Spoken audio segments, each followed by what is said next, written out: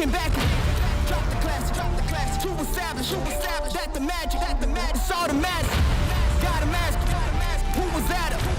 Living legend, lethal weapon, mastermind, never tried, tell him on.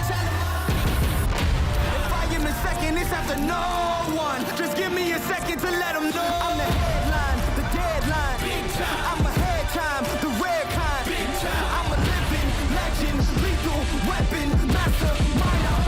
Big time.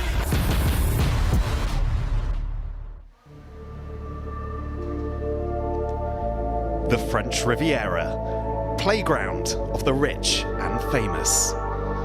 Now the T100 arrives in town with its very own star cast, ready to soak in the glitz, the glamour, and the breathtaking scenery of the south of France.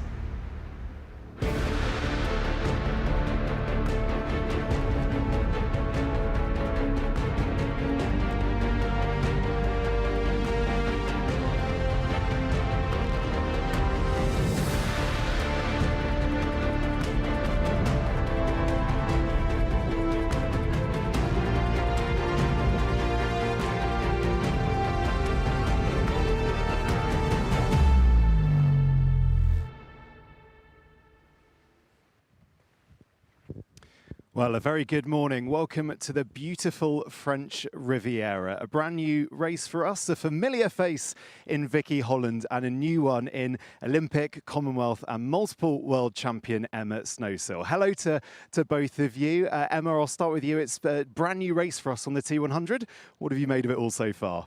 We are truly blessed. I mean, what an exciting location, what an exciting race, what an incredible weekend. We have the T100 today, the WTCS tomorrow, Olympic champions. It's going to be one of the most highly anticipated races on the circuit, and I'm so excited, maybe nervous. I can't wait for this race to get underway. Yeah, you and me both. Vicky, what's caught your eye about this unique course? Oh, I think you can't look too much further than the bike course that we've got here today. It's a one loop, 80-kilometre course. We're used to all these looped courses. This is the first time we've had the athletes going out on a one loop course. It gives a really different dynamic because the athletes won't ever get those time checks to be able to see how far ahead or behind they've fallen. And on top of that, the terrain is fantastic. Lots of good climbing, technical descents. It's going to be really, really exciting to watch. Yeah, it really is. All right, well, if it's your first time joining us on the T100 this year, this is a quick reminder of how it all works. We've got 40 contracted athletes racing 9 races across the world. Each athlete must race a minimum of 5 races, including the grand final in Qatar at the end of the year. There's a cool $7 million on the line. It's 35 points for a win, all the way down to 1 point for whoever finishes 20th, with more points on offer for the final. So, as we tip over the halfway point in the T100 season, in the women's field, it's been a tale of 4 races, 4 different winners.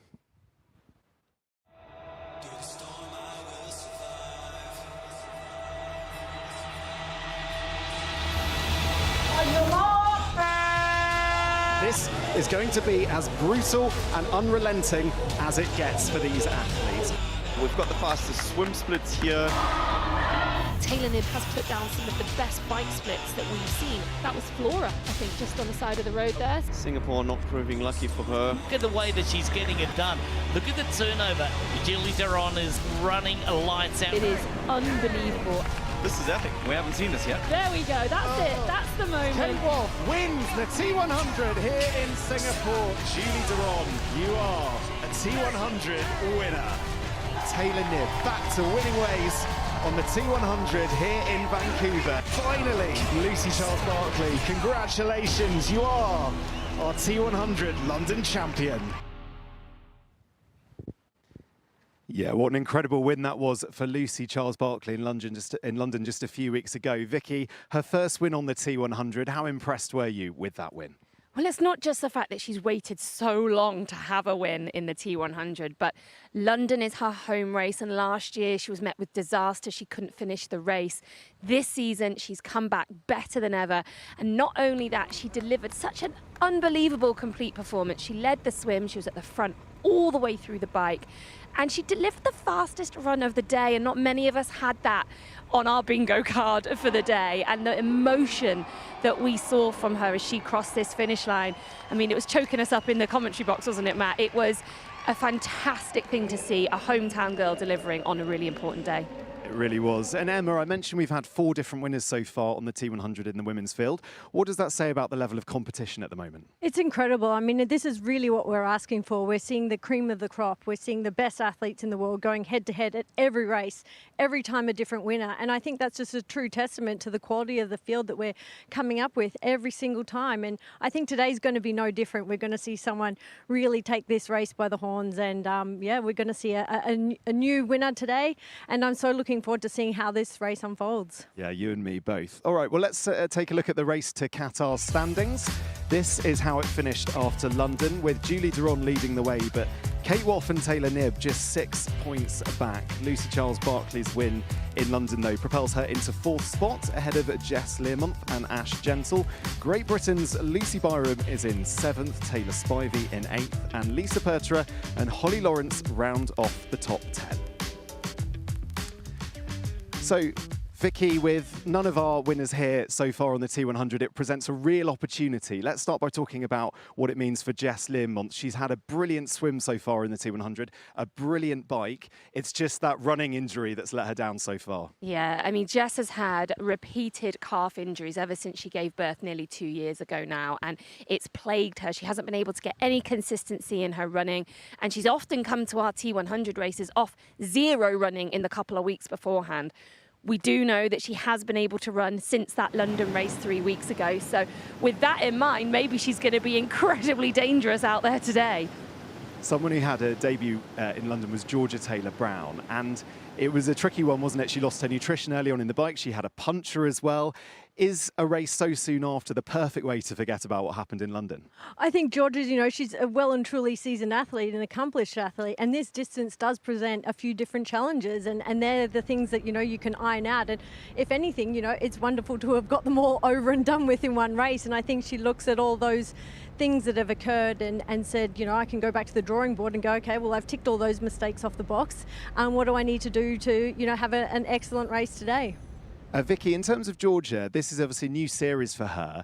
We've mentioned how accomplished she is in triathlon. Is this the sort of new challenge that perhaps she might really want to sink her teeth into? Yeah, definitely. And we've seen it with quite a few of the athletes who've traditionally come from the short course racing. Some of them stepping across full time this year, some of them just kind of straddling the 2 different distances. Georgia's one of those. She's having a go at a lot of different things this year, a lot of different distances. She raced over an intensely short distance last weekend. Now she's back doing our T100 this weekend. I think for her this year is about trying to find some real love for this sport. I think she's had a difficult few years, so now she just wants to enjoy every moment when she's out on the race course. I mean, elsewhere, let's look at the likes of Ash Gentle, Emma, and, by her standards, it's been a tricky 2025 season, but this could be the perfect opportunity to get back on the podium. Look, I think, we know what Ash is capable of, and like we've seen, we haven't seen the Ash that we have seen compete the way she has in previous years, but I think this is a real opportunity, a fantastic turning point in the season for her. And if anything, personally, I think this is a fantastic course, suited very much to her. We've seen her race in these sorts of races before, and I think, her bike is really going to play to her strength. Her run is maybe not where she needs it to be, but I think if she knows that she can capitalise on that, turn this season around and really see the back half of the Ash Gentle that we've come to know and love, and the way she races. Certainly want to see her back at the very front. Vicky, in terms of other athletes, let's perhaps look at Paula Findlay. She's such a consistent performer, won 3 times already so far this season. Could she be someone who we should be seeing at the front? Yeah, Paula is someone, she's been here a little while. She came out early. She's talking about how she feels really well prepared for this race. She spent a long time on the bike course. I saw her yesterday. She said she's ridden parts of it at least 4 times. So she's really come in to hone her skills on this course. She's known as one of our strongest cyclists. I think she was worried about some of the more technical elements, but she's got those down now, having been here for a little while. And yeah, this could be her day to take the top step too. It certainly could. Right, Vicky, we're going to let you go off to the commentary box. And for the time being, we're going to look at the men's field. It's been no less thrilling, and it's also featured a sporting comeback for the ages.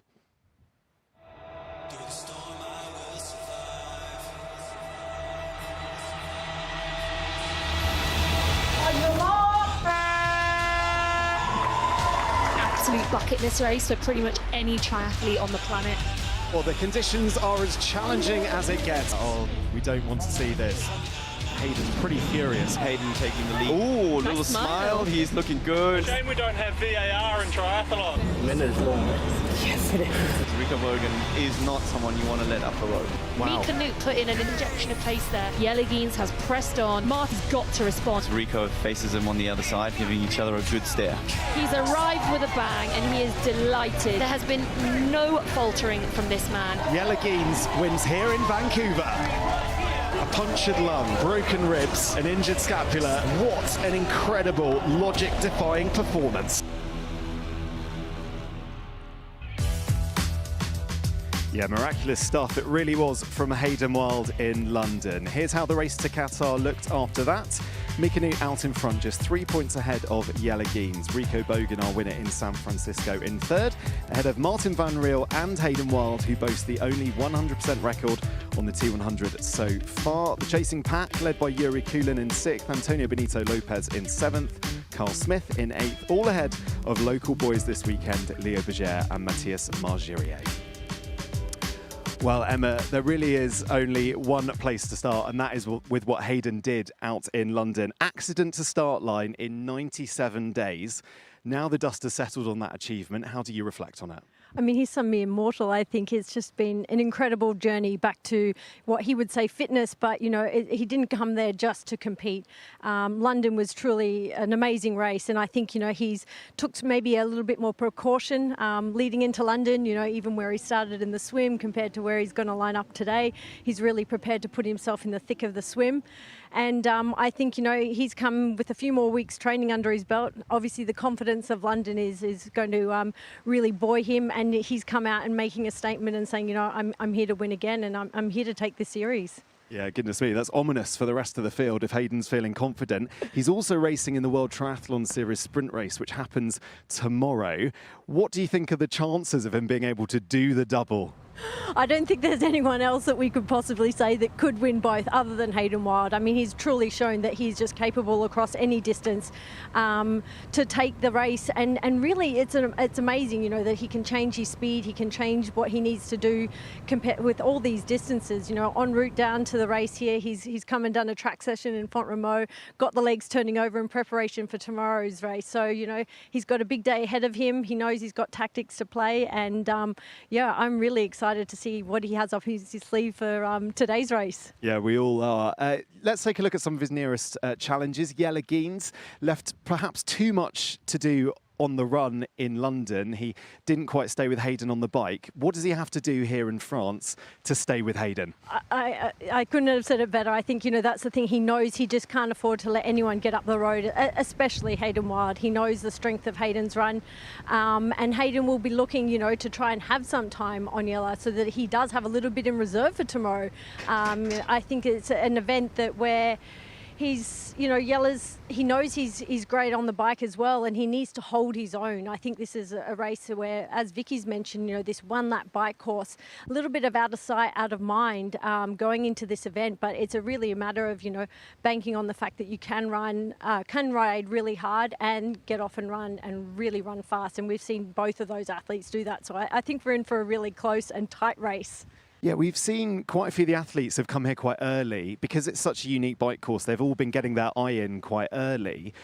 Is that something as an athlete you would have done? You would have tried to get here as early as possible to give every advantage you can on that bike course? It's like training, you know, the more you go over something, the more you know it, the more you memorize it, the more you get comfortable. And I think this has been really crucial to some of the athletes, especially the ones that are not as accustomed to maybe technical courses like this. For someone like Hayden that's, you know, living and breathing in the mountains, he's riding this every day, he feels more comfortable, feels more confident, just needs to see some of it to remind himself, refresh if there's any sections that might be technical. Or are there places where he knows that he can capitalise on? There might be those areas where he can put that pressure on. So I think this is, you know, it's fantastic for all the athletes to have this experience. And like we've seen, very different bike course to what all the T100s have presented so far. Yeah, and beautiful as well. Very, very excited about seeing what it looks like. Other challenges then, Rico Bogan. he is brilliant on the bike. We know that. And it seems to be a case with Rico of what he's got left in his legs for the run. What's he got to do today to be a factor? An incredible athlete, and we've seen him just come from strength to strength. Every time he sees a chink in his armour, he's able to capitalise and turn it around and make it his strength. But we know that he's a fantastic rider, and he knows he also needs to get some time on particularly Jelle and Hayden getting onto the run. So I think he's going to really take that ride. He's going to put the pressure on. He probably really does need to drop the hammer if he wants a chance to keep away from these guys, knowing the speed in which they can come from behind. What do you make of Rico's tactics? I mean, for us as fans and in the commentary box, it's thrilling because we get to see him absolutely gun it on the bike, and then we just have to see what happens on the run. Do you think he's racing smart enough? Do you think there's perhaps an element of perhaps he needs to take a step back to allow himself a bit more longevity in the race? But this is the beauty of racing, isn't it? You know, all good race plans, you know, you have a few up your sleeve, you know, scenarios A, B and C as to how things are playing out on the day. But, you know, even the best laid plans, you know, these are athletes that love competition. They're out there because they love the pressure. They're there to put everything on the line. And this is what we need to see. And I think, you know, Rico's young. He knows that he can, what he's capable of. And this is what makes it exciting, I think, for him to test himself every time he's on the start line, and to leave nothing behind. So I love the way he races. I personally think it's amazing. And he's young and able to put it out there. But I think he knows, you know, today's going to be a very, very interesting day, considering the likes of the confidence of Hayden and what Jelle needs to prove in order to stay up the front too. Okay, other contenders. Kyle Smith. He's had it compared again, sort of like Ash Gentle, with the really high standards they set in 2024. 2025 has been a bit more difficult for him. He said he was arriving in London in such good form, and then he had these stomach issues, had to DNF. What do you think we should expect from Kyle today? Yeah, interestingly enough, you know, he has said that he has had many stomach issues and has since said that, you know, he's been diagnosed with celiac. And, you know, for an athlete, you know, someone dealing with digestive problems is not ideal. You know, it's a biggest part of training and racing, and for him to put it together. So I think we might see more of the Kyle we've come to know and to compete. And I'm really excited for him because he's a fantastic athlete, and we haven't seen him able to perform. And it could be something like this that has really been holding his performances back. So for him, I think, you know, as two New Zealanders, he's also buoyed by Hayden's, you know, presence on the circuit and racing. And I think we're going to see some great things from him today. Now, with regards to the sort of home hopes in the French in the start list, on the French side, we've got Leo Berger, Matthias Margirier as well. This is, as we know in France, they love triathlon. It's this whole weekend is a festival of triathlon. Leo Berger trains on these roads, doesn't he, week in, week out? How for those guys, how important and also exciting is it to be able to race on home soil like this? Oh, there's nothing better. I mean, we have to say, you know, look at the French at the moment. We have our current Olympic champion, Cassandra Bogart, racing tomorrow. And I think, you know, that just shows that, you know, the French are here. They've always been in full force. They're a nation where triathlon has just been there. They're so passionate, and I think we're able to see today, you know, athletes that do know the course, you know, keeping those home advantages, that home crowd. It does bring you and lift you to another level that you know, sometimes you don't know that you're capable of. And I think that's something that, you know, we need to embrace in this sport always when we've got those athletes racing on home soil. Yeah, well, look, the sun has literally just come up over the horizon over there. This is really quite a beautiful spot. I think if I lived in this part of the world, I would 100% do more triathlon because this is the place to do it. I don't blame Leo for living around here. All right, let's take a look at who else is lining up here in France in the men's field. And as well as those we've mentioned, we've got the likes of Antonio Benito Lopez, Menno Koolhaas, who had an excellent 4th place in London. Sam Long, Gregory Barnaby, also here as well. Morgan Pearson, just like Hayden Wild, he's going to be doing the double here in the south of France. So a good night's sleep needed for both of them. And then a trio of Brits in there as well, including Olympic medalist Sam Dickinson. So Emma, perhaps a good time to start talking a little bit about the conditions. You would not think it looking out here, but this morning was super blustery, super windy. What are the challenges of this course today? Look, I hope this wind does continue to die down, but like we saw this morning, you know, it is extremely blustery. We could see some of the barricades already on the front part of the course, just having those wind gusts coming off the water. So it's a course, particularly on the bike, where you need to remain vigilant. I think that's first and foremost, even though it is a closed circuit. We don't want unnecessary accidents, but I was hoping for a little bit more chop in the water to suit our Aussie athletes. I always feel that, that's something a little advantageous to people that have grown up more in those sorts of swim conditions, and really does help, those athletes that are maybe more, let's say, stronger swimmers than technical swimmers.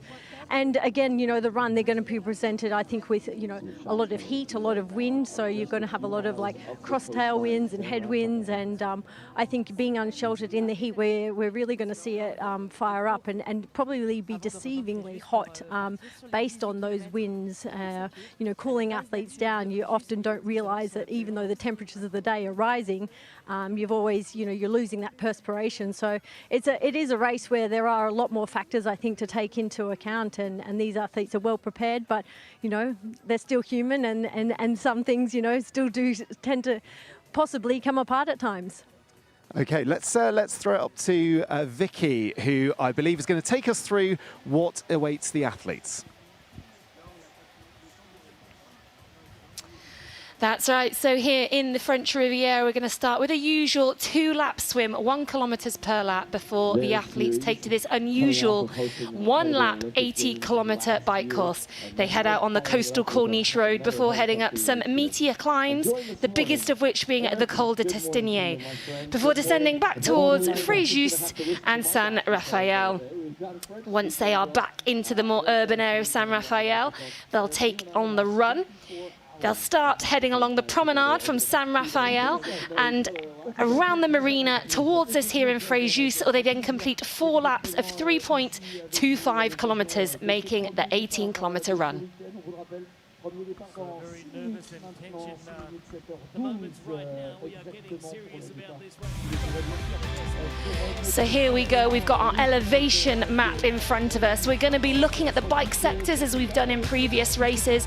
That red sector denoting the biggest climb, and the purple pinky section there, the biggest descent. So we're going to be monitoring our athletes to see how they do.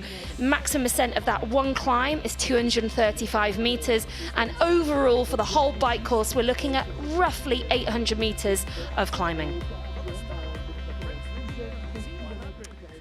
Thank you very much, Vicky. Yeah, fascinating course that we're going to be treated to today. And across the season here on the T100, our athletes are competing in the race to Qatar.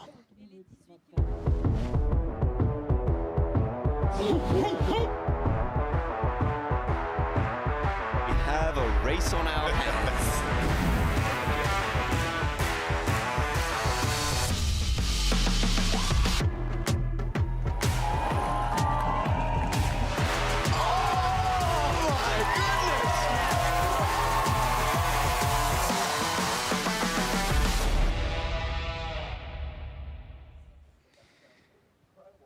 Yeah, don't forget as well, it's the top four results across the season for these athletes that will count in the race to Qatar. And in the meantime, these are the races that we've still got to come here on the T100. We're going to go to Spain in just a few weeks' time. That will round off the European leg of the T100 Tour. We'll then make our way down to Australia to Wollongong before the Middle Eastern swing. 2 races there to finish things off. Dubai, followed by our grand final in Qatar. So Emma, let's just the big kind of talking point I think ahead of this weekend was the fact that Hayden Wilde was doing these 2 races. Morgan Pearson also doing the same thing. As an athlete, just take me inside what that recovery process is going to look like tonight. Yeah, well, for Hayden, he was having a trainer brought down last night. So as soon as he's finished today, he'd be getting on there, getting the legs spinning, moving all that lactic acid, flushing out any muscle soreness that might present for tomorrow. I mean, Hayden's young. He's also got that on his side. You know, there's typically ice baths. It's recovery. It's nutrition. It's maybe a rub down, a jog, and it's keeping the body moving. But, you know, if anything, racing the next day after is actually better than 2 days after, and even up to a week, because you haven't allowed those, you know, those DOMs, that muscle soreness to set in. So I think Hayden, he's an extremely well-oiled machine. I mean, to get to where he's got to in terms of recovery off an accident, I mean, I feel like recovery for a race is really nothing, is second to none for him. He really knows what he needs to do, and a lot of athletes do have a lot of protocols in which they follow for themselves in order to get race ready for, you know, weeks later. So I think for Hayden, you know, he knows that he's basically here competing, and then he switches off, goes into recovery mode and ready to go again for the next one. Extraordinary stuff. Us mere mortals cannot imagine racing the next day. All right, time for our athlete introductions. Let's hand over to the DeBoer swim start. He was 4th place in Vancouver T100 in 2025. Antonio Benito Lopez.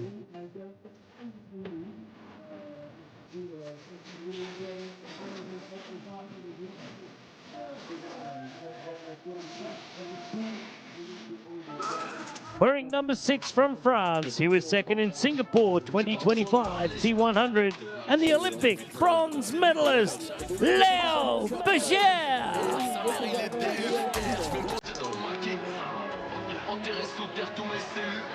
Wearing number 1 from Belgium, he was 1st place in Vancouver 2025, and he is your world ranked number 1, Jelle Heens.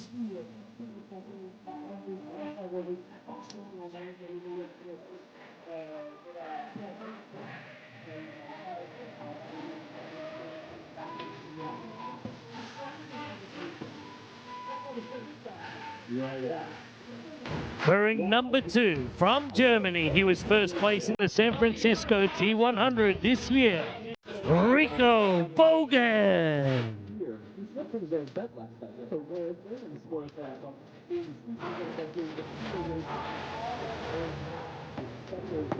Wearing number 3 from New Zealand, he was 1st place in the Singapore T100, 1st place in the London T100. He is your 2024 Olympic silver medalist, Hayden Wild.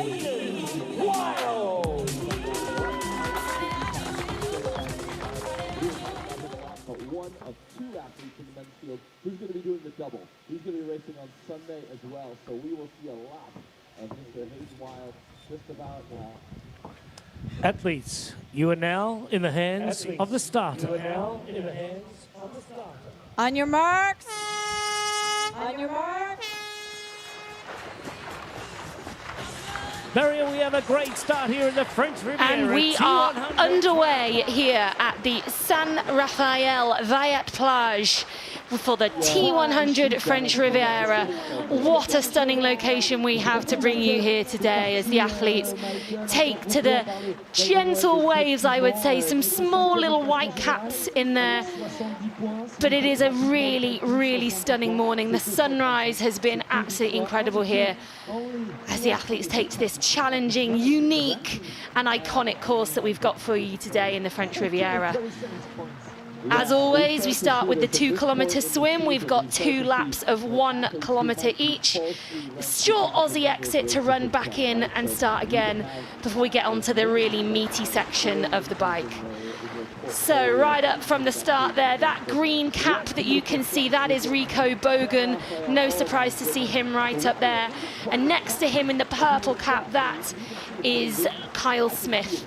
Right behind in the orange, I think it's orange, I'm just just checking. Yeah, that is in fact the orange cap of Jelle Heens.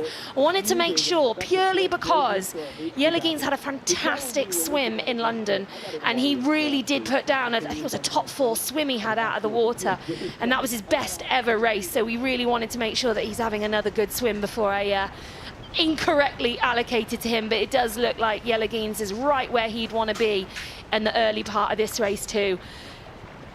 Some of the other colour caps to look out for, we've got the red cap there of Leo Berger. He was our lead out swimmer in London, so we might expect to see him move a little bit further towards the front. And another cap to look for is the teal cap, and that is Morgan Pearson. He was our lead out swimmer back in Vancouver a few months ago. So as the athletes are still heading out towards their first turn buoy, I am delighted to say I've been rejoined by Matt. He's hot-footed it up from the presentation area down at the beach. He's probably still catching your breath a little bit over there, are you, Matt? Well, just a touch. I mean, the Emma and I sort of were running over the bridge trying to get here in time. We could hear you over the PA, Vicky, as you were starting. Am I that loud? Yeah, I thought, goodness me, Vicky's already started. The swim must be underway. But fantastic to see, and my goodness me, how beautiful does this setting look on the French Riviera at just gone 7:15 local time, my word. Well, we were out there, weren't we, of course, from when it was pitch black this morning, and we had the privilege of watching that sunrise come up in the distance, and it's been absolutely stunning. I'm sure the athletes didn't have too much time to take that into account. They were probably a little bit busy preparing themselves, readying themselves for the day ahead, but it is an absolutely gorgeous day out there. Yeah, it certainly is. And this pack so far, it looks we've got a good amount of athletes in there, haven't we now, leading right at the front. And we speak sometimes, don't we, about this part of the race with drafting and with being in the good position in the swim. And I'm just looking at a couple of them just hanging on the end or hanging near the side, near the hip of the athlete in front, will probably be making quite a big difference at this point in the sea swim. Yeah, definitely. There's massive advantages to being sort of on someone's hip. It's the fastest place that you can swim. But of course, the problem with that is that if you do that for too long, you are going to slow down the person next to you. So the best thing to almost be able to do is use it as a slingshot, to be able to swim on someone's hip for a short period of time, slingshot your way through, end up in front of them, and then continue on your way that way. What we've seen at the front of this race so far was we had, I think, Rico, and we had Leo and Kyle Smith, and they were all swimming next to each other, and that's probably not doing them any favours at the moment. That's probably slowing them down a little bit. Emma, Emma's just joined us in the commentary box as well. Emma, what were your tactics? What did you enjoy doing in the swim? Oh, I think, like Vicky said, you know, if you're not capable of taking the swim lead, is finding a hip is obviously the ideal place to be on the feet if you really do feel like you're trying to just keep in contact. But I think, you know, we're seeing someone like you know, the stronger swimmers who are able to know they can extend themselves in the swim and put out that higher turnover and really try and create some breaks. But, you know, in the aerial shot, we could see more of that like apex, and that's typically a really good sign that, you know, a front pack could form. So as the men are making their way around the top part of this De Boer swim course, it's time to head back to the beach and to the women's introductions. From Canada, she was 4th place in the San Francisco T100 this year, Paula Finlay. Paula Finlay. Wearing number 44 from Great Britain, she's an Olympic gold, silver and bronze medalist, Georgia Taylor Brown.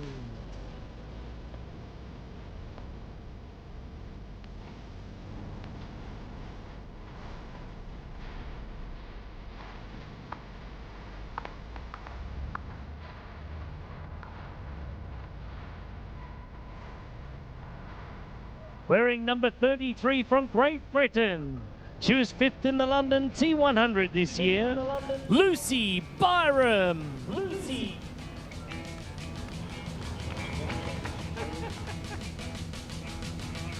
Wearing number 34 from Australia, she was 5th place in London 2025, Ashley Gentle.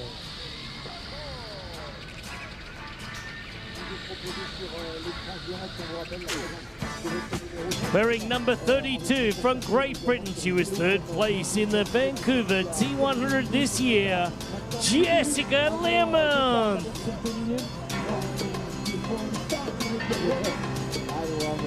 We got 2 full days of triathlon. You know, my triathlete heart is so full right now. I love this. As we were saying, if you want to come watch the coverage with us, we've got the biggest screen that you've seen. The big screen right here. As we Athletes, you are now in the hands of the starter. We've got seating. You can come sit down and relax. On your mark. Here we go. The heartbeat music is on at the start line. Ashley Gentle, Jess Learmonth, Paula Finlay. So away the women go here on the French Riviera. A short run down the beach, straight into the water. And I guess, Vicky, uniquely perhaps in this case, because the women's race starting so shortly after the men's race, do you think they might have been just trying to catch an eye on what was happening in the men's race to try and see the tactics, see if anything happened in the water? Well, I'm not sure they've had quite enough time. They probably were watching a screen just as they were getting ready, but it's only been 7 minutes. So it has been a really, really tight turnaround. And they were probably just in their final phases of preparation themselves. So they might not have been able to properly analyze it. What they will have done, though, is at yesterday's swim familiarization, gone over it a good few times. You know, the run-in, the sighting to the first turn buoy, how many steps they need to take before they dive, all those sorts of things. They will have covered those yesterday in a lot of detail. I think that's already Jess Learmonth taking the lead. We've not got a close-up on them yet, but there is one athlete who has broken away in the very, very early stages of the swim. And knowing the caliber of Jess Learmonth in the water, I would be amazed if it is anyone but her. And I know, having had a little quick chat with her yesterday, she's only got one aim for today, and that is to be out of sight, out of mind for as long as she possibly can be. And that seems to be what she's done right from the gun. Yeah, it looks that way. With the way Jess has been swimming this year, you would bet she will be at the front of the swim. That is for sure. So as the women's race gets underway, quick look back at the men's race. And that's Morgan Pearson there. So that teal cap at the front of the race is Morgan Pearson. And on his feet, I believe, is Sam Dickinson. And so here we go. He can't see very well. Yeah, you go shading his eyes. So that just shows what they're dealing with out there. They're swimming directly into the sunlight, into the sunshine at this early hour in the morning. So challenging conditions even for the top professionals in the world. Yeah, sighting difficult enough, Emma, but to do it when you're facing the sun, just take us in the mind of Morgan Pearson and how difficult that is. Oh, it's such a frustrating feeling, you know. You practice it so often, but you know what the ideal scenario is always looking for something on land, and you know when we're in the water, you often actually can't see the buoys. It sounds silly as big as they are, but even the smallest amount of wind on the water or slightest bit of chop, or just the timing of when you lift your head. So when there's an opportunity and there's high rises, or you've got the Ferris wheel or something, or some sort of unique tree or landmark is obviously always the best thing to do. But even to the best of them and timings, I mean, everyone loves a good sunset, but just not sunrise, I should say, but just not right at the moment when you're leading the swim in the T100. It's really impressing me as well with what Morgan was doing, and I know a few of the athletes are doing this as well, with going more into a backstroke rhythm and then being able to see exactly what's going on behind. Because I guess when you're at the front of the swim, not a position I've ever experienced, but yeah, you can't see what's going on behind you. You can't see your lead.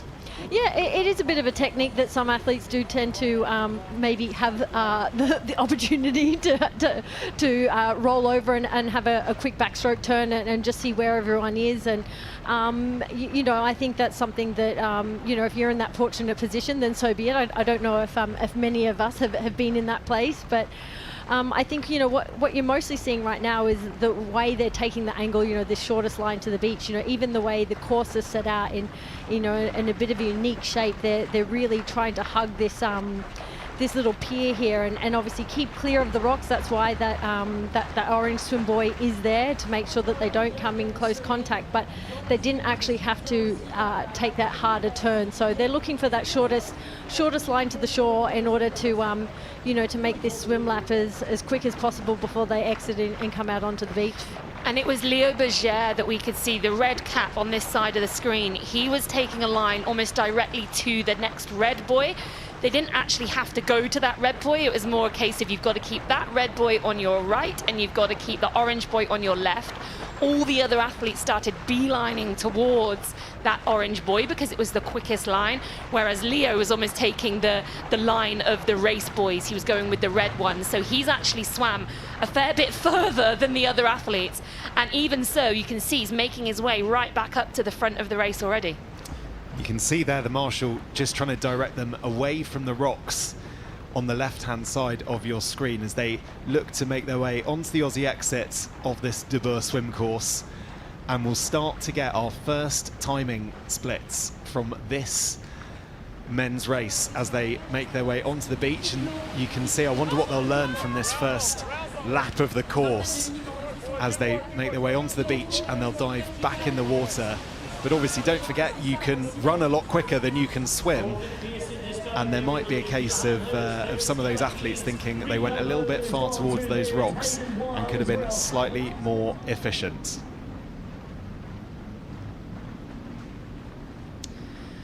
So timings then, confirmation that Morgan Pearson led in the Aussie exit, Sam Dickinson just behind, Carl Smith, Will Hirsch, Jelle Geens, Justin Nishlak, Rico Bogan, Hayden Wild in 8th, Matthias Margirier in 9th, and Antonio Benito Lopez rounding out the top 10.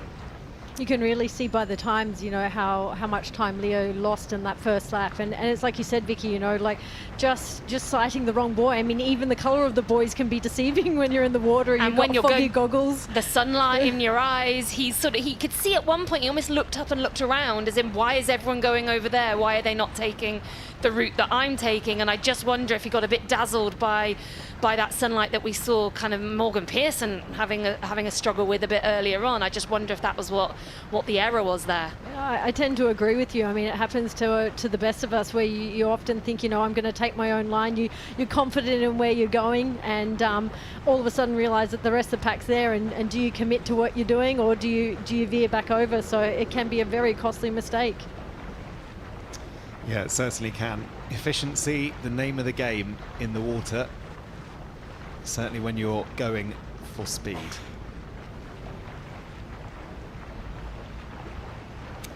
So I think just in the distance there, you can see the women in their race have taken oh, sorry, I beg your pardon. That's a couple of the men just coming out the water there. So that's Colin Such and of course Sam Long. So Sam Long's got a bit of company. He'll be glad of that, I'm sure. Colin Such is one of our wild card athletes. Only got the call up about a week ago. He's very short notice for him to get over here from America, but I know he's been hanging on and keen to get a wild card start here. My apologies to Sam and Colin there. We've got 2 races on here in the waters, so forgive. Not usual for us, is it, Matt? Not usual, so no. Forgive me for getting that one wrong. So yeah, that's back at the front of the men's race now with Morgan Pearson. Don't be confused, he's lost his teal-coloured hat, so that's why he's got a secondary hat on underneath. That's the black hat that you can now see. So he is still leading our men's race, and behind him, still sitting in second, Sam Dickinson, another wild card athlete who's been eagerly anticipating an opportunity to get out there, to get a wild card on this T100 circuit, and very keen to prove himself at this level of racing. Yeah, Sam, an Olympic bronze medalist from the mixed relay in Paris. Great to see him on the T100. Right, this is back to the women's race, and they're making their way around those far red buoys on this first lap of their debut swim course. So it does look like there we have 2 swimmers at the front of the race, and I would say we know that Jess is wearing a green hat. I'm pretty sure she's in green, yes. So when we get a little bit closer, we might be able to tell, but I think that's Jess at the front in green. There is an athlete who is on her feet. Now, we don't know at this point who that is, of course, but that's really interesting because Jess seemed to have put quite a big gap in early on. She'd probably got 1-2 body lengths ahead, and someone has managed to come back to her. So for that person, Great swim, great tactic. If I was going to try anything, it would be try and stick with Jess Learmonth as long as possible. Well, I noticed already in the swim at the start, you know, how quick she was on the sand. And I think, you know, I'm not going to claim it, but I do recall her talking a lot about training in Australia. I don't know if it was such fond memories she mentioned. No, I don't think she loved it. But, you know, it's so key to these beach starts. And she really was so quick on the sand and getting into the water. I'd have to dare say even quicker than Ash.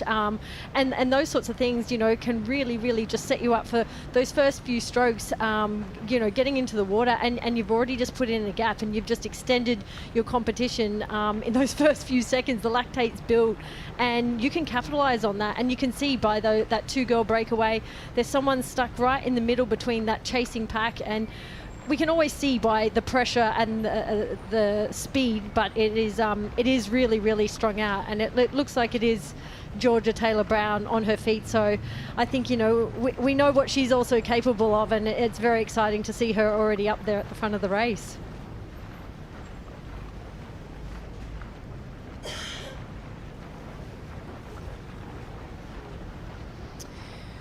Well, from a purely selfish point of view, I was hoping that we would see that second athlete was there in the blue cap, and in fact, Georgia Taylor-Brown.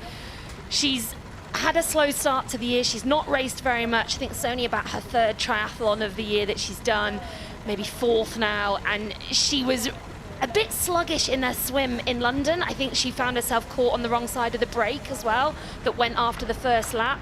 So she's obviously just coming into a little bit more form now, and she managed to bridge that back up to Jess, which is, as we said, no mean feat. She didn't get to start anywhere near Jess either, so she'll have had to do that totally on her own. So there we go, that's Georgia Taylor-Brown on screen now with that blue hat on. So she's currently on Jess's feet. Jess and Georgia, great friends as well, training partners for a really long time, both in that gold medal winning mixed relay team back in the Tokyo Olympics in 2021. So they'll know each other inside out.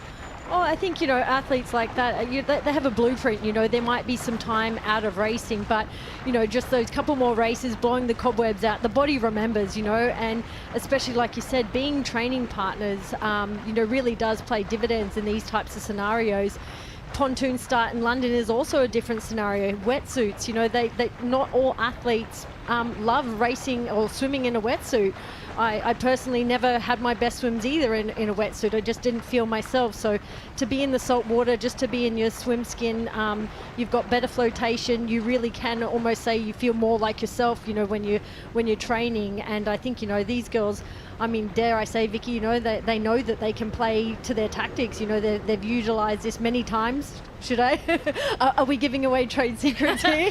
No, I don't think you're saying anything untoward there, Emma. I think this will have been the dream scenario for both of these girls right now. I mean, it looks like Georgia's sitting probably still maybe half a full body length behind. She might just be getting distanced by Jess, but she might also just be sitting probably a little bit further back than I would recommend. There you go, that's a great image to show. It's probably a body length now. So they are coming close to the Aussie exit, and this is the moment where Georgia has to really dig in, because if she wants to see Jess's heels on lap 2, she has to push this final couple of meters into the water, run really hard around that Aussie exit, do a good dive back in, and that will just pop her straight back onto Jess's feet. Yeah, it's quite the lead that Jessica Learmonth has got here on the De Boer swim course here in the women's race, and Georgia Taylor-Brown just trying to stay with her as much as possible. This will be quite a critical moment, you would think, in Georgia Taylor-Brown's swim as to how quickly she can get out here and stay with Jessica Learmonth. But regardless, for both of these athletes, it is a sizable gap they're now getting over the rest of the pack. And interestingly, neither of them look back. There we go, Jess just had a look across there. Georgia hasn't looked back. There we go. So Georgia should now go, okay, I'm on my own here. This is the feet I've got to get to. I have got to get back onto Jess's feet because there's no one coming behind me. There's a big old expanse of clear water behind me. So 5 seconds the gap at the when Georgia Taylor-Brown left the water behind Jess Learmonth. We've got a huge group of other athletes now, so we'll start to understand just how far back the rest of these athletes are. Plenty of support out here on the De Boer swim course, which is fantastic to see. The French crowd really getting behind this T100 triathlon here in the French Riviera, full of fantastic support. And here we go, let's take a look at the timing. So Hannah Berry, 36 seconds back from the lead. Then it's Marta Sanchez, Sifer of Switzerland, India Lee, Ellie Salthouse, Ash Gentle, Elemo of France, and Lucy Byram in 10th. Yes, I noticed it was Hannah Berry who was wearing the white cap. She was the main leader, if you like, of that chase pack. Her and Marta Sanchez taking a lot of that strain themselves. But just as our women have come out of the water, we're now seeing. Actually, sorry, no, we are still with some of the women. Again, it's very confusing with the men. We know the men are going to be coming out relatively soon, but this is still the women. That's Kaidi Kivioja of Estonia. She's coming out now in, I think that'd be 17th, 16th position. There we go. She's out in 16th position, and we've got just 4 more women to come. Well, it's nice to see the two Aussies side by side, 40 seconds together, but I always think it's funny you guys calling this as Aussie exit, you know? It's become a term. It's always, every time, it's the Aussie exit now. we just call it an exit. You guys invented it. Take it. I won't ask for the origin of the Aussie exit ever. I don't know where it's come from in triathlon, but anyway, back to the men's race, and Morgan Pearson still out in front. And Vicky, I still think that's Sam Dickinson, is it? Just yeah, behind? I think so. That's the white hat of Sam Dickinson. So you can see he's still heading into the sunlight, like he's coming back in towards shore now. You can see those rocks in the distance. So they are on the return leg of their second lap. So only a few minutes time now, and they're going to be out the water and heading out onto the bike course. But we haven't yet seen, we haven't panned back. There we go, just as I say it, perfect timing. We pan back and we can still see it is a huge group of athletes. There's not really been any separation between these guys on lap 2. It's very much one big pack. After lap 1, we had 17 athletes all within 18 seconds of each other, and it looks very much like that's pretty much still where we are. And if you want to deep dive into the data, there's plenty of it. If you scan that QR code or visit T100triathlonlive.com T100triathlon.com/live, I beg your pardon, you can get access to all the data that we have access to here in the commentary box, and you can geek out just like we're doing at the moment. Worth noting as well, I mean, I don't know why we should be surprised, but Hayden Wild is in that pack, and we know what caliber of athlete Hayden is. We know what he's done in terms of his extraordinary comeback into the sport this year.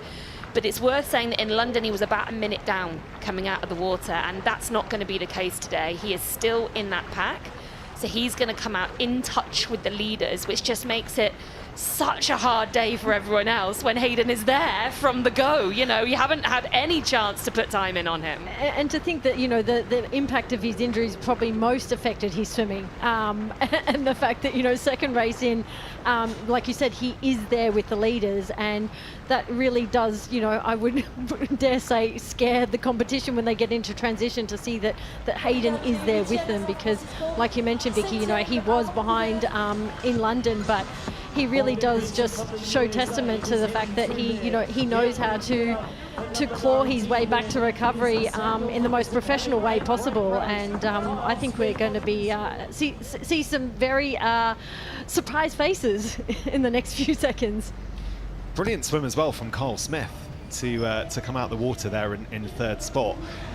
So as these athletes exit the water, they're going to make their way on this blue carpet just round the front of the promenade here, and then they're going to make their way. We called this the Helter Skelter yesterday when the athletes were giving their race briefing. They make their way onto there and then down to the first transition zone. Yeah, so at this point with such a big group, the real advantage of sort of running hard through transition is just as they get onto the bike, because they obviously have to spread themselves out 20 meters each. Being one of the first onto your bike just means you don't have to worry about that congestion. Think of the distance from front to back of that pack. It's huge, so really important for someone like a Morgan Pearson and a Sam Dickinson to maintain the lead they've built in the swim and get out early onto that bike course.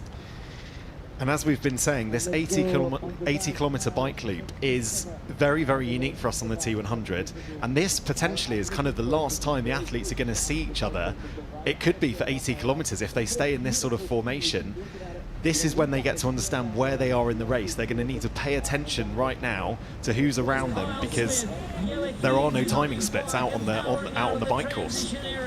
I think what you said, Vicky, is really important about the congestion, you know, particularly early on, like with this 20 metres, you know, you want to assert your position because you don't want to be having to accelerate and overtake and getting after those, out of those drafting zones. So I think it's, you know, we always say, you know, transition is definitely the fourth discipline, and this is so far always true. I think no matter what the distance of racing these days. So that's Peter Hemerich just taking on some nutrition as he makes his way, doing up his helmet. Slightly slows transition this from Peter. But this is now with the lead of the men's race. Sam Dickinson of Great Britain with us on the T100 here on the French Riviera, and certainly making himself known and making his presence felt by being out here in the lead.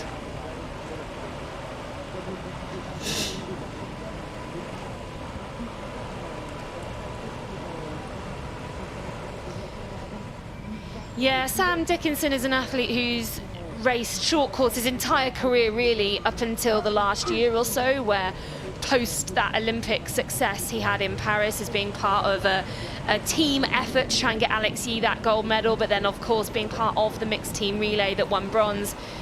He's done a couple of 70.3 races end of last season, and then this year his whole aim has been to get onto this circuit. Everything he has done has been to try and get himself a wild card, get himself starts, and to really hopefully earn himself a contract next year. And so he's waited very patiently for his time. We're now at the end of August and he has got a shot to race here. I know he will be super excited to be out there.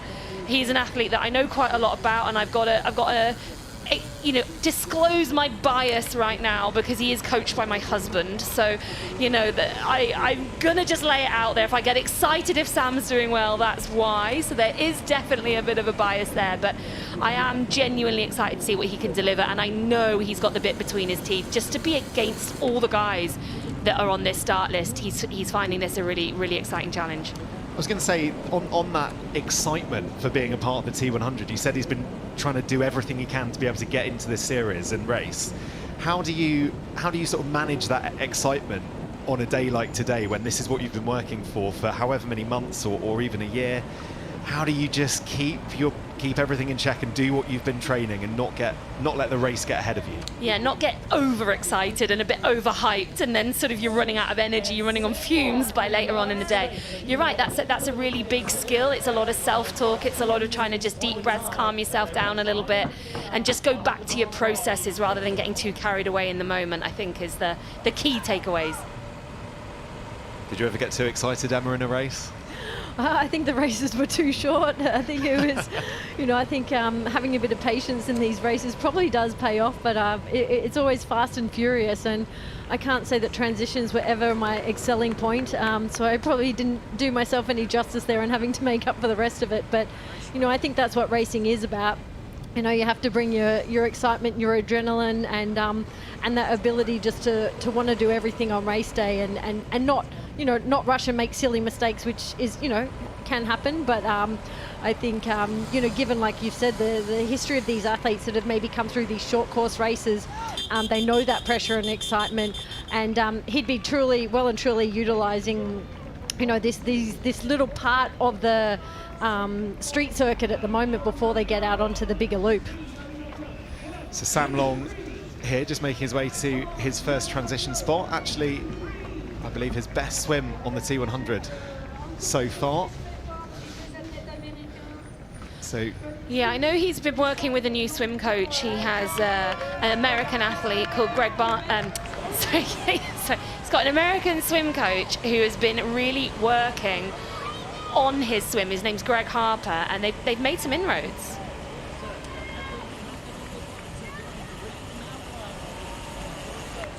Yeah, certainly looks like they have. All right. Brilliant support here for our athletes as they make their way onto this 80-kilometre bike loop. That is Kyle Smith. He currently sits in second place, just there behind Sam Dickinson out in front. And while the men start the bike course, the women are just finishing up their time on the De Boer swim course. And that is a sight I'm sure Jessica Learmonth would have wanted to see when she woke up this morning. There's pretty clear, I was going to say daylight, let's call it water.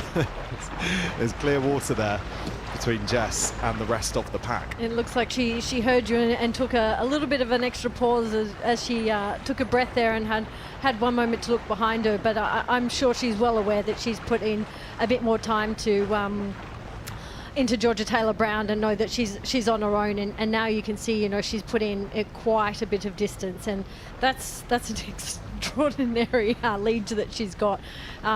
We know her caliber, but my goodness, that is a huge gap, not just to Georgia, but then to the rest of the pack. What a swim this is from Jessica Learmonth. I mean, like you say, we're used to seeing her at the front, but my goodness me, this is a mighty gap ahead of the rest of the pack.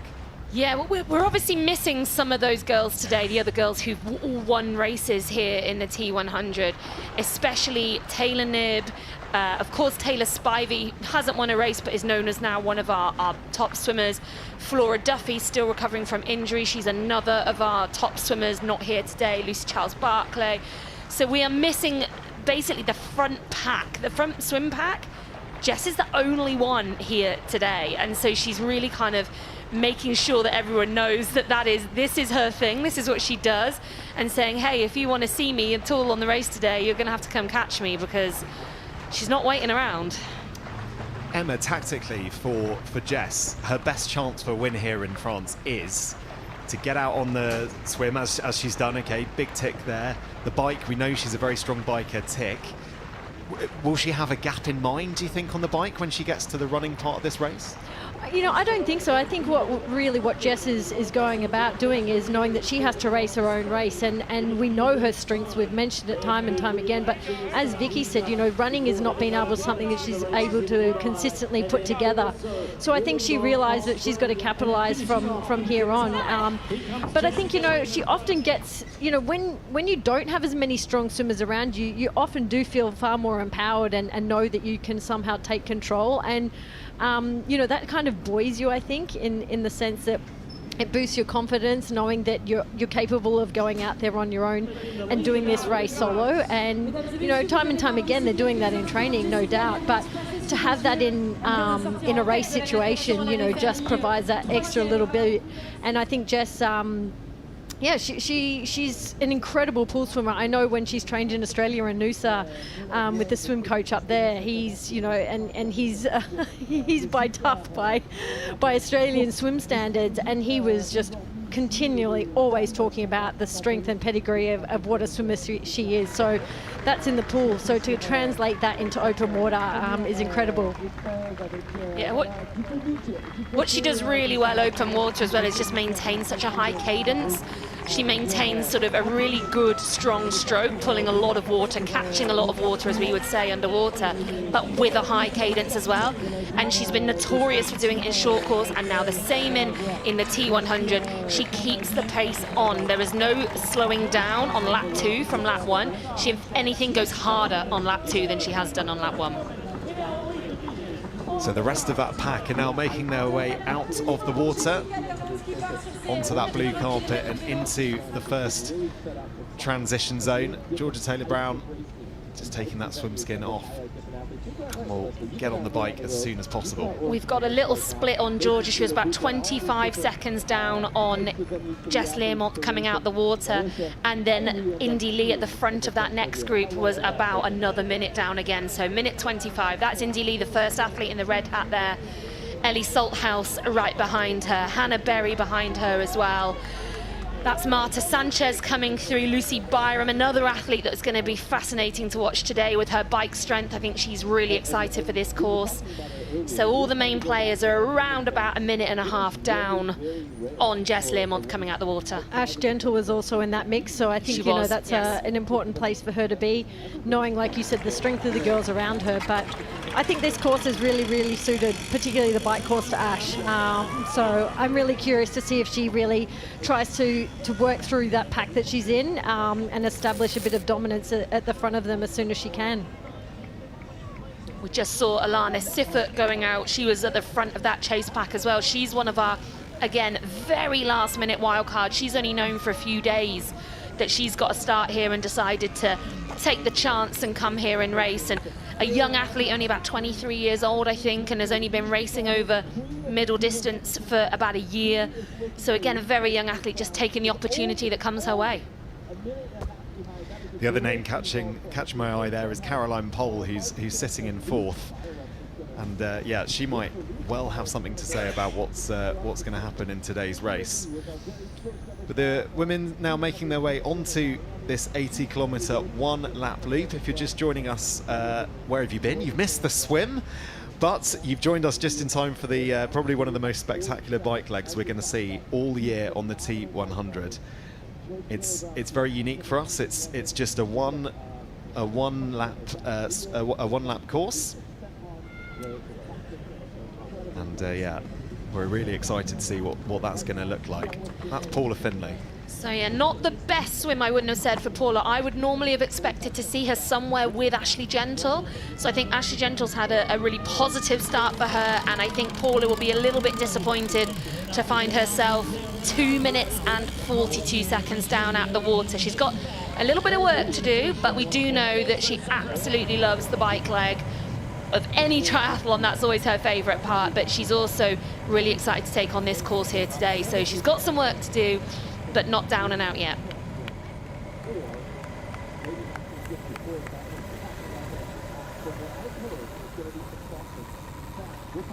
So just a reminder, we've got both races going on. We've got the men's race, which is just ahead of this women's race, but both of them now out on the bike course. Yeah, so now we're back with the front of the men's race. That is the blue uniform of Rico Bogan. I think we're with Jelle Geens now. I'm not entirely sure who that was who just overtook him, but someone moving their way right up to the front of the pack. Could have been Mathis Margirier, can't tell from that angle just yet. But yeah, still got Kyle Smith and Sam Dickinson right at the front of the race as well. So still quite a few of these athletes riding together. Looks like we've got about 7 or so all riding within 10 seconds. And interestingly, you can see the race ranger there on the back of those bikes flashing. We have a 20-metre drafting rule here on the T100. And if you're within 20 metres, it will start to flash orange. It will start to well, 25 metres it will flash orange.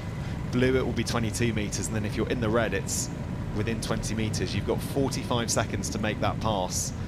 It's very important you do so to avoid a drafting penalty. I think this is a really tricky part of the course for both men and female, for the males and females, because you've got this kind of tail crosswind, so everybody's got that extra bit of speed, and the course along the coast is actually not flat. It actually has these little undulations and these little twists and turns, so you're getting these gusts of winds, you're getting these extra bursts of energy. So remaining vigilant about, getting drafting penalties is actually really, really important here, like just not to make a silly, costly mistake, because everybody's approaching the course. If you're at the front, you've obviously got the front line, but if you've got guys behind you and you're taking a slightly different line, it's just, you've got this constant changing of pace, and when you're in a pack, that's a very different story to when you're having to really maintain your distance and avoid these penalties. So I think we're going to see a lot of this sort of chopping and changing, these little bursts of having to overtake and having to drop back, and it is very different. I think when you've got these closed circuits of just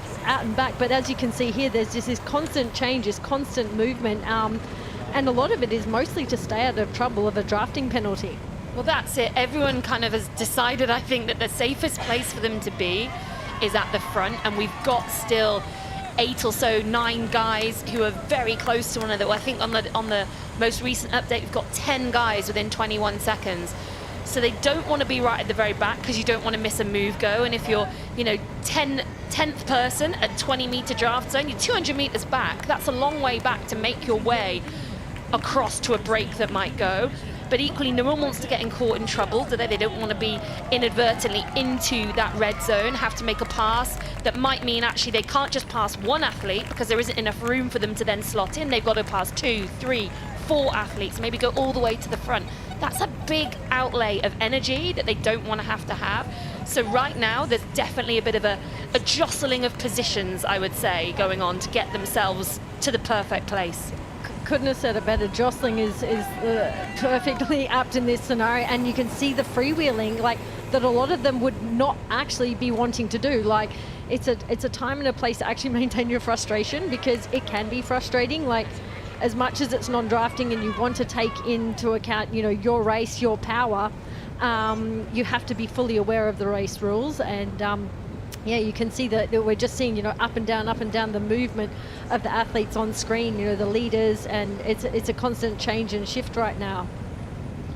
Yeah, Rico Bogan put in quite a big effort there just to try and get some daylight between him and some of the other athletes around him, and expending that amount of energy early on in the race will, I'm sure, have some sort of impact later on. But for the time being, as both of you have mentioned, they're jostling, they're trying to get their perfect position as we head onto this bike course.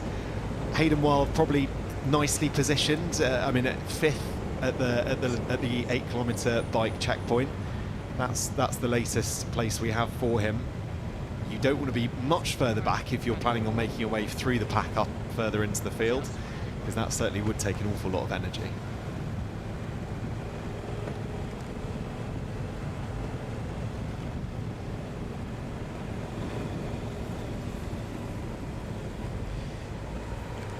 So the sun rising here on the French Riviera. This is a beautiful place to go cycling. Not that Rico Bogan's probably taking much of that in at the moment, as he's putting in some pretty hard power just to maintain his position. Well, this road that they're riding on now is such an iconic, busy road, this Corniche road along the coast.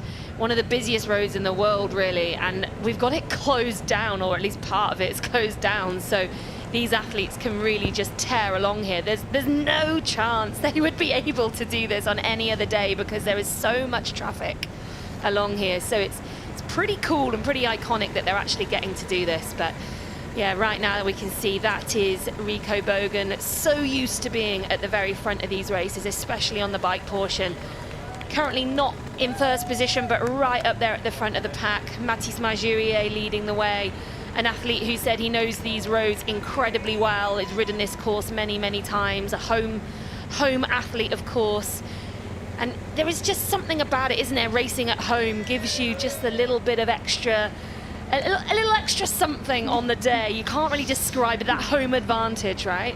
It's this little boost, isn't it, where you feel like, you know, everybody is there for you on race course. Everybody's cheering, and when you do know the roads so well, there's this certain amount of familiarity that just, you know, adds an ease. So I think, yeah, fantastic for these athletes who have got that.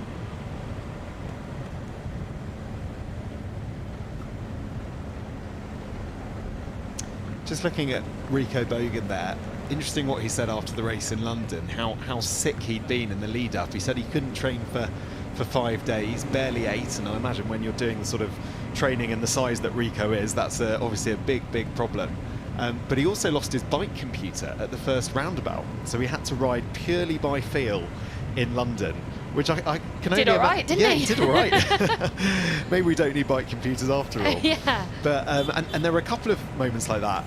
Jelle Geens also, his TT bars got knocked on one of the first sort of bumps on that London course, and they moved into a slightly different position. And Kate Woff in Singapore said her bike computer didn't work there either, and she was incredible that day, stormed to victory that day. So you know, maybe we rely on these things a little bit too much. We become so obsessed with the numbers and the data and what we can hold and our thresholds and our lactates and all the rest of it. Whereas actually sometimes you've got to be able to go on good old field. You've got to know what you can and cannot do, what you can hold, what's detrimental to your run later on in the race. And yes, some of these athletes will be better at it than others, I'm sure. I feel like that some of these athletes have probably not grown up without any of these devices with them. You know, when I look at some of the dates of birth of them in the 2000s. Yeah, over the 2000s isn't okay, is it, Emma? There should still be in nappies. I don't know how that's happened. You know, I feel like, you know, learning by feel was the only way we knew a stopwatch and you know, go out and run or swim or bike and learn by that. And you know, it's like you said, you know, it's an amazing ability to be able to learn that way and to be able to, you know, when these situations do occur that you do lose something that is constantly giving you that feedback, is to know actually what you need to be doing, how you should feel for yourself. Yeah. Riding by feel, certainly very, very useful, I'm sure, for these athletes. So that's Hayden Wild, you can see, just going past Rico Bogan, and he's right where he wants to be at the front of this race. It's worth mentioning as well, the athletes have been told that they need to ride pretty close to that centre line, so they should be on the right hand side of the road but on the left hand side of that lane, if that makes sense, right up against that centre line. And passing should be done on the right hand side wherever possible. There are one or two exceptions on the course, but for pretty much the whole time, that's where you're going to see them riding. And that's so that we can have the whole left hand lane for the motorbikes. It's a safety issue as well, so that's why you're always going to see them riding pretty close to that centre line.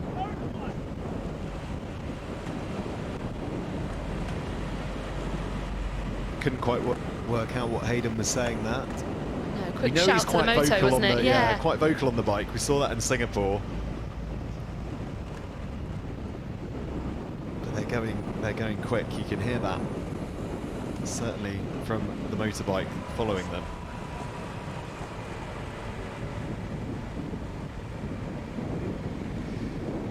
So Hayden's win in London. Should we just reflect on that, shall we? What a day. For a little bit. I mean, it was only 3 weeks ago, but my goodness me.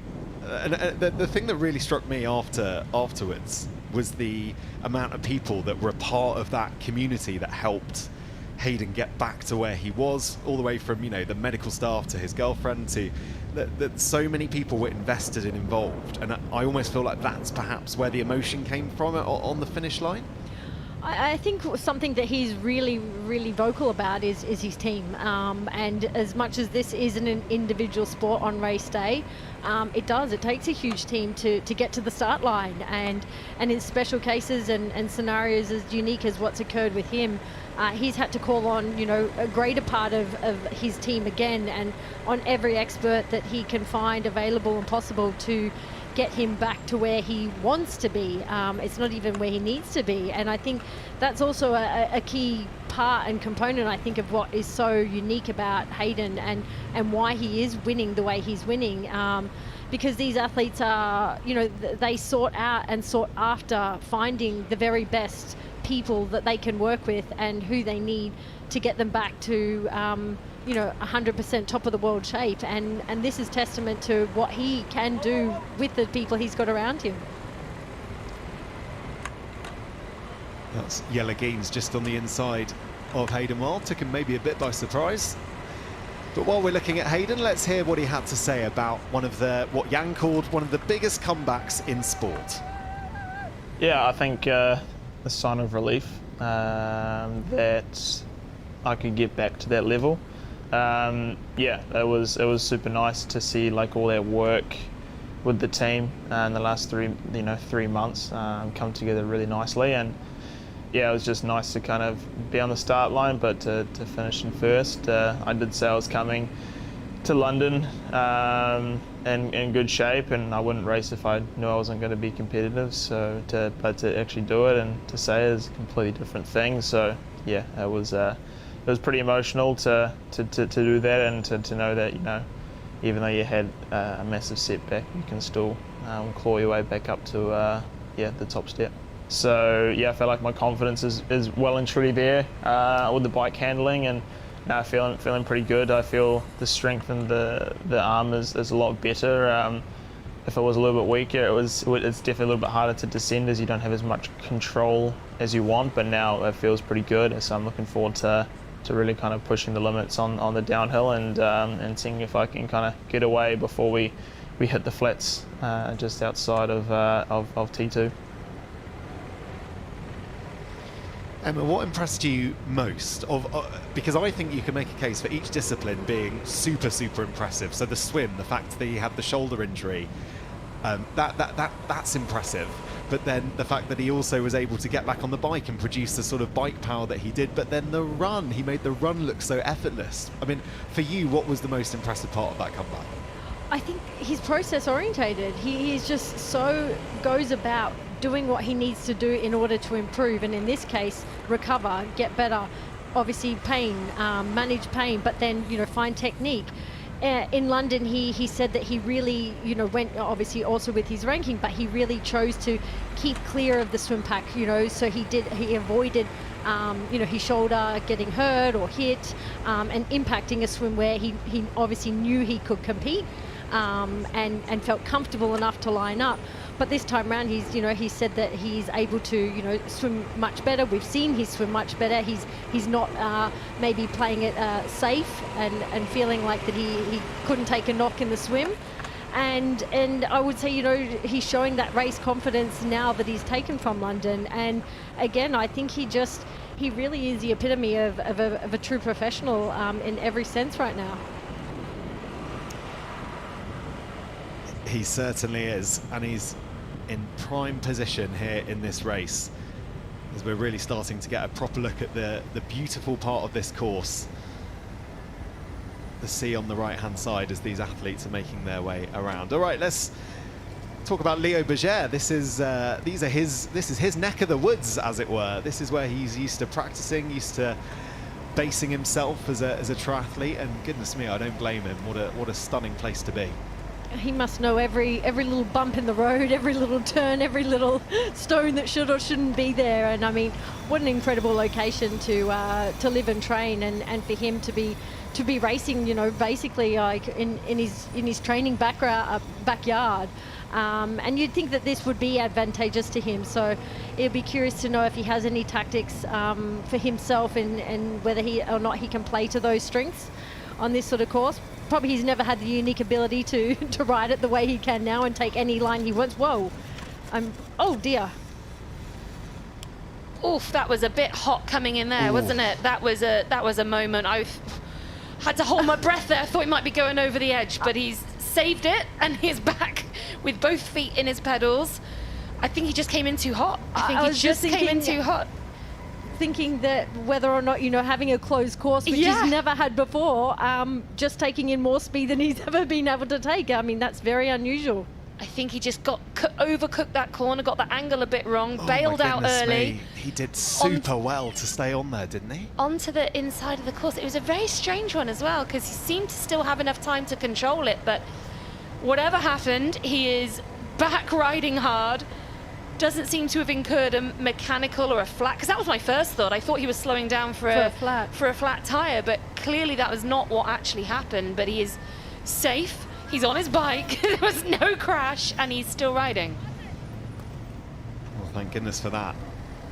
He's looking like he was trying to take that's one of the aid stations here, and they've got 3 across the bike course, and they're not long either. The challenge of this 80-kilometer bike course is that clearly when you have a lapped course you can have longer aid stations, and you're going to have more regular ones, but that's not the case here in the south of France. All right, let's hear from Leo Berger. He finished, it was 10th in London. Let's hear what he had to say. Yeah, I think it's a pretty nice course on the bike here, and being local here, riding on the coast pretty much every day, all year long, gives me pretty much a good advantage. I'm having a rough season this year, and it's the first setback in my career. I'm dealing with 2 different injuries, and still my Achilles is not completely sorted out, and I have a bigger issue on the left side with a little tumor in the sciatic nerve that is pressing the nerve, and so I can't feel my legs, my left leg, while riding or while sitting on a chair, so it's pretty annoying and pretty difficult to race at the highest level. And my #1 priority is to heal my body and to find the solution to be back at my best. Vicky, it was a pretty last-minute decision for Leo to race in London, and obviously he's got a lot of friends and family supporting him here in the south of France, so you can see why he's pressing on. But when you listen to what his body is going through at the moment, my goodness me, there's a lot going on in Leo's life. Yeah, it's not been in anywhere near perfect preparation for him, has it, to have a tumour that's causing sciatic nerve problems and numbness in his leg and a loss of power, to have an Achilles problem that's rumbled on, I think, since the off-season, actually. I think he was still dealing with that when he was in Singapore. Really difficult situation for him. So he knows these home roads, but he's had a near miss, and we know he's dealing with some injury stuff as well. So I just wonder if he's maybe not quite as confident as maybe we might have assumed. But anyway, here we are back with Jess Learmont still leading in the women's race, but it looks like Georgia Taylor-Brown has closed down the vast majority of that gap that Jess had out of the water. Latest time split shows she's just 8 seconds behind now. And that little group behind of Lucy Byram, Indy Lee and Caroline Pohl, and of course Hannah Berrystall and Alana Siffert right on the back of that as well. They've even brought down the gap a little bit as well. So right now, Jess is on her own at the front, but she's not making inroads on anyone else. She's not taking out more time.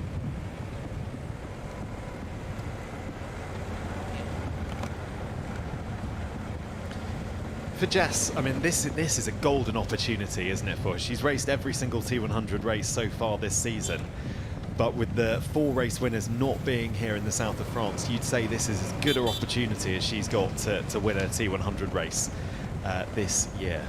Yeah, I think so. I think this is a really great opportunity for her. She said to me she was a little bit worried. She doesn't think she's an outright climber, so she thinks that this course might not be perfectly suited to her.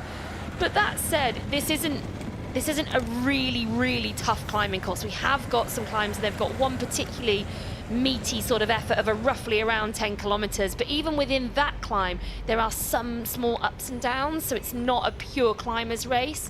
So I think that will go in her favor. But yeah, she was also worried about being out on her own because she thinks she's going to lose a bit of focus. Start to daydream a little bit without having the company and feeling that feel of I'm in the race, I'm racing these other people. Being totally on her own, I think she's a little bit worried about that. So we'll have to see how that plays out for her. First look at Paula Finlay on the bike, and she's been in France for a while. She's actually been with Carmen Small, who's the sports director of EF Pro Cycling. She said on her Instagram she's been soaking up everything she can learn from her wealth of knowledge in bike racing and sport. So she's been doing the hard yards both on the bike and also off the bike as well. Well, Carmen started coaching Paula earlier this year as well. So Carmen is now not only a total expert in cycling, she's actually Paula's cycling coach. So they have got a really close relationship now. I don't think they get to spend a huge amount of one-on-one time together. So by Paula coming out here early, it gave her that opportunity to not only spend time with her coach, but also to really get eyes on this course and learn it like the back of her hand. I mean, there's nothing like having someone take you through a bike course. Certainly if that's not an area you feel confident in, a cyclist taking you around a crit course is, a completely different kettle of fish when you're following someone's line. The same as, snow skiing. I'm now following my kids' lines, but it just really does show you that there's amazing coaching. It can be done from a distance, but for someone like Paula who doesn't feel as confident to go out with someone like her, I mean, she seems completely far more at ease than what she first came here and when she first rode the course and her trepidation around it. So I think Paula's probably going to make her way and sort of come through the field, I would imagine, on her own terms, if that sort of is the way she's probably approaching this bike part, this part of the bike. Just draw your attention to what's happening in the bottom left-hand screen there as well. That's Jelle Geens just taking the lead of the men's race.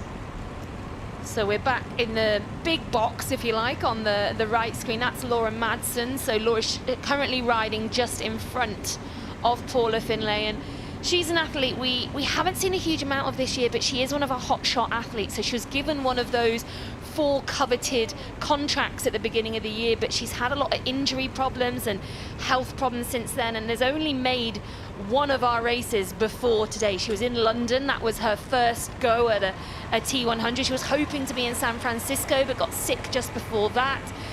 She had an injury, as I said earlier on this year. I think it was a sacral stress fracture actually in February, so that took a good few months to recover from.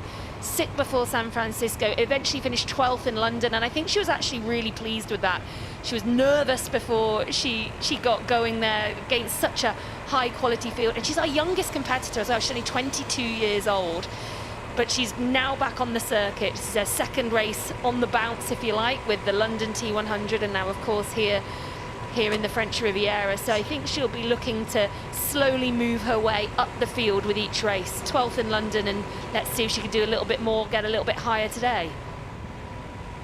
Yeah, she said it just felt good to be racing, good to be back. I guess when you've been given the opportunity of racing on the T100, it's so cruel to have the not only physical injuries, but then also the viruses and all of the reasons why she's not been able to race recently.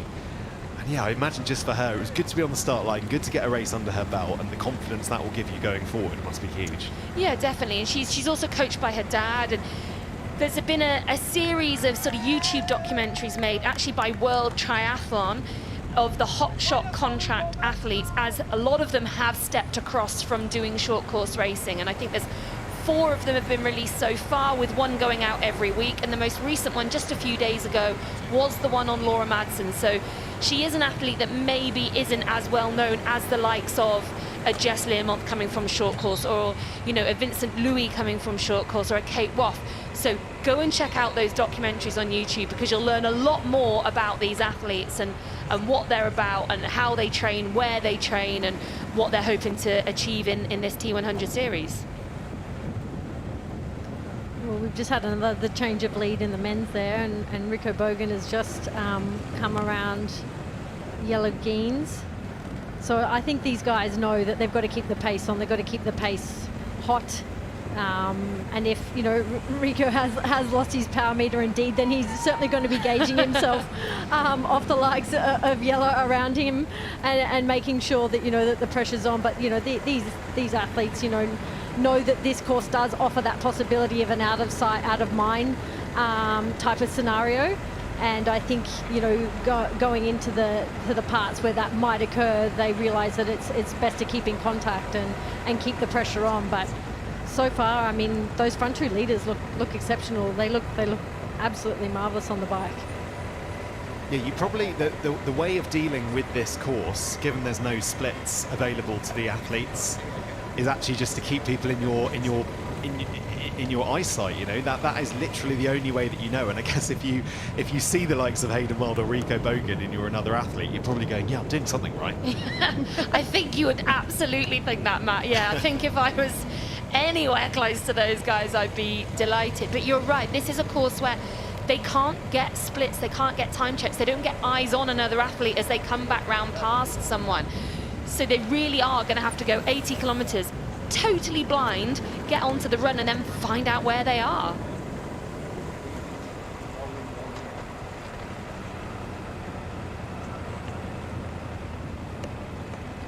I think Jess Learmonth just tried to do the same, but realised she probably can't see, or may have just seen, Georgia Taylor-Brown just rounding out that corner. Like you mentioned, it's very difficult for them to gauge, where they are.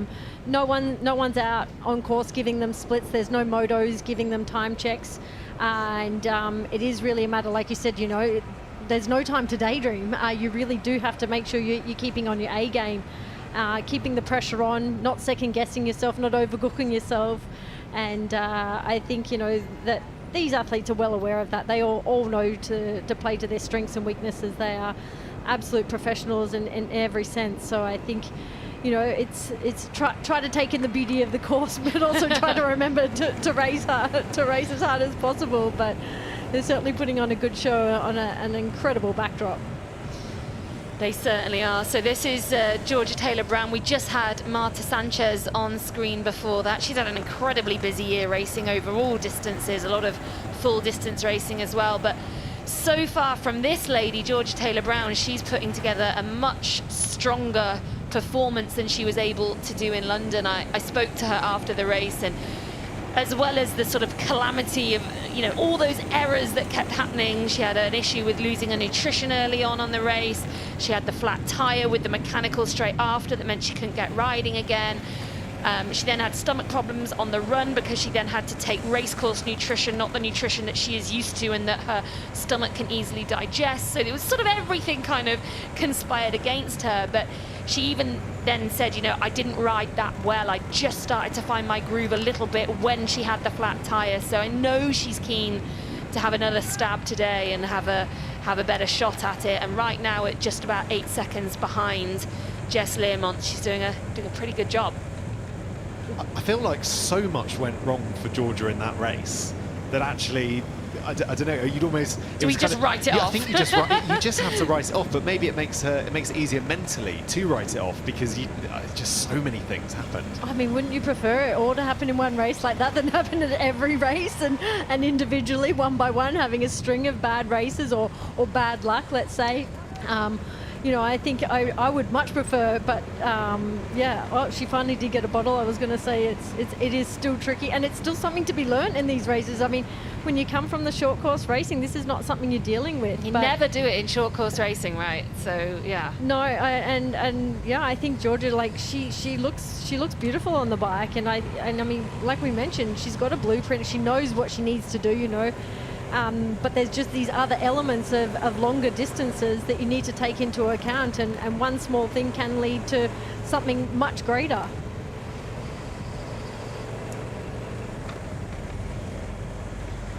Yeah, it's like I was going to say it's like a sort of advert for some sort of cycling brand, isn't it? It looks that good as Georgia is descending.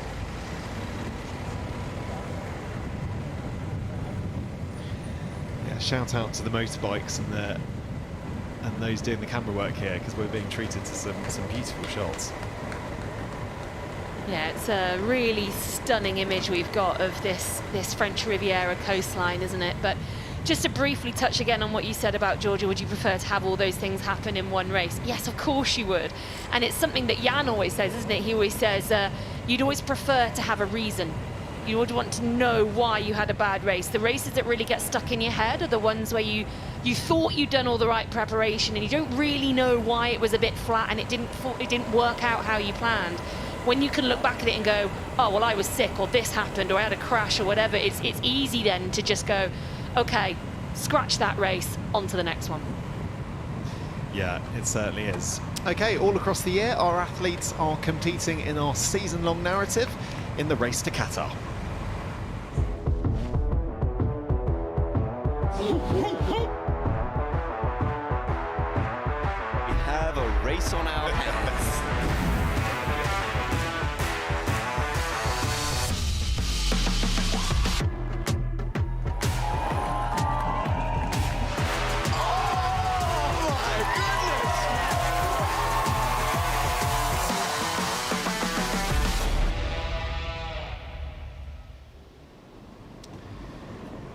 And in the men's field, Mick Anoot currently leads the way in the race to Qatar.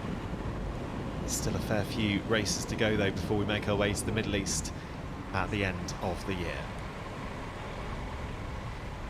So we're back here with Jelle Geens. You can just see in the distance, or not really in the distance, in the shadows, I should say, Rico Bogan. So these two athletes still locked together at the front of the race, and both excited for this course, I'm sure, for different reasons. Rico, because it really provided the opportunity to get fully out of sight, out of mind, as he has got out of sight in other races, but obviously not out of mind.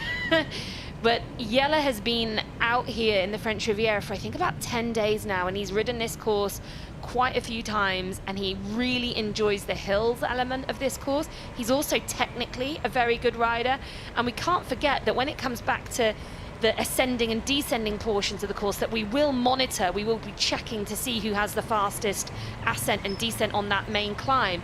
It was Jelle Geens who had the fastest descent in Vancouver on that really, really fast downhill. So for a smaller guy, he can still descend really, really well. So I know he's very excited about this bike course.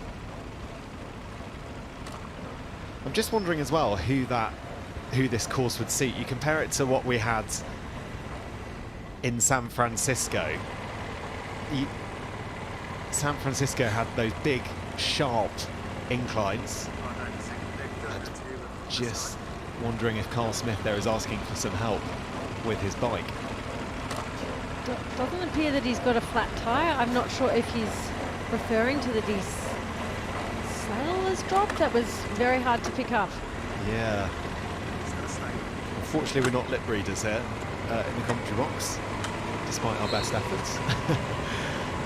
All might become clear, but he definitely looked like he was signalling for something out on the course. Keep our eye on Carl Smith. But yeah, just in regards to the type of bike course that this is, Emma, it's got this ascent which we're going to see actually going to start quite soon here on the men's race, and it's a much sort of slower incline. I think 3% across 10 kilometers. You compare that with what we had in San Francisco, those really short, sharp inclines. How are they different? Yeah, I think you see different athletes, you know, suited to, like you said, whether it's the steepness and whether or not, you know, the energy expenditure they need to put out to get a gap in terms of using their strength on the climb versus their capabilities of the descent. So someone like Jelle is probably like, well, you know, first and foremost, if I've got the ability to descend better than everyone, let's just ensure that I'm going to be descending first, take my line, because that for him could be the most advantageous point of the race, where he realizes that I don't need to expend myself, even though I am a great climber. I can utilize my strength on the descent as well. Like Hayden also said, you know, smaller guy, smaller build, his ability to climb, he enjoys it more. He often feels more comfortable, whereas often these bigger guys tend to find that they're putting out the biggest power on the flats, where they can find more of that really strong, sturdy rhythm, rather than, you know, going uphill where they, you know, maybe a few more kilos, obviously more centimeters as well in height, and it doesn't play so much into their favor. Well, Jelle, best he could do was third place, left a lot of work to do in the run back in London. Let's hear from him reflecting on that now.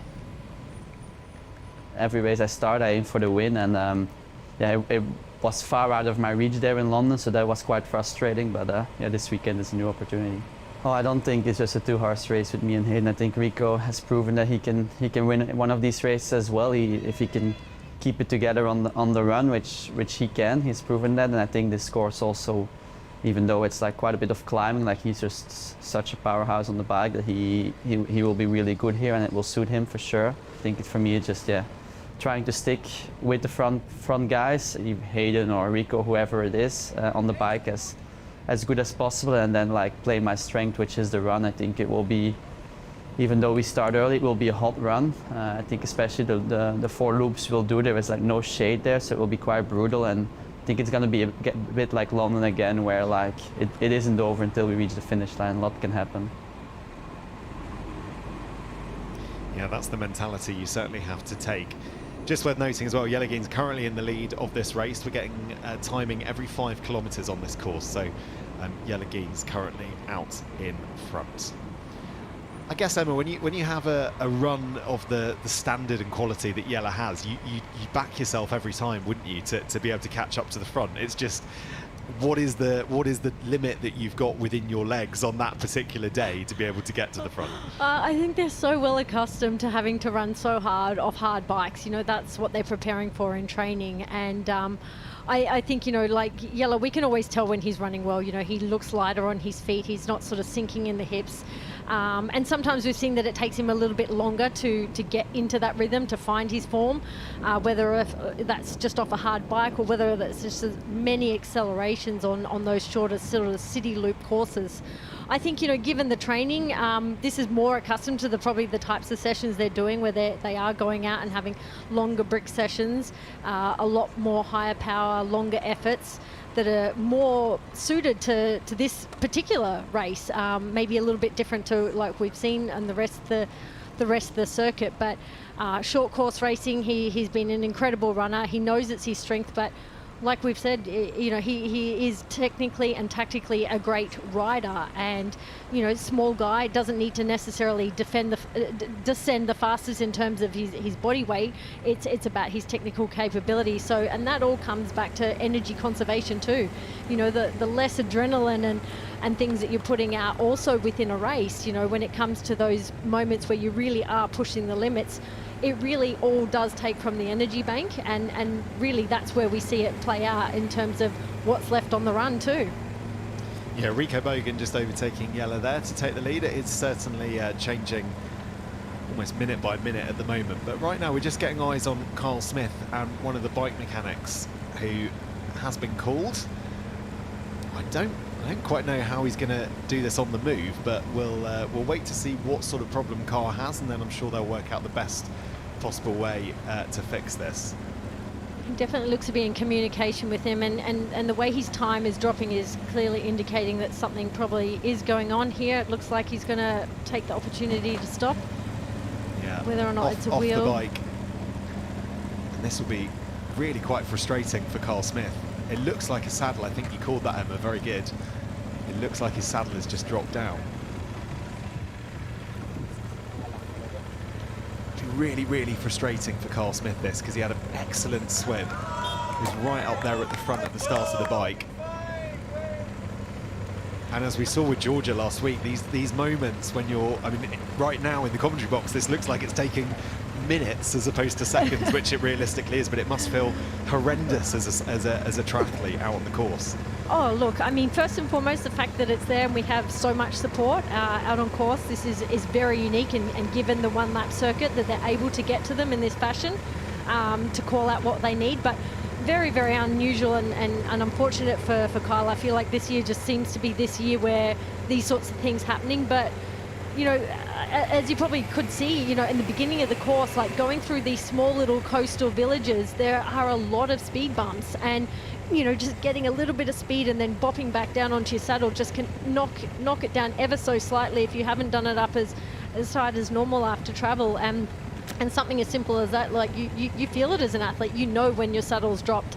And that could set you up for further discomfort further into the race or going on to the run. So the fact that they've got that availability to call the mechanic, to get it changed, Kyle probably weighs it up in his head and says, well, it actually is worth me stopping, losing the time, but in order for me to get through the rest of the race and still have a really solid performance, he has to take that decision rather than, well, in most cases, pull out or be encumbered with some sort of pain or discomfort when he's got off riding 80k in not his usual setup.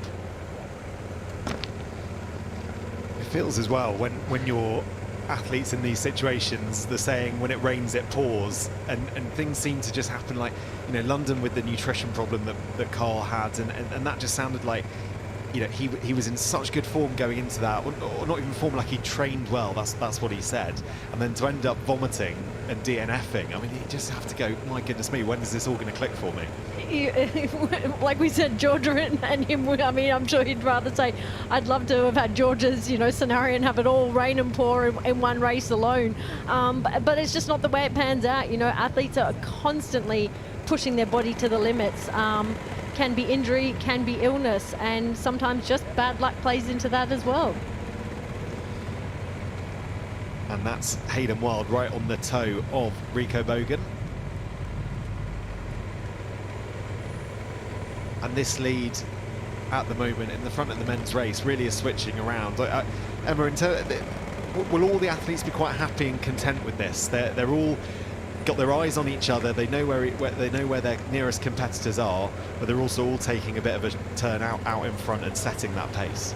Yeah, I think, you know, they've got that opportunity if they are still around each other. I mean, if we'd seen a different scenario playing out where that somebody was that sort of out of sight, out of mind, you know, it's an area where I think, you know, one athlete is really prepared to go off the front. But at this point in the game and just approaching and going into this climb, so far we haven't seen that. But you know, Hayden lives and breathes in the mountains now in Andorra, and I think he also knows, you know, he is smaller than Rico, even though he's, you know, we know the numbers in which he can push out. It's like we talked about, it's that energy conservation and knowing what he can do going into this section of the bike course, and then again into the descent, knowing, you know, his capabilities and being able to, you know, get down that mountain, and especially knowing what he knows also about the races where he hasn't been at with the ability of Yelageen's descending. So that's the men's race, and we've got eyes here on Ashley Gentle. And this, I mean, this is such a good opportunity, isn't it, for Ash to put down a result this year that should really be on the podium, you'd say, if she was sort of in the form that she was in last season. My goodness me, she'd be all over this race. I do believe it is the sort of course for Ash. I mean, you know, when she sort of made the switch from the shorter distance racing to long course racing, you know, like a lot of athletes, you know, they tend to feel that they've got to pick up on areas that they and work on areas that they need to in terms of adapting to this distance.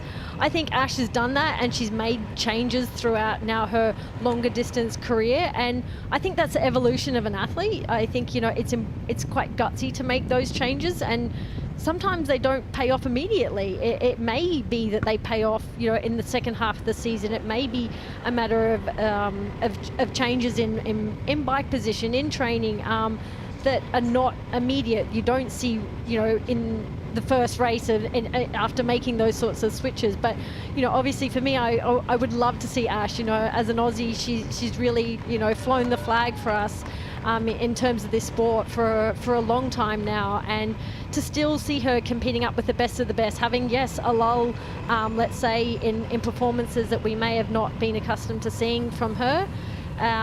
But it's, you know, it's still a little bit early in the game. I really would love to see what she does going into this climb. And again, you know, she also has spent much more time in the mountains than what she would have been accustomed to in living in Australia and in Brisbane, practicing, you know, her ability to descend too, also on a time trial bike, a different story to normal.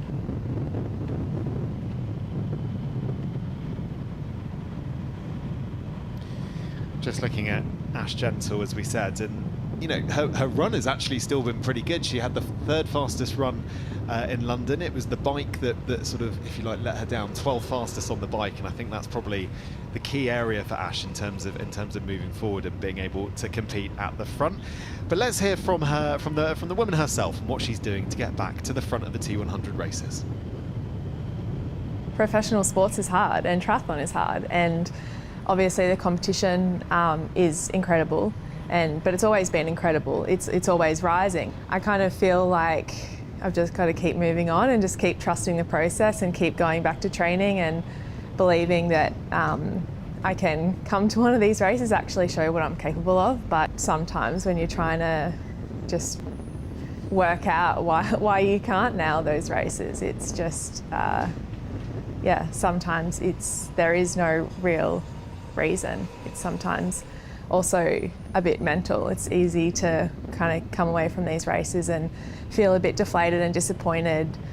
It's about, yeah, having that resilience and, yeah, keep showing up and really hoping that I, yeah, can actually nail one of these T100 races this year. Is it fair that the bike is that key area for Ash to improve on for this year? I think it's an area where she did when she first came across to long course racing, and she mentioned, you know, the level of competition is also increased, and that's about constant reinvention, re-evolving, you know, changing up what you're doing, even though at one point in time it was working. The level of the girls that are coming from different, you know, long course racing, short course racing, they all add different capabilities. And as she mentioned, resilience, you know, it's coming back time and time again, you know, deflated after some races, realizing, okay, what was it this race that I need to look at? What do I need to continue to improve on? And like I mentioned, it might not be these instant changes. Making changes on the bike, working harder on the bike, yes, it can make a detriment also to your run. And I think for Ash, you know, she knows that the girls who are coming up and around her are incredible athletes. And, you know, as much as the top four we've mentioned are not here racing today, I think she knows that there's this ability within her that she can get to the front of the race. She has raced these girls before. And work her way through this field, and you can see she has picked past a few of them and going past them confidently and comfortably, and knowing that, you know, she does have that little bit more experience on her side. So yeah, I think she's got another Aussie around her, which again I'm also really proud to say. You know, having Ellie Salthouse, it's I think it's also nice, like having camaraderie in races. You're so often alone, and it sounds like kind of strange when you're, you know, an athlete constantly traveling the world, but there's something really nice about having teammates, or let's say, you know, people from the same country. And I think Ash is just about a matter of being composed, keeping her head in the game. I think, you know, that's really easy to, you know, even play into while you're racing, is harping on about those results that may not have been going the way you wanted through the previous season, and just being present in the moment and realizing, you know, today's a new opportunity. She's also only a minute and a half down. So they're 30 Ks-ish into the bike at this point. To only be a minute and a half down with the run caliber that she has as well, I actually think is a really positive place for her to be. Of course, there's a long way to go in this bike leg so far, but was she to come off the bike with that gap to the front, I think she would really fancy herself as, I would say, probably the strongest runner in the top 10 there, to make her way really to the top of the podium. I guess if you're Ash, you just want to give yourself a fighting chance. And I guess in a lot of the races so far this year, she's not been off the bike. She's not as good as her run is. She can't work miracles on the run. No. She can't run, you know, outrageously fast like that. So yeah, just giving herself a chance might just give her a little boost as well in terms of that pace and being able to compete at the front. Yeah, I think she will look at the time split when she comes off the bike, and if it is somewhere still under that 2, even 3 minute range, I think she'll be delighted with that. I think that she'll know that gives her an absolute fighting chance, because as you said, the problem she's had in the races so far is she's been just so far down coming off the bike. While she's still been able to make up positions, there's sort of been no chance that she could get back to the podium, whereas right now she's definitely still in contention. Just looking back there, she can see Georgia Taylor-Brown is not far behind. That gap has been pretty much 8, 9, 10, 11 seconds over the last, well, 20 kilometres or so of this bike leg. All right, Jess has raced in every T100 race so far this season. Let's hear from her now. I cannot believe that I've done all these races. I'd not raced in nearly 3 years. And then to go from not racing in 3 years to doing so many races and being able to do them. I mean, I wasn't fit for them all, but with that exact mentality of thinking, right, well, if am I able, I'll come. To be honest, the runs I've done, I'm not sure how I've managed it. I think I must just be aerobically fit, which I will be from swimming and biking, but I've not really been able to experience that race pace or hard efforts in training for running. So I think if I can kind of do that and get consistent, then I'll surely feel more comfortable. I mean, I could be wrong. I could end up doing too much running and it actually backfires, but I can't imagine it. For the amount of running I've done, it must help me. So I am looking to improve on my run performance once I can get a block in. Vicky, I feel like when we watch Jess on the T100, it would just be so nice to see her come run fit. I know. The way that she will want to be run fit for these races. And yeah, seeing her struggle in Singapore so much, I mean, goodness me, I would love to see it. I'd love her to give a run a really good go in relatively full health. Well, we've got another few months till the season ends, you know, with this whole season ending, of course, in Qatar in the middle of December. Still got quite a long time for her to hopefully get to the bottom of these calf issues, put a good block of run training together, maybe even do some race pace running, because she's saying the only race pace running she's doing is in the races. She's not getting anything else done in training because she just hasn't been able to. It's been one niggle to the next niggle to the next niggle. She just hasn't been able to do that. So if she can do a little bit of running by the time we get to Qatar, she's going to be putting herself right up there with those other 4 girls who have been dominating these races and have been running away with it. And that's another really exciting prospect. I think she's taken a lot of confidence herself, you know, from the fact that she's turned up to these races not fit by her standards, not expecting a huge amount from herself, and then able to hold on for some pretty good results. I think that's given her a lot of confidence. And I just hope that today she can be rewarded for that perseverance, I guess, and maybe take a step on the podium again. Yeah, fingers crossed for Jess. Right, well, the T100 isn't just about the pro athletes. Thousands of age group athletes are going to join us across the season. This is the moment we waited for. Everything you want is right here. Foot on the gas, ain't no slowing down. Aiming for greatness, no settling. Kick down the doors, they won't let me in. Taking no rest, yeah, I gotta win. Watch me kick down the doors, they won't let me in. Running the game now. Foot on the gas, get slowed down. No. Yeah, I gotta win. Watch me kick down the doors, they won't let me in. Watch the game change, yeah.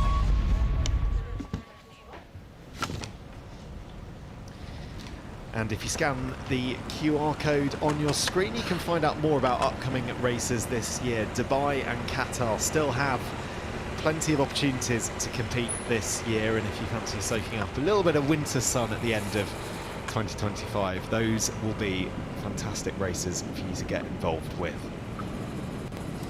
And I have to say, after successfully making my way out of doing the London T100, Yes, Matt, let's talk about your T100 experience. You were in the mass participation, your first ever triathlon. First one. And I think the words you said to me after the race, so when I contacted you to see how you felt, were, I absolutely loved it, probably more than any race I've ever done. Yeah, here. I still feel exactly the same. It was 10 out of 10, incredible.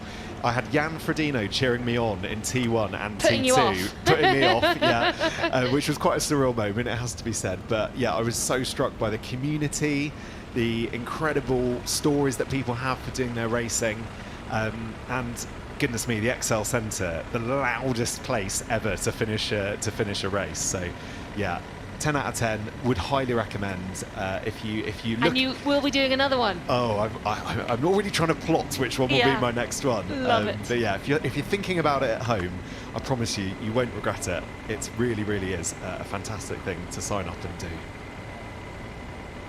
But enough about my oh no, Matt, let's have a full debrief, please, of your London T100. No, something tells me that people at home might be more interested in what Hayden Wilde is doing right now than what Hayden Wilde is doing right now, along with Rico Bogan, is putting a gap in on the athletes behind. So they now have close to, I think, 30 seconds on Jelle Geens, just over 30 seconds to Majurier and Dickinson. So we've got kind of two distinct front groups now, a Hayden Wilde and a Rico Bogan group, and then a Mathis Majurier, Sam Dickinson, and Jelle Geens group. So those are our top five. And then after that, it becomes quite a sizable gap. We're looking at nearly 3 minutes back from the lead to Morgan Pearson. But again, you know, I think that's a pretty solid position for Morgan Pearson to be in, because so far, when we've seen him on the T100 this year, it has been his bike leg that's really let him down.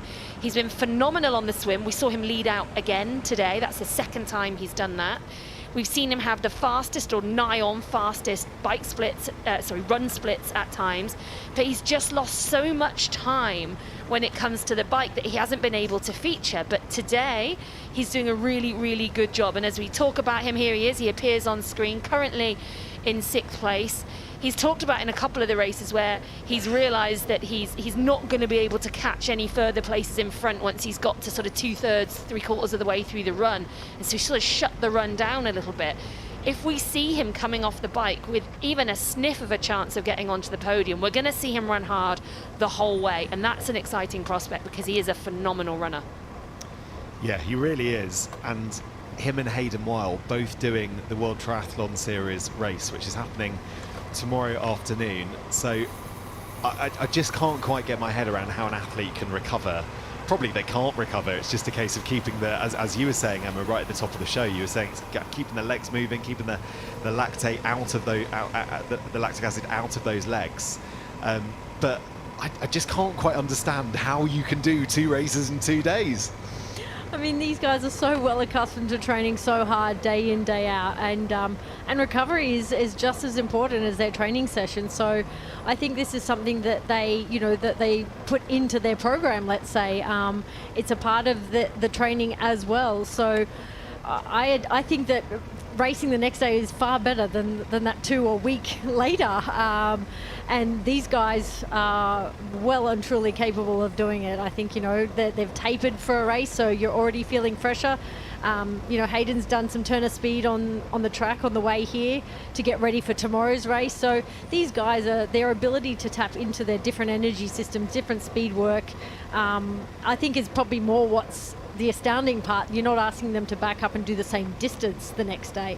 You're actually asking them to use 2 very different energy systems. This is a longer race. They're not going at max capacity, whereas we're talking like the fastest of the fast tomorrow in a sprint distance. I mean, you really can't have any more pole opposite in terms of what you're asking for energy output from your body, from your muscles, in less than 24 hours time. You're absolutely right. And I think what's important to note as well is that some of the athletes who are newer to this distance, like Morgan Pearson, potentially would normally take a little bit longer to recover or might feel really rough the next day. And some of the other athletes, I remember Kate Woff saying after her first run, it took about 2 weeks before she felt like she could actually go for a normal run because she was just so sore and tired all the time. Whereas these more seasoned athletes, like Hayden has been racing over multiple distances for years and years now, he seems to be able to bounce back really quickly. And he's said publicly, exactly as you said, Emma, that for him, he normally feels worse 2-3 days after the race rather than the very next day. But what's interesting is Morgan Pearson is obviously backing himself to do that as well. And he is new to this distance. He's only ever raced 2 T100s. So for him to be able to back it up, I think that's going to be really interesting and incredibly impressive if he manages to deliver on both days. I just think lining up for both, first and foremost, to put your hand up for both in the first place. Whether or not you end up being able to do it's another story, but I take my hat off to them both.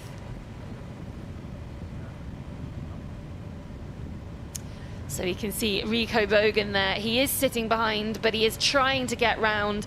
And as we mentioned early on, the overtaking side of the road is on the right. So when Hayden was taking a bit more of a racing line back there, he was actually sort of inadvertently blocking Rico from coming through. So he has now moved across to the left of the lane.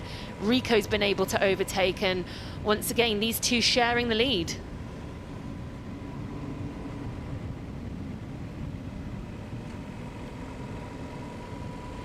You can see that light on the back of Rico's bike has now gone off, so that means that Hayden's taken the time to drop back out of that draft zone, so he's now beyond the 20-meter distance.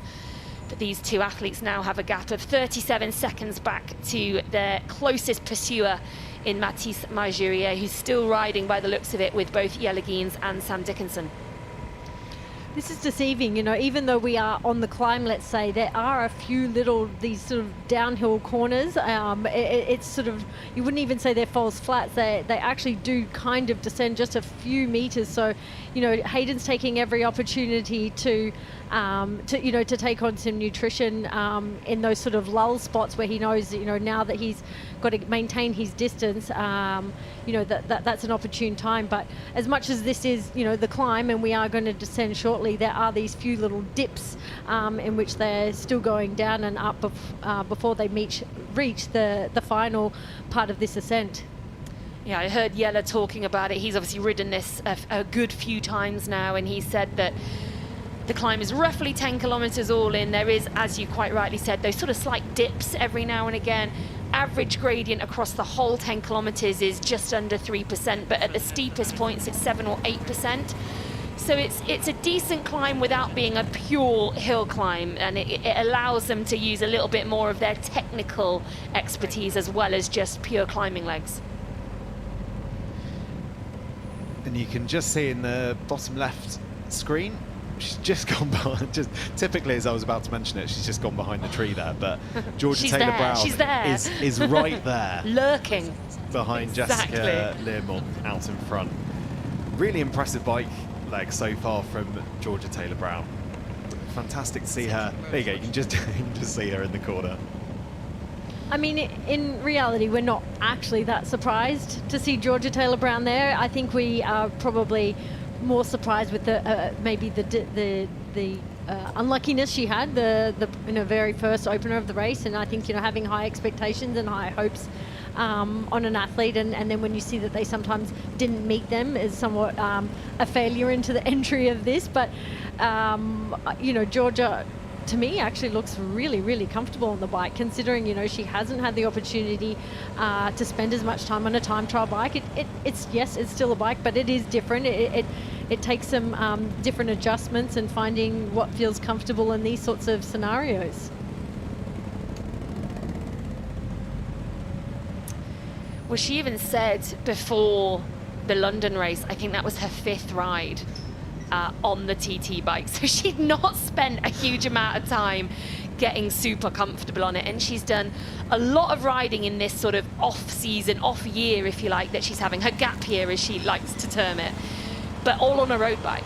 And she has taken the time to have a bike fit on her TT bike, but she hadn't done very much consistent riding on it. And I think in the few weeks between, she's gone, okay, I might need to do a little bit more to get myself a little bit more comfortable on that TT bike. But she is such a strong cyclist when it comes to a road bike that I felt like it was inevitable at some point that would translate across. I don't know if even I thought it would happen here today. I thought it might take her 1 or 2 more races. But so far, she's ridden this race perfectly. She's really using Jess as sort of the hair up the road, isn't she? And she's also a brilliant climber, so this part of the course she'll really be enjoying. Well, I think naturally, when you're getting on a time trial bike, you're not going to go and approach a city circuit to ride it around on. So, picking your poison is probably part of the equation here. And, for someone like Georgia, like you mentioned, being such a strong cyclist, I mean, a time trial bike feels amazing. It feels incredible. You feel like it's just moving you forward even faster than you're accustomed to going. So I think it's just, not finding your feet, finding your wheels, and that blueprint is just ticking in, I think, for Georgia. In my opinion, she looks far more comfortable, actually, than, what we probably have. I don't think we really got to see her in London, but maybe, dare I say, even more so than Jess at this point in the ride. So my attention right now is just being drawn to the larger screen on the right-hand side and watching Rico and Hayden here descend and doing it so well. I mean, it's scary stuff when you're watching it from here in the commentary box, or at least that's what I think. I don't know what you guys are thinking when you're watching this. It looks fun. Yeah, fun and a bit scary. They're making it look easy. So this is always the thing with any kind of skill, any sports person doing a skill and doing it well, it doesn't look difficult. It's actually when the people who aren't doing it as well start to do it, then that doesn't look quite as good. But they are doing it really well. We're now right behind Sam Dickinson, so he is the 3rd of those 3 riders currently riding in 3rd, 4th and 5th. Mathis Majurier, Jelle Geens, and himself, of course, Sam Dickinson. So these guys still riding somewhere between that 35 to 40 seconds behind. Again, going around these really fast, sweeping descents. But all of these top 5 guys are technically very, very good on a bike. It's no surprise to see them taking these corners in the way they are and maintaining that speed. And yeah, they'll be enjoying this part of the course, I'm sure. Even for these elite athletes, I mean, how often are they getting to practice this sort of skill? Well, to be in a completely closed road, I mean, yes, when you are as good as you are and as a cyclist, yes, you'd love this opportunity to take over the whole road, take the shortest line, take the quickest line. But naturally, you've typically got traffic to contend with. So, they've got that element of danger in respect when they're training. But now, I mean, in this part of the course, obviously they are allowed to use the whole part of the course, whereas previously before they were only meant to be on the right-hand side. So, I mean, I think this is where the true skills really do set in, because it's that, you know, that excitement and adrenaline that we see and wanting to take the lines. But, you know, as we saw early on with Leo, which we believed he just, you know, overcooked it. And it's so easy to do in races, so easy to do when you do have the whole road and just taking it all in, taking, you know, maybe those little bit more extra risks, knowing that the risk of cars or anything else on the road has been removed. So I'd love to see if you know, what this gap might be actually between these three chase men and Hayden and Rico out the front. Yeah, they all look like they're descending pretty well at the moment, don't they? But it's hard to tell without being able to get an accurate time split. But we will get that. We have been tracking them as they go both up and down the climb, so we will be able to sort of contrast and compare those once we get everybody through the ascent and descent section. You can just see there, just updated at the last timing checkpoint, Carl Smith actually making his way to the front of that second chasing pack, which, given what happened on the bike, given he had to stop for probably around 30 seconds, 40 seconds, something like that, to bring his saddle up. It had obviously dropped down in one of the bumps. That was a good effort from him, and he'll put himself in a fairly decent position for the run. Yeah, he sort of made the most of what was a pretty awful situation, and you guys touched on it again earlier. Just having that bad luck twice in 2 races must feel crushing for him at this moment, but he's doing a really good job of just maintaining his composure, making the best of this situation, never giving up until the day is done, and yeah, just seeing how high up this field he can end up.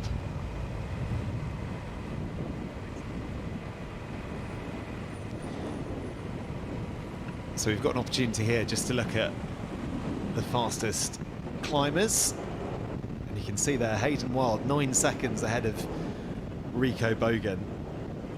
And that probably means he started the climb behind him, rode past him, and then was just a couple of seconds in front again by the time he got to the top. So, oh, here we go. For the very first time since the first steps on the beach in San Rafael, we've seen a change in lead. It's been Jess Learmont absolutely all day long, and now Georgia Taylor-Brown has just gone round her.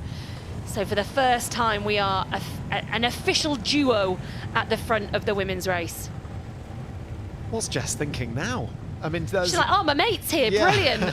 Brilliant. Knowing Jess, that's probably exactly what she's thinking, yeah. And she's probably thinking, well, I get to use someone else for a change, to kind of use them as the pacemaker. She's been having to do it all on her own, and I know she was worried about that. Well, yes, brilliant if she can be completely clear on her own all day, never having to worry about anyone, but she will have known that Georgia was close by. She will have seen her when she looked behind once or twice. She's been within 10 seconds for most of this bike ride, but now she can actually get a race head on. Okay, here's Georgia. I know her so well. I know what she's going to do. Let's try and make some more time up on those girls behind, because it's worth mentioning it has stabilized at just over a minute, that gap, and it's been like that again from probably about 5 to 10k into this bike course. It's not moved. So Hannah Berry, Alana Siffert, Lucy Byram, Indy Lee, they've just been hovering just over a minute behind these girls. So now that the two of them are really together, maybe they can start making some bigger gaps back to the girls behind. Well, it was an eventful debut for Georgia Taylor-Brown in London. Here's what she made of it all. I really enjoyed London. It was like different. I didn't know what to expect. I came in and I was really nervous about being in the hotel, because yes, I know most of the athletes, but I don't know them all, and I'm new in this game here, and I felt like I didn't have a place, so I was super nervous, like first day at school. And I was like, oh, who am I going to sit with at breakfast? So yeah, I was nervous, but then everybody's super nice and easy and chatty, so that was fine. Everything went away with those fears. I think the biggest thing I learned in London is it was on the bike, because I came out of the water, I think 6th, and I just quickly went backwards on the bike on like the first lap and the second lap, because I didn't realize, in my head I thought, okay, it's 80k and everybody has specific watts that they want to hold, but everybody seems to go super hard for the first lap or two to get a position because of the race ranger situation. So no, I'm excited to put all those things that I've learned in London and bring them to this weekend. really like how honest she is about just that whole experience and things like walking into the hotel and being a bit nervous. We can all relate to that at home, no matter if you're an elite sports person or someone who's not. And then also the fact that she perhaps just got her tactics wrong in the race. We're talking an Olympic medalist here, her saying that she felt nervous being at a triathlon. I mean, she felt like the new girl. I mean, really? But that's brilliant. And I think that honesty is like really speaks to like the differences that she's faced coming over to this distance. Yes, she essentially knows what she's doing, swim, biking and running, but did she expect tactics maybe to play out on the bike like she mentioned? Not necessarily. I think, you know, she's just sort of put London aside going, oh my gosh, like, all I've got now is just things to keep learning. And she'd be, I don't know, if I was her right now in her place, I've got nothing to lose. Like, I'm back here, square one. I've learned so much in the first opportunity I got to race over this distance. There's nothing more that really actually could go wrong at this point. I'm just here to race and to know what to do. And given, yes, not a circuit, but I think, you know, hats off to her. Like, I just love it. I love the fact that she just sort of says how it is and how she feels. And it really is true. And showing that, you know, going out and racing is knowing what she wants to do, what she can do very well. And now, you know, ironing out all those little kinks and little mistakes that have occurred in that one time. Well, that was Paula Finlay there just going past Hannah Berry, who's our main athlete on screen right now. So Hannah Berry is just been moved down into fourth, possibly fifth position, but she's still right near the front of our race. Again, we said just over a minute behind our leading duo, and she's an athlete who's had a really strong start to our T100 season. She was fourth on debut in Singapore in those extraordinary conditions that we had there. She'd obviously prepared super well for that race and delivered a performance that I think probably surprised a few people, how high up she finished on that day. She was really strong across the board. She then chose to skip the two sort of North American legs of the circuit before coming back in for London.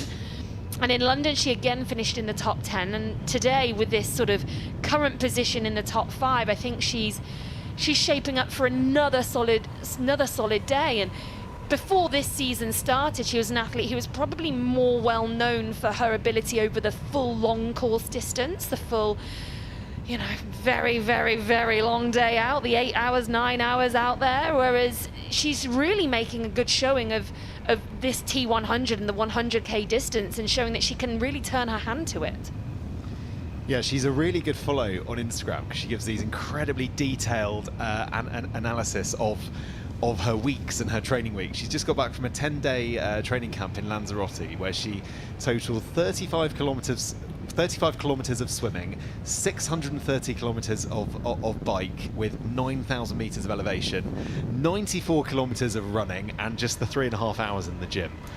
That's a good 10 days work, isn't it? Solid. It's very solid, absolutely. And that's probably all you can get done, really. If she's done that in between London and here, realistically, you need a few days to recover. You can probably get a 10-day block in, and then you're back into taper again. And so, yeah, she's really made the most of that, hasn't she?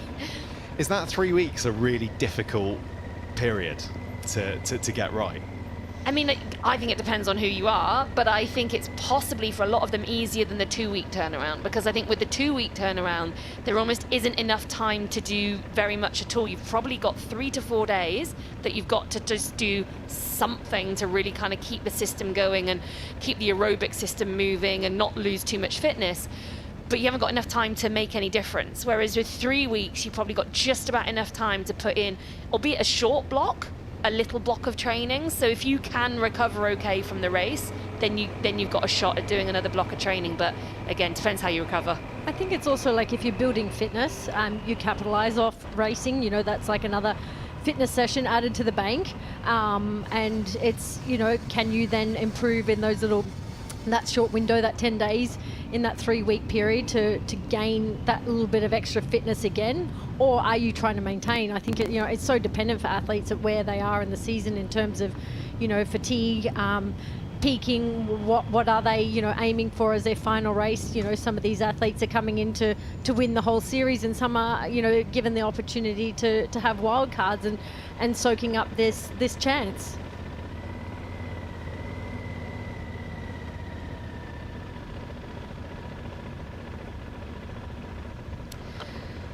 So we're back with Paula Findlay, and I was actually just looking at her on the splits. I've got our T100 tracker up, and I was looking to see, because she is currently the fastest rider on course. So she was, if you remember, a good 2.5 minutes or so down out the swim, which was a little bit further than I think we all would have expected, including her probably, where she would have expected to come out.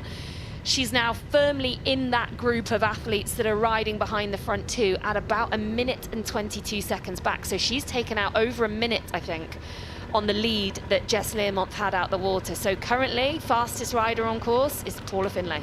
She's looking very smooth, very comfortable, and I think she's just, held her pace given the week she's probably had, knowing what she can ride this course at every point, knowing what her power needs to be regardless of who's around her, and just pitting off those athletes one by one by maintaining her game pace. So we've sort of missed this move happening, but Alana Siffert has made her way to the front of the race. She's overtaken Jess Learmonth, and in front of her now is only Georgia Taylor-Brown. So Alana Siffert is an athlete we've never seen race on the T100 before. She's a young athlete, only 23 years old. She got a wild card within the last week. She actually raced Embrunman just over 2 weeks ago, which for those who know is an intensely difficult full distance race in the French Alps. It's about a 10.5-hour race. It takes a good while longer than a normal full distance race does. Wow. And she seems to have recovered from that remarkably well, especially as such a young athlete. Sometimes when you've not been doing the longer distances for that long, it takes that bit longer to recover. Well, right now, she's within touching distance of Georgia Taylor-Brown, and she's made her way to the very front of this race. Isn't this what being born in the 2000s mean? Oh gosh, I wouldn't know. I really do think, she's got this Swiss trademark. Like her cadence are, she's pushing a bigger gear than any of the girls that have been riding in this pack that we've seen so far. She's really stomping on those pedals, and I think there's a trademark style to the way she's the way she looks on the bike, the way she's racing, the types of races that she is racing, particularly challenging, difficult races and dominating them. And she's very much looking like a strength rider, and I dare say she has a very, very good run to back this up. Probably a very high turnover if she's riding like this, but I mean, she's been moving up the field quietly, but that was a very, very dominating move, and it looks like she almost is wanting to employ the same thing now on Georgia Taylor-Brown to come around and take the lead of this race. Yeah, it certainly does. So Alana Siffert going right into the front of this race, overtaking Georgia Taylor-Brown. And she doesn't look like she's going to let up here, putting the power down and taking the lead.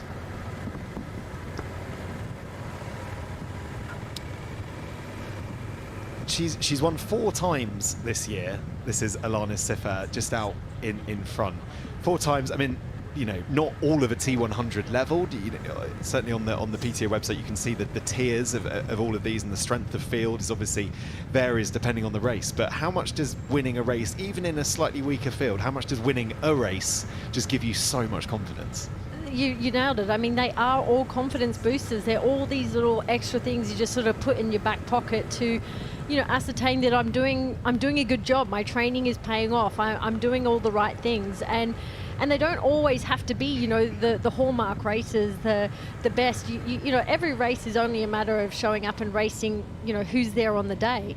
And, the win is there for the taking no matter where you are in the world at whatever race. And, she's competed in Roth for the first time, come away with a 3rd there. And I think, the ability of these athletes to back up and race now is really all buoyed by, what we know now, or what we can capitalize on in terms of our recovery, in terms of what we can race with. Nutrition has played an absolute crucial part, I think, in our sport, in terms of, not just today, it's all the days in between, it's each and every session. And that's allowing these athletes and people like her, I think at a younger age, to be able to back up week on, week out, training, racing these incredibly hard races, and taking it to some of the best names of the sports that we've just seen right now. I mean, we've touched on Georgia Taylor-Brown, yes, new to this distance, but by no means new to this sport. Yeah, her CV certainly speaks for itself. We've got eyes here on Rico Bogan at the front of the men's race. Just over 10 kilometres left before they will get to the second transition zone, lace up their running shoes and get out for that 18-kilometre run to the finish. Beautiful conditions here in the south of France. It was a little gusty early on, but this bike course so far has been absolutely spectacular, with early on the sea on the right-hand side, the descent through the mountains. Now they're going to make their way down towards Fréjus. The key question for Rico, Emma, what's he got left in the legs? And that will always be the key question, won't it, with Rico Bogan? I think it wouldn't matter how high your heart rate is coming off this bike, to have Hayden Wilde coming off with you in transition would just elevate it that little bit more, wouldn't it? I think, we know that these guys are riding incredibly well, incredibly hard, to get a little bit of the gap that they have and maintaining it. But yes, I mean, I'm sure he has to think that he's fairly fearful of having the likes of Hayden, continually swapping lead with him, continually, being in breathing distance. So, but I think that's a part of racing. That's what we love to see. That's what we love seeing these athletes go out each and every time. Yes, maybe I have a game plan, but you know what? I didn't expect this one. This was actually plan C, and I'm prepared to go with it and run with it because it's playing to, it's paying off right now. Yeah, I think Hayden and Rico are starting to get quite cozy, aren't they, at these T100 races? I mean, we saw it in Singapore. It was a very brief run that they had together before Hayden just had too much for Rico and was able to keep him in the distance, and then Rico set the pace out in London, and Hayden stayed with him for a short while but eventually overtook him. They're getting to know each other quite well, aren't they? maybe more than they like. I think but that's that's the thing of great rivalries. It's to have each and every time going up against each other, and in the end, when it comes to these pointy ends, it really is actually mind games. I think that's part and parcel of also racing, is that all of them are putting in the work, all of them are putting in the physical work. It's knowing that where can I find the chinks in my armor in terms of my competition, and how can I play them to my strength. So I think judging what we've heard pre-race for Hayden, he's probably the king of that right now. But let's see how that pans out for him. So let's turn our attention to the women's race, and Georgia Taylor-Brown watching her descend at the moment. Vicky Holland has made her way out of the commentary box, and she's found a very special guest. Well, I've actually found two very special guests down here at the finish line. It's incredibly windy. I'm joined by a very familiar face in Vincent Louis, of course, but if we just pan down, we've got the infamous Alfie dog, who is Georgia and Vince's dog, and he is a real celebrity on the circuit. So we're very happy that he's here to join us as well, being a very, very good boy, as always. Vince, before we get into the race, obviously we're used to seeing you racing. We know that you're not on circuit out there today. You're rehabbing an injury. Just tell us how you're going and when we can expect to see you back. Yeah, I wish I was racing even more. I've done the course 2 days ago, and yeah, it's beautiful. And I wish I was on my bike right now and battling with the guys. But unfortunately, yeah, I'm rehabbing now a little calf injury. But I started to run again this week, so hopefully in 3 weeks I'll be on the start line. 3 weeks' time, we look forward to having you back there. And let's talk about this whole event. I mean, this is the first time we've ever had a short course World Series, a T100 at the same time, mass participation in it. We're doing it on your home soil in France. It feels like a bit of a festival of triathlon. Yeah, no, it's really big, and usually this specific area used to host like one of the biggest mountain bike events like in the world, and now seeing that triathlon is kind of doing the same. I mean, it's really nice, and triathlon, it's like merging everyone together, long distance, short distance, amateur. I think it's really cool. I was talking to someone at the bakery this morning and telling her, oh, you should come and watch. Today there is the best long distance athlete, tomorrow there is the best Olympic athlete. So yeah, you should just come and watch them race. Yeah, it has got that real festival feeling to it, and I think that's going to just grow through the weekend. And of course, you've raced both distances. The majority of your career was in short course, 2 world titles, of course, and an Olympic medal. Now you stepped across to doing the T100. Have you found that a hard transition? What have been like the main challenges for you moving over? Well, doing 200 definitely is a bit different. You ride a different bike and everything. You got to work on your nutrition and everything. But yeah, definitely it's a quick racing. We say like T100 is the new short distance now. We race like under 3 hours. It's super quick. But no, I'm enjoying it so far. I hope my body let me do it like maybe one more year. But yeah, definitely they take really good care of the athletes. It's a really good circuit, and I'm really happy to be part of it. And before we let you go and get back out there and support Georgia, tell us how you think she's doing. I mean, it's pretty obvious she's at the front of the race. This has got to be pretty much the A plan for her today. I mean, what was she hoping for out of today as well? Well, after London, I think she was a bit disappointed, but also like she had the mechanical, she lost the nutrition, so I think she was disappointed more than she did not perform on home soil. That was more the thing, because she's taking this year really as it goes and do a lot of races. But yeah, today is a lot better. She swam like in the feet of Jess, so not far. And then now on the bike, I did the loop 2 days ago with her, and she did a bit of a session. And on top of the hill, there is like this 3K flat-ish section, and she was really pushing. And I told her, well, if in 2 days you can do that, then you're good, you'll be fine. And it looks like she's doing really exactly that right now. So we'll let you get back out to support her, and we're going to get back to the live action back in the commentary box. Thank you very much, Vicky. Thank you, Vince, and thank you to your dog as well. Good to see him enjoying himself here at the T100. Okay, so attention turns back to the men's race. Just over 5 kilometres to go until the second transition zone. Hayden Wild and Rico Bogan out in front here, just nicely ahead of that second group of Mathis Margirier, Jelle Geens, Sam Dickinson. Very good race from him so far before the larger pack, shall we say, at the starts from the 6th place. If we have to put money, I know we can't. I actually, but I mean, you've been closer to the action this whole season. Seeing these two men, I mean, well, we've seen more of Hayden, but if we could lay some ideas, bets. Yeah, you know the really interesting thing with Rico is that he wasn't very well for London, and he spoke about in the training that being difficult. So you never know. You never know what he's still got in the locker, because I think in London, when you're not able to train, and you tell me know far better than me, but when you're not able to train in the lead up, and you said he took 5 days off, so he was not in the prime shape of his life in London, and I think he might just have a bit more on the run than Hayden perhaps is expecting, or he might be expecting, I don't know. But I don't think Rico Bogan's out there, and also Jelle Geens, I mean 34 seconds to someone who is as fast a runner as him, that's not a big gap.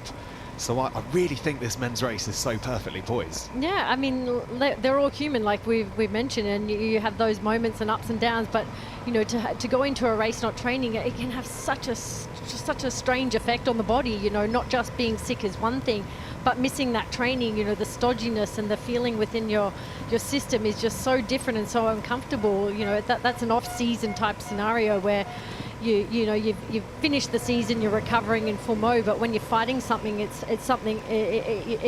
your body's going, I should say, into a different component of stress. So I agree. Like I'm super excited to see what Rico may have up his sleeve in terms of this run.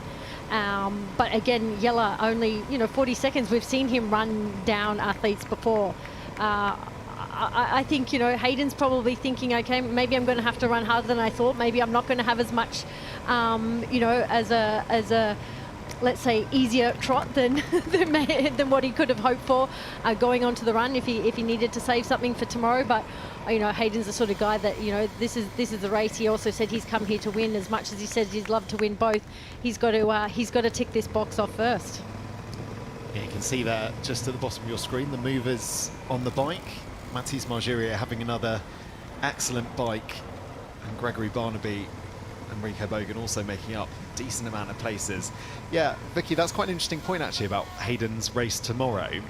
Subconsciously, surely that must enter your head, you know, when you're pushing and maybe you're just going into that extra little area that is even more painful than it was before. He will still have at the back of his mind, he's still got a sprint race tomorrow for World Triathlon. Well, it's tricky because ideally you want to put tomorrow's race totally out of your mind and just focus on what you're doing right now, but it's very hard to do that in reality. And what he will have really been hoping for is to come off the bike with a massive lead.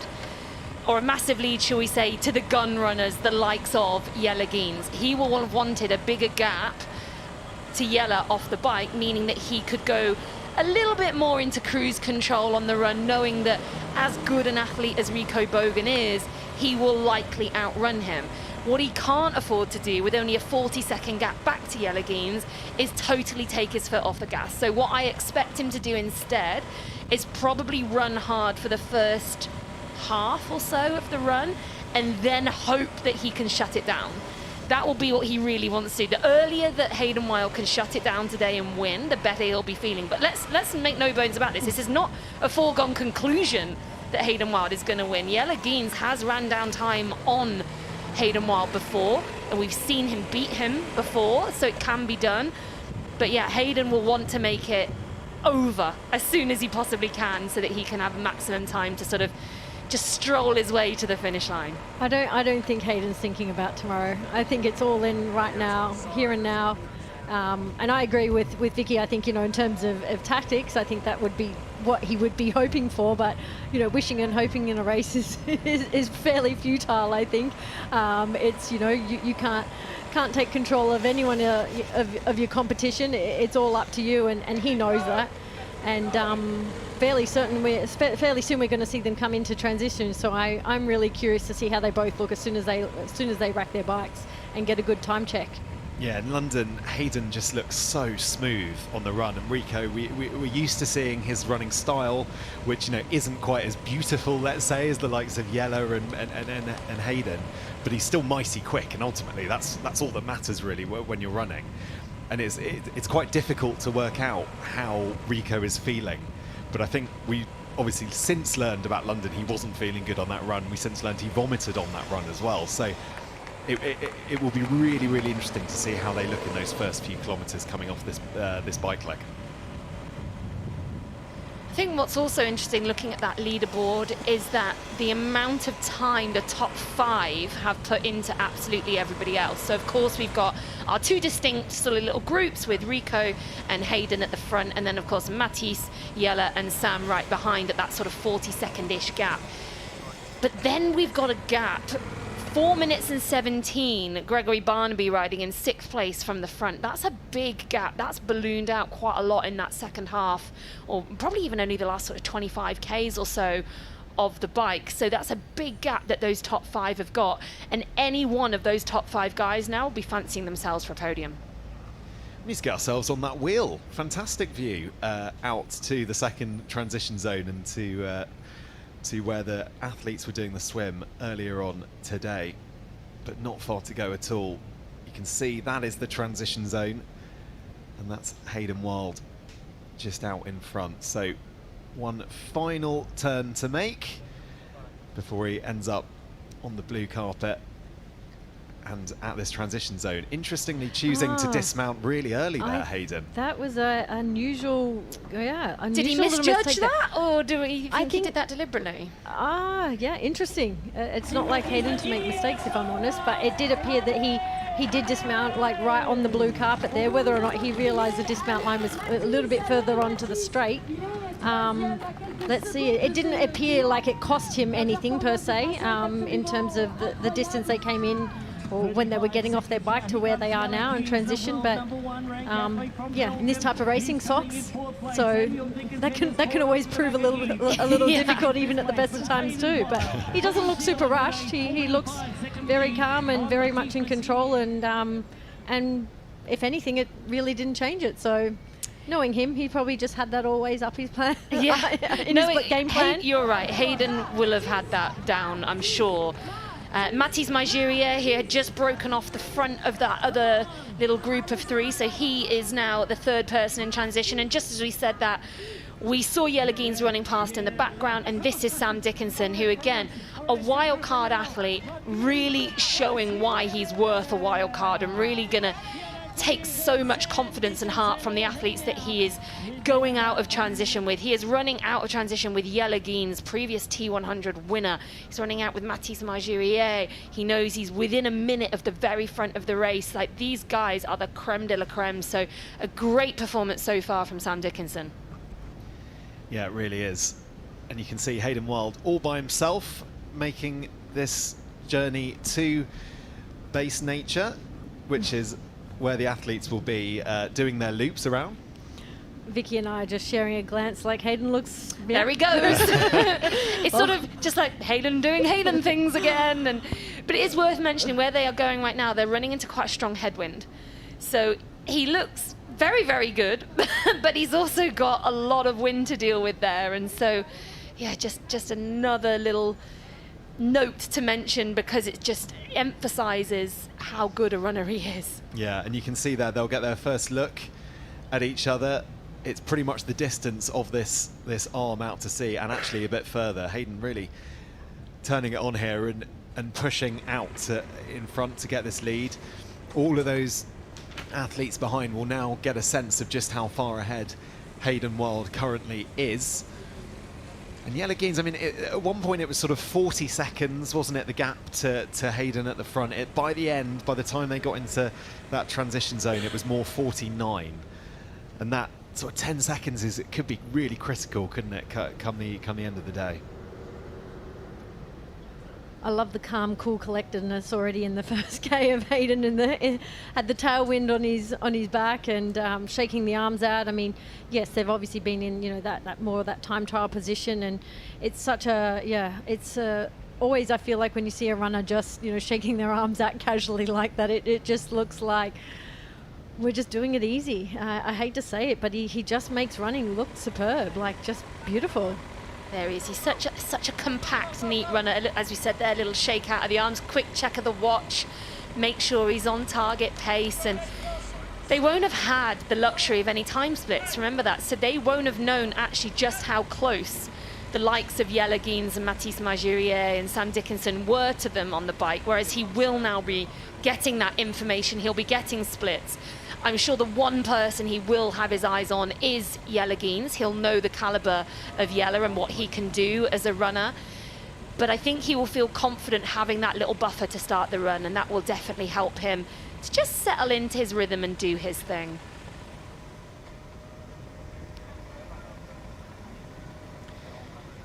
Yeah, that gap from Hayden Wilde to Jelle Geens, 38 seconds at the last run checkpoint. It's good to see a good bit of hair between these athletes. We're so used to seeing our athletes wearing caps, and Mathis Magirier with a wonderful head of hair. Well, Mika often lets his hair down, doesn't he? Mika Newt just at the end of the race, whereas I love this. Mathis is being, I feel this is very French. For this is really embracing where we are right now and his French nationality. He's letting it all go just from the start of the run, and I've got a lot of time for that. Yeah. Vicky, you mentioned you know Sam Dickinson fairly well and what he was trying to do this year in terms of just getting on the T100. Just put into context how impressive this performance is so far from Sam. Yeah, I mean, those who know Sam well know that he has always been a really strong cyclist. That's always been probably his number one strength in triathlon.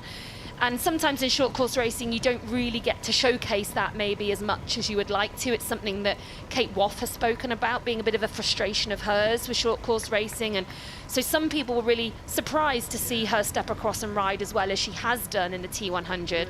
And perhaps there are some people feeling the same way about Sam, but anyone who has been paying attention knows that he's been an incredibly strong athlete on the bike for a long, long time. And also the middle distance racing he has done this year, again, he's made a bit of a name for himself on the bike. And I know he was relishing the fact that today was a 20-meter draft zone. The other races he's been doing was only a 12-meter draft zone, so it sort of neutralizes it a little bit.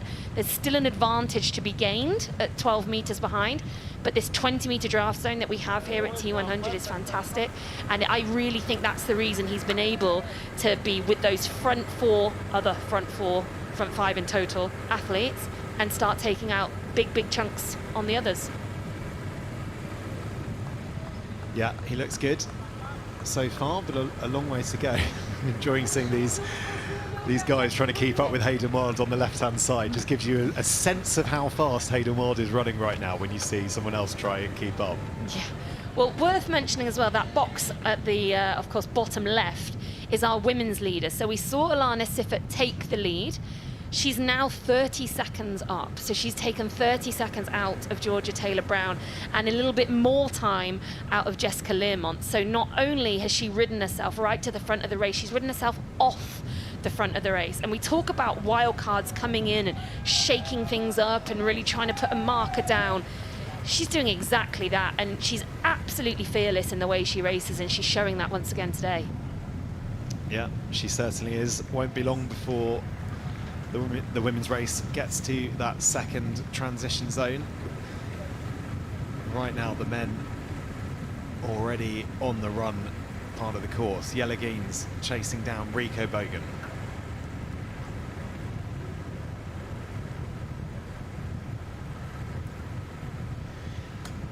And Jelle looking pretty good. I mean, he's reeled Rico in. That's a mouthful. I realised it as I said it. He's reeled Rico in, and you would imagine he's going to probably make this pass pretty quickly. He looks like he's gaining on him at quite a pace.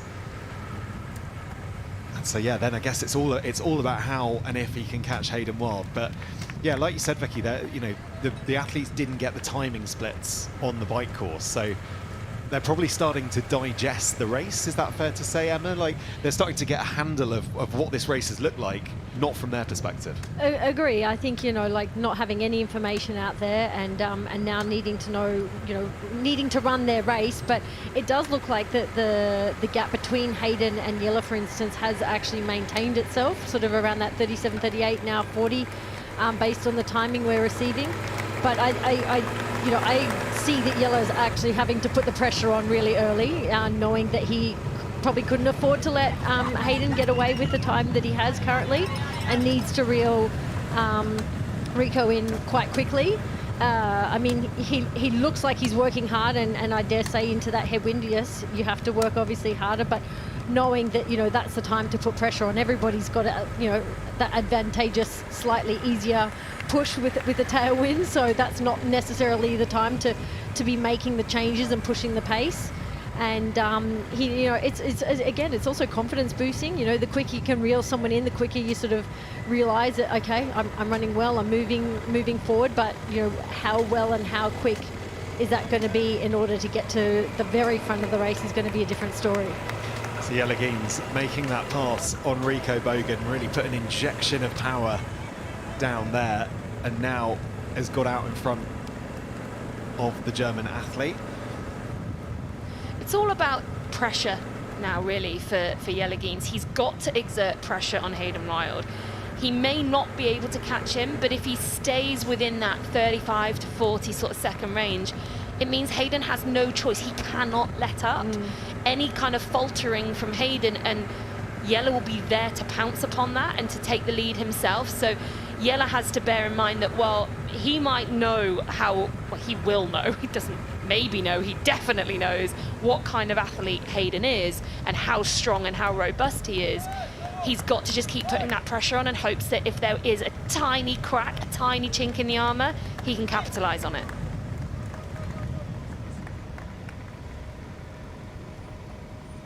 Yeah, it'd be interesting to get the latest time splits when they go through the next timing point, because Jelle's obviously overtaken Rico there, and at the last count, Rico was 26 seconds behind Hayden. Well, I've just got a little update from my geeky tracker that I love to watch as well, and obviously everyone else can do that as well at the T100 tracker. It's 39 seconds. Okay. So they are running. Yeah, that gap back to Jelle has basically stayed the same. It's Rico who's sort of slid back a little bit further. And then you look a little bit further back and you've got Sam Dickinson at about 53 seconds and Mathis Marjurier just a few seconds behind him.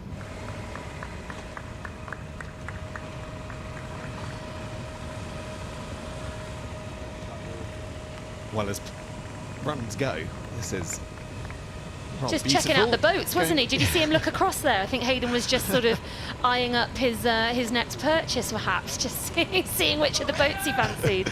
You need to win a fair few T100 races, Hayden, to get one of those big boats. Well, at this rate, he might. Yeah. At this rate, it might not take him that long. I do wonder what he's thinking right now, leading this race here down on the French Riviera. And of course, Hayden, he's missed a fair few races this season already, but he's doing everything he can to be at the top of the race to Qatar. We have a race on our hands.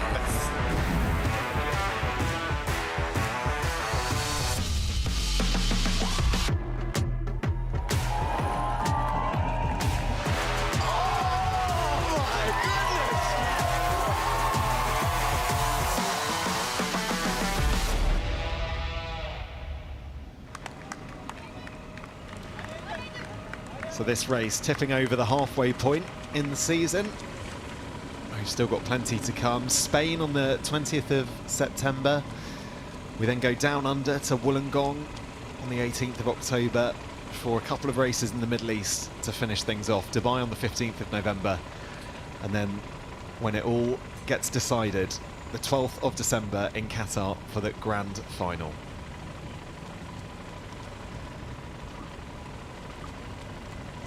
We should probably mention as well and Vicky, we saw how windy it was out there when you were with Vincent Nearly being blown away out there. Yeah, you were nearly being blown away.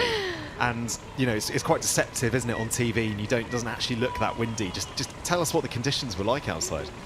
Yeah, I mean, you really can feel it whipping across. About 10 seconds before you threw down to me, a barrier blew over right in front of us as well. So there's a lot going on down there with that wind. We're in a very exposed open area here at Basse-Nature. So he's just coming into Basse-Nature now. He's done that long 5-kilometer leg that takes you from T1 and T2 in San Rafael over here to Fréjus.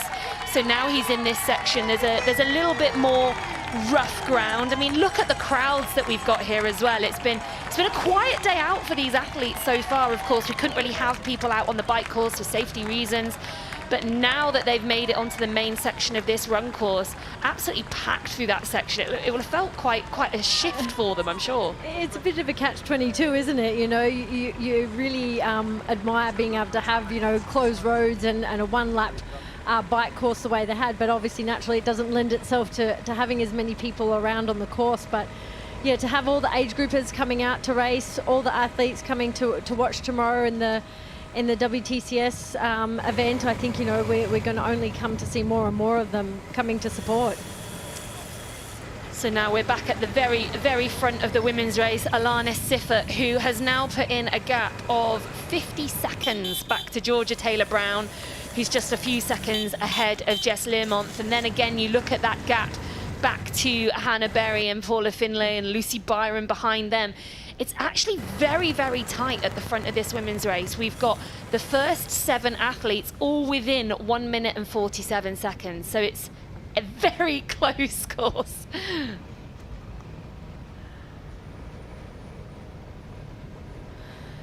Just a little chuckle there at the dinosaur on the side of the road. They won't have seen very much, as we just touched upon, because of the nature of the course. They won't be seeing many spectators and fans, and then they'll just come around that corner to a dinosaur. So, you know, lighten the mood a little bit. Yeah, if you're struggling, if you've had a tough bike leg, that's sort of the thing you might want to see, or maybe you don't want to see it, I don't know. You might think you're delirious, who knows? Yeah, yeah. Am I seeing dinosaurs here in the French Riviera? Yeah, so this is Jess Learmonth we've got now, currently in 3rd place. Obviously our leader for a huge amount of the race before Georgia Taylor-Brown did take the lead, and then Alana Siffert on that climb. I mean, we haven't seen, I don't think, the women's climb sector yet, but she must have had the fastest climb by a significant amount, because it seemed like at the bottom of the climb she was still a minute behind, and by the time they were at the top she was at the very front.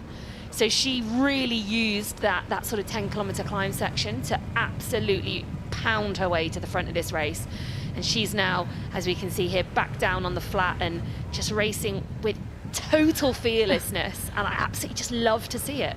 Do I dare say it's another Swiss miss? I mean, absolutely. We know where she comes from, and we know where she's been training, and you know, the likes of the company she keeps. You know, if you think of Julie Duron, Nicola Spierig, Daniela, I mean, the list goes on. I mean, what better people have you got to emulate? And you know, her coach Brett Sutton, I'm sure has had a huge impact on someone so young, and the training techniques that she's, you know, well, and racing that she's employing right now. And I think, you know, she's got that signature style. I said that before on the bike, like she has that real stomping. Stomp the pedals. She's really far forward on her saddle. It is so much a trademark of the way they are taught to train and taught to race, and yeah, they just makes them tough and makes them be able to endure, I should say, and enjoy, you know, some of the hardest races on the planet, and really come into races like this with no expectations and just loving what they do.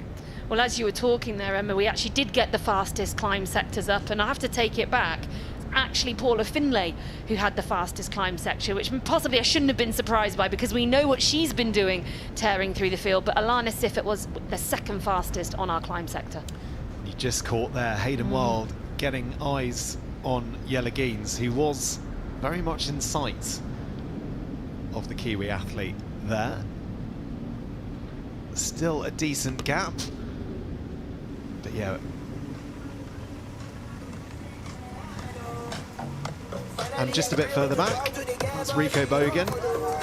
And just cheered on. In the background behind him, you can see my man, Sam Dickinson, who is got his sights set on a podium result here, and I cannot overstate how amazing that would be, having spoken, of course, with his coach, as I do on a many times per day basis. He said that a top 10 would be fantastic here, and if they could sneak into the top 5, that would be just a dream day for Sam to come home with that sort of result. So if he could get himself onto the podium here, I think he would be absolutely ecstatic. Yeah, hugely impressive run, or hugely impressive day so far, I should say, really, for Sam Dickinson. And he's mixing it with the big boys here, both literally. Enrico Bogan, he's a pretty tall chap, but also with the kind of caliber of athlete that we've got at the front of this men's race here on the T100. And Mathis Margirier as well, the French hope. He's not far behind them either. So this part of the course is pretty exposed, it has to be said. It's a former airbase, and there's, as we mentioned, it's windy, it's exposed to the sun. It's just coming up to 10 o'clock local time here in France. And right now, Sam Dickinson has made light work there of Rico Bogan. Pushed past hard there, did you notice that? There was a definite acceleration, wasn't there? He sort of bid his time a little bit coming up to him, and then pushed past quite hard and trying to establish that gap straight away and not let Rico get to the point where he can sit on him, because there is a big advantage to that when we've got these really windy conditions, but also just an advantage of having someone to pace off and to run with in the race, and maybe take the pressure off a little bit if you've been struggling and sliding backwards through the field, as Rico has been. So Sam doing exactly the right thing there and trying to establish a gap, but Rico so far holding pretty tough. It's only about a meter or so, so these two looking like they might be locked for a little while. He's had a really consistent season, hasn't he, Sam Dickinson? He's had 3 4th places across middle distance events so far, so he's familiar with this type of distance and definitely knows what he's doing. I guess that's always the thing when we see someone new come to the T100, we're kind of going, well, you know, how experienced are they with that 18-kilometer run? I guess if you're used to doing sort of middle distance events, the 18 kilometers is a bit shorter, so you can probably push a bit harder, but then I guess also it's a fine balance, isn't it? If you push too hard, you're going to come unstuck at the end. Well, he's come from short course racing, which I think most people would have assumed means that he fades a little bit as the race goes on. And those other middle distance races he's done have been 21 kilometers. Today we've got 18, but what I would say is in a few of those races, he's made up a good few places in the last few kilometers. So other people have started to fade and he's held strong. So that will be something that he's hoping to do again today. And it's also worth mentioning he's just come down from pretty much his first ever altitude camp in Font-Romeu. He's never done that before, something that they're trialing this year. And some athletes drop down straight from altitude and feel $1 million on race day, you know, just a couple of days later. And some people find that they just don't quite have it yet, and maybe 2 to 3 weeks later is when they start to feel that real boost from the altitude training. So it was a little bit of a gamble doing that before this race as a first time, a bit of a trial. But so far it seems to be working pretty well for him. Did you do much at altitude, Emma? I personally didn't. I really wish I had probably used it more. I mean, living at altitude now, and when I come down here, I feel so good. I'm like, why did I not do it more often? Go for a run and be like, woof, look at those times. Oh, with the tailwind for sure. I was very much enjoying running a little bit of the course yesterday. But I think it's all these sorts of advantages. You know, there's so many things that we know now that we can capitalize on with training and racing. And altitude's obviously been a long one that athletes have played with. But I think what Vicky said is so true. You know, in the beginning, so much of it can be about trial and error and what works for you and where and the height. You know, that's also very dependent for some people and how they like to do it. You know, sleeping high, training low. There's so many variants, and yeah, to have the time to put that into practice. Some athletes don't have the patience, namely maybe me. I probably could have been one of them. But like I say, now in hindsight, just someone that just likes to go for a trot, I do notice the difference. So, these athletes, Hayden clearly living at altitude is benefiting from that. He knows the timing in which works for him. I mean, this gap is increasing. But I think, all athletes at some point, look for all these sort of gains that they can find in every which way possible in order to get an advantage over their competition. And young athletes, yeah, it is a bit of trial and error. And what a unique and amazing opportunity to do it now, coming down from Font-Romeu. I mean, it's infamous in its own right to come down to compete in one of these high caliber events. Yeah, a bit of a mecca, isn't it, for elite athletes? All around the world.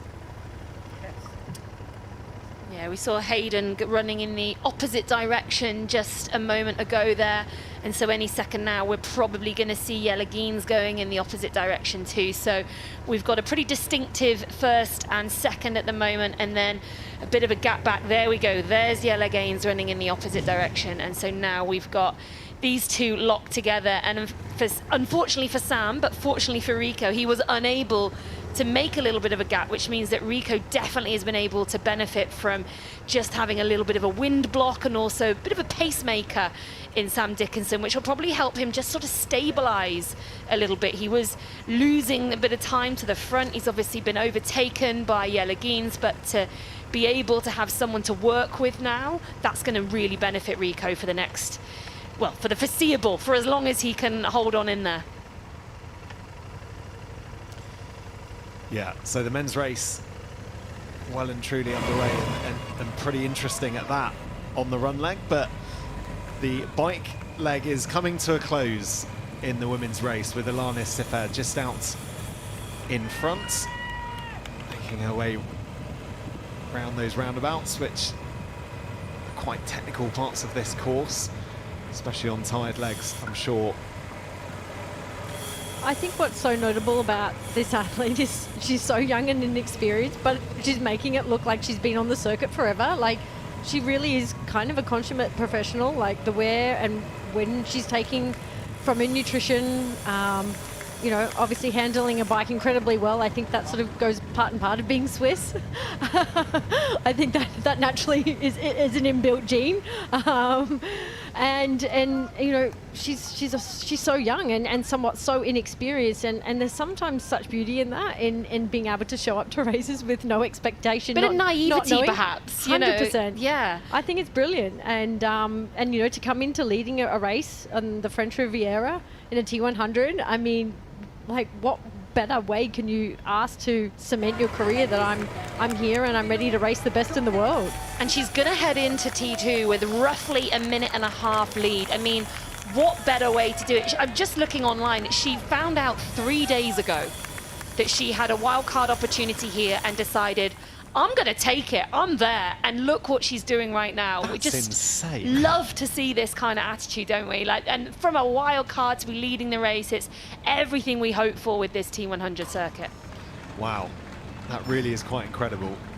Don't think it's going to be the last wild card we see for Alana Siffert, do you? Definitely not. Yeah, I'm sure she'll be back on the T100. She's making quite an impression so far, but...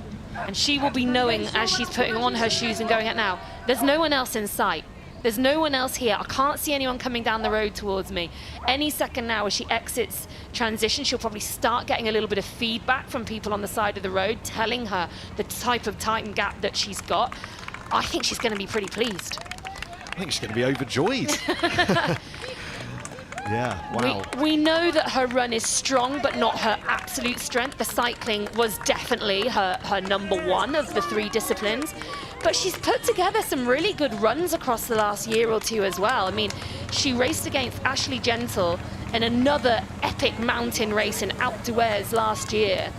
And she held her off after taking some time out of her on the bike. She completely held her off on the run, and it wasn't a particularly big gap.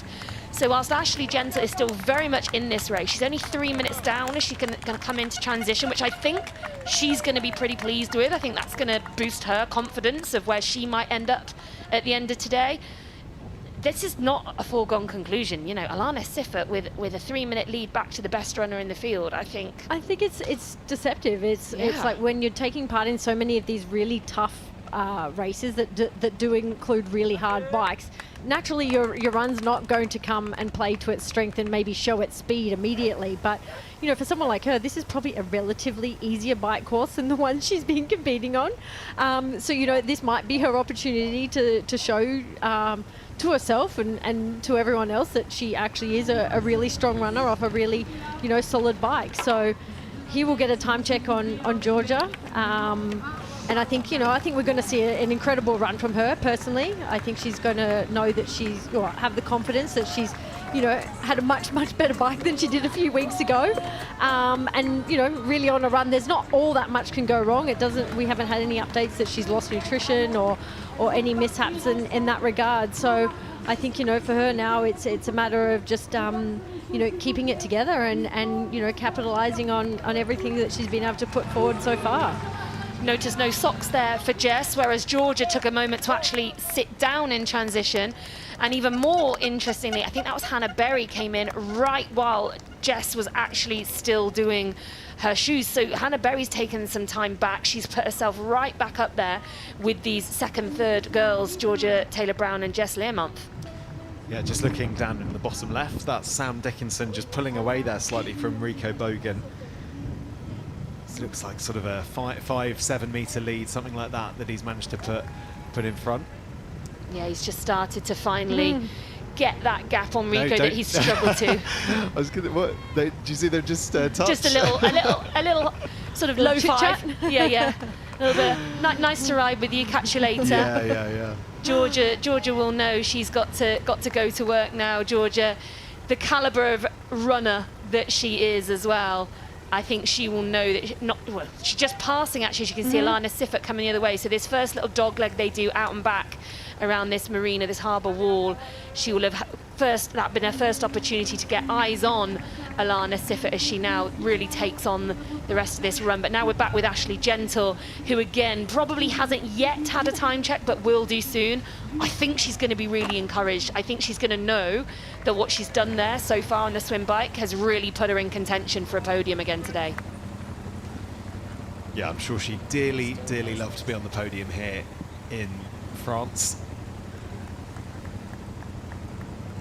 After a tougher year than it's been in 2024 with the wins that she had last year, this is a golden opportunity to get back certainly to the podium, if not to winning ways.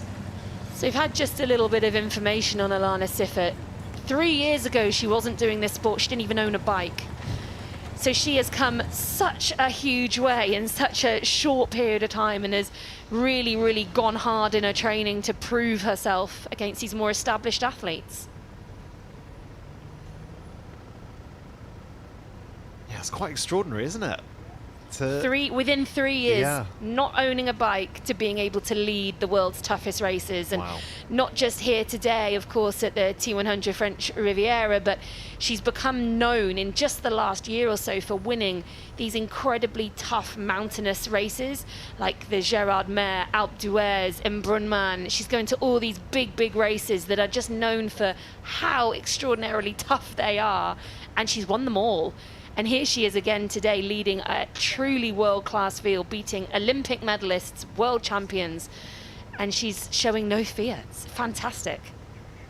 I mean, what's the biggest sort of danger for Alana Siffert right now? What is sort of the things that could perhaps get in the way of her going on to win this race? I always say you've got nothing to lose. Like, you're at the front of the race, and you know, I think given how new she is to the sport, as Vicky's alluded to, you know, you want to basically go over until you can't go anymore, you know, and if that means, you know, blowing up and having to walk, like, that's where you learn. That's where you're learning what it takes to be the best. You have to push those boundaries, and racing is the place to do it.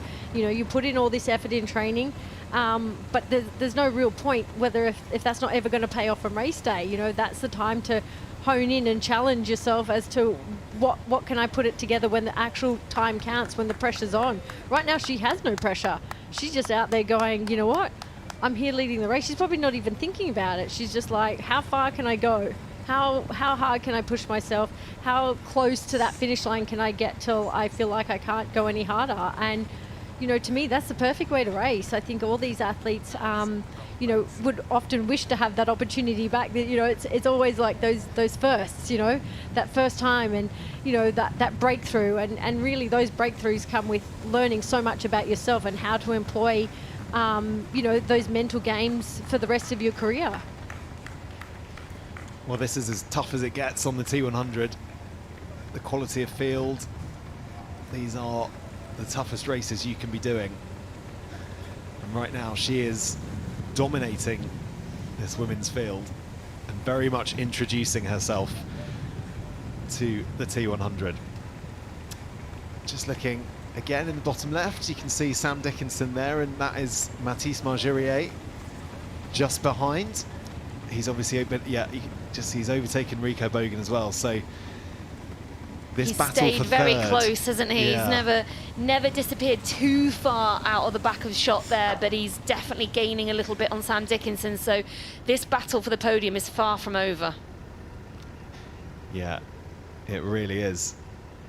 And I think one of those athletes is probably going to get a slightly louder cheer around these French streets than the others. You're quite possibly right. And there again, that was Hayden Wild going in the opposite direction. So within the next 20 to 30 seconds, we will also see yellow gains. Yeah, try as he might, Yella is seemingly not making a huge inroad there on Hayden Wild's lead. That's kind of about the sort of minute cushion that Hayden Wild will be licking his lips at, isn't it? Well, that's sort of exactly kind of what I thought he would want and try to do. Get a little bit more of a gap. And then now we're there, what, 7.5 kilometres from the finish. At some point in the next few kilometres, he can probably afford to just take his foot off a tiny bit. I mean, Hayden is obviously the sort of athlete who wants to push hard all the time, but if there is some kind of logic and sense going on in there, he might just be thinking, hang on a minute, I've got this one sewn up, I've got a big day tomorrow.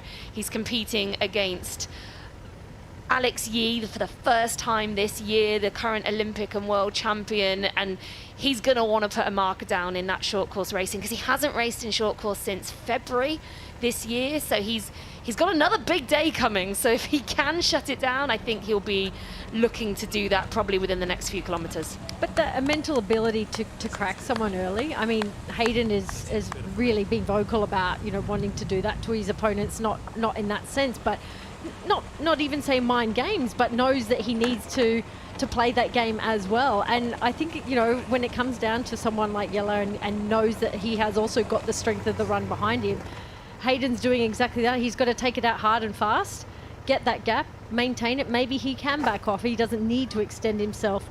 You know, there's really no point in having to negative split it when you need to be running side by side with someone. You know, that just creates so much more pressure, so much more lactate, so much more unnecessary speed if you are looking to back it up tomorrow. Any other day, any other reason, maybe he would have a completely different tactic. But like you said, Vicky, I think, you know, going out now at a transition, getting a gap, maintaining it, and then just, okay, I could just ease off the accelerator that little bit more rather than having to fight for the finish, you know, with a competitor on my shoulder. And that was the crossover. You saw Hayden Wild just see Yella Geens. Oh, sorry, there they are. Beg your pardon. There's an athlete just in front. But that was the crossover. I think that was Sam Long we just saw, wasn't it? Yeah, yeah. It's a physical reminder of just how far Hayden Wild is ahead for Yella. We saw Hayden do this quite a lot in London. You can see him shaking out and doing it. Just explain what he's trying to achieve there. Personally, I always used to do the same. I don't know. I think for some athletes, like, yes, Hayden naturally has obviously had upper body injuries, so that's probably the main reason. Some tend to find that their shoulders creep up. That's what I was going to say. Exactly that. It's the shoulders for me. I carried little sticks in my hand to remind myself that not to clench them, because that meant that my shoulders were rising, and the more you do that, the more you're breathing shallower. You're not using the full capacity of your lungs and your diaphragm, and then that therefore inhibits, you know, your breathing and therefore your speed. So I think it could be a number of factors here for Hayden, but he's just he's just looking at his pace all the time. He's knowing what he needs to do, and I think he's just making sure he maintains his heart rate, he maintains his pace, and for him that could just be those, you know, those cues at times to relax. Like I had mantras. I don't know about you, Vicky, of what you would say when moments like that, where you'd need to drop your hands, drop your shoulders, and just to remind yourself, you know, okay, they shouldn't be up near my ears. They've got to be a bit lower, and just to carry my hands that little bit lighter. Yeah, definitely. I'm exactly the same. As I get fatigued, as I get more stressed through a race, my shoulders definitely creep up. I sort of lose my neck a little bit as my shoulders come higher and higher. And for me, another one, I also used to get really upright. So those are my two things that I would always try to cue myself as I got a bit more tired and tense maybe through the race. Lean forward a little bit, push through the chest rather than sort of lean at the hips, and also to try and relax those shoulders. And exactly as Hayden did, just shake those arms out, just sort of gives a reset. Push the reset button and then bring your arms back into a nice running position. Well, whatever he's doing, it's working. He's making this look very, very easy, as Hayden Wild often does here on the T100. He did that in Singapore, in London. That return from that incredibly difficult period with the surgery from that bike accident in Japan. And you just feel like Hayden Wild is getting back to his very best. But it's hard to believe he ever left his very best this year. He's had that good a form so far in 2025. I find like the one thing about Hayden is he tends to like seemingly not be under a lot of pressure and look quite relaxed, in the sense that you notice his eyes are constantly wandering. Not just looking at his watch for pace, but looking around the course, looking for people. And you know, I often found, like, I needed to sort of hone in and focus and almost be like that horse with the blinkers on and sort of shut everything out and have that sort of, let's say, tunnel vision. But again, you can sort of see him, yes, okay, on these laps he can look around the course, so he's probably looking now at his pace and thinking, okay, where was I at this point? Where was Yella? Is he at that tree? Was he at that light post? Actually, in actual fact, he's probably calculating his pace. I can actually just back it off a second or two per kilometre now. Like, I've done what I needed to do. Now's the time where I can just consolidate my effort and just, you know, think about what I need to get through rather than push through. So Hayden Wild firmly in control as things stand in the men's race. Let's take a look at where things are in the women's race. And Georgia Taylor-Brown is eating into that lead of Alanis Siffer. Yeah, that gap is on my tracker about 1:18. We're getting a little bit of jumping around on the pylon on the left there, so sometimes that just takes a little bit of a time to update. But yeah, we're now just around a minute or so. Yeah, she's bringing down that gap fast to Alana Siffert, and Alana Siffert looks good. She doesn't look like she's crumbled. She doesn't look like she's really struggling. And Georgia just looks so relaxed, but that's how she always looks. Whether she's running a 18 kilometers in a 100k race, or whether she's running a 16 flat 5k at the end of a short course sprint distance, she's got a very relaxed, deceptive style about her. So I think if we were just looking at her in isolation, you think, oh, she looks pretty cruisy here, like maybe she's not actually going that fast. And then we look at that time and how fast it's coming down, and look again down that list. Ashley Gentle now only 2:15 from the front as well. So those are the two fastest runners on course at the moment. Paula Finlay running really strongly as well. Oh, this is shaping up for a real podium battle. I can't pick who's going to even win, let alone get on the podium. Yeah, it's really exciting in this women's race, that's for sure. Really enjoying watching Alanis take. She's obviously got some fans out there, or maybe some family members or friends giving us some support. A couple of times she's had a big smile to the people supporting her.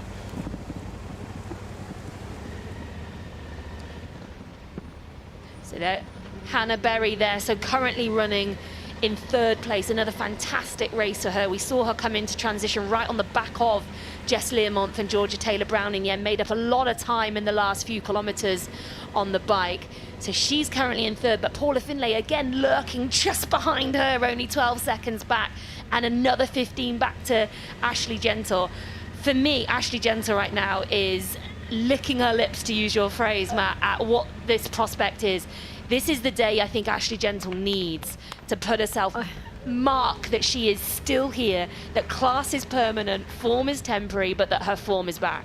I agree. I think, you know, she's quietly just having to pick through the field, and her and Paul, I think, you know, that's a great combination, but they are definitely moving through the field slowly but surely. You know, that's exactly like you said, finding your way back to form, and they're just the things that you need. Like when Ash said, you know, in her interview, you know, about the headspaces that you can go into, you need these type of races for whatever reason they present. That the girls that haven't been racing are not here. That's really not up to you. You know, you've got to take the wins when you can take them, and build your confidence back up to assert that, you know, I do belong here. I know I can be back on top, and I'd really love to see both those girls actually, you know, sort of come shoulder to shoulder and create a really, really exciting podium. You can only race the people who turn up on the day. You can't control anything else. And you will take the confidence wherever it comes, and if it comes in the shape of some of the previous winners not being here, you won't care about that if you finish on the top step of the podium.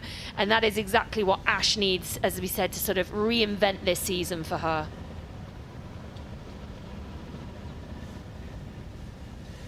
Just looking on the data here on the T100 website, T100.com, T100triathlon.com/live, and you look at the pace differences here between Siffer and the likes of Ash Gentle. I mean, Ash Gentle has just changed. As I was about to say it, it was a good 40 seconds difference in that pace. It now looks like Ash is, there's about 30 seconds difference. Yeah, roughly 30 seconds between the two. But notably, Ash Gentle is, as we suspected, running fastest on course, but she's running about 9 seconds per kilometre faster than Georgia Taylor-Brown. And at this point in the race, I mean, we're only 4 kilometers in, just about 4 kilometers into the race, so we've still got 14 kilometers of running to go. Ashley Gentle's only less than a minute behind Georgia Taylor-Brown, who is obviously catching up. You can see in screen and there we shot go. now that Paula's literally coming onto the heels of Hannah Berry, and Ash is really closing in as well. So I think, yeah, like you mentioned, the speed, the difference in pace per kilometre that these girls are running, I think they're going to close this in very fast, and we're going to see these podium positions changing very, very, very quickly.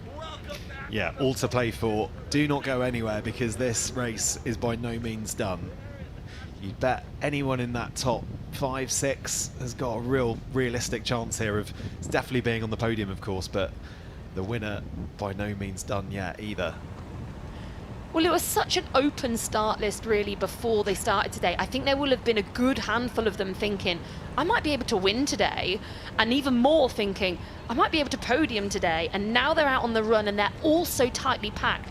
We have not seen a women's race like this ever in a T100, where the top 10 athletes are all within 3 minutes in the first few kilometers on the run. This is really close racing. Someone like Paula Finlay, who's just moved herself there into 3rd place, is again going to be taking confidence with every step that she goes, fancying her chances as well. And that's what makes the racing really exciting. As the athletes get more confident, their race brain kicks in, they really sniff the possibility of a win. That's when we see the fireworks go.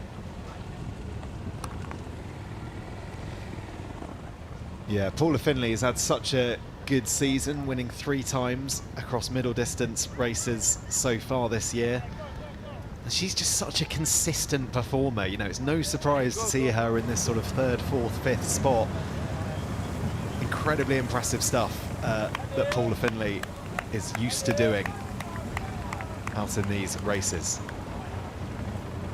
So that lead coming down really minute by minute, you'd have to say, for Alana Stiffer out in front. Georgia Taylor-Brown only 35 seconds behind at the last count. Yeah, we can just actually see her when the camera moves a tiny bit. You can just see her, there you go, in the background.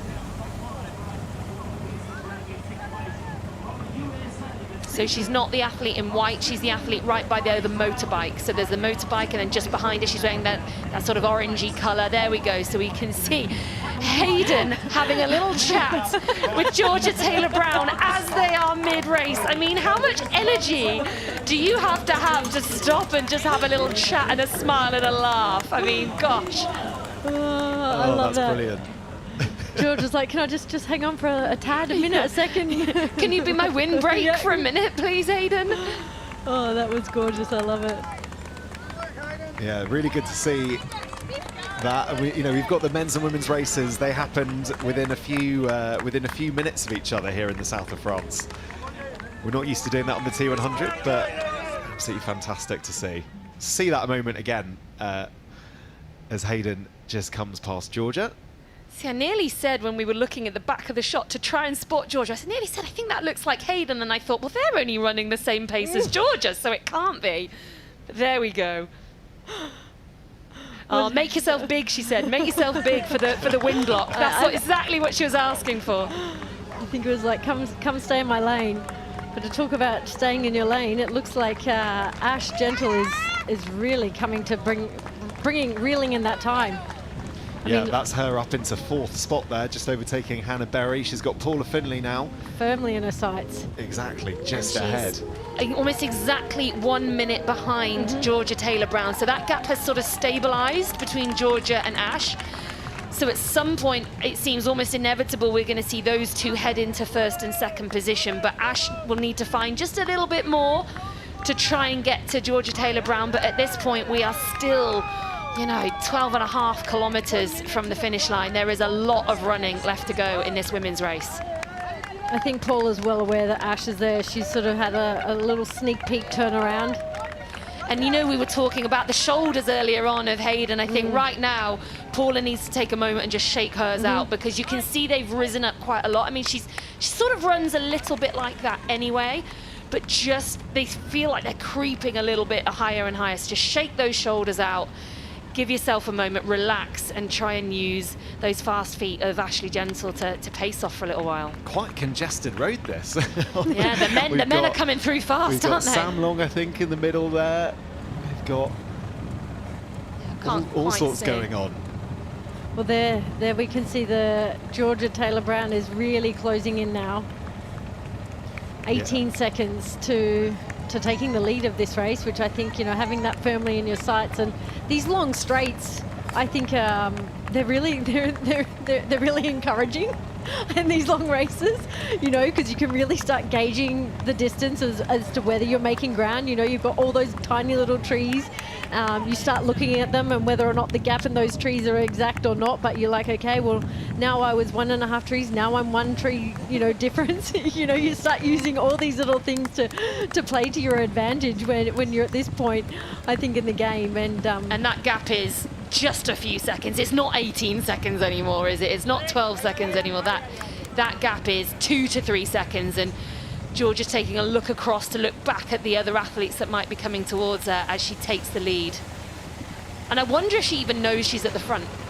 I think she's also very well aware of Ash and Paula. Yeah. I think she and really a minute behind, she'll be able to see them at that point of the course. Yeah, it's sort of like a bit of an elbow there, isn't it? And it's not just that out and back, but you can glance across those fields, that you can just get in the distance, and hopefully you can mark, you know, based on the race suits of all the athletes, and, you know, men and women now going around the course. But I think Georgia realizes that that those two are well and truly on the hunt for her.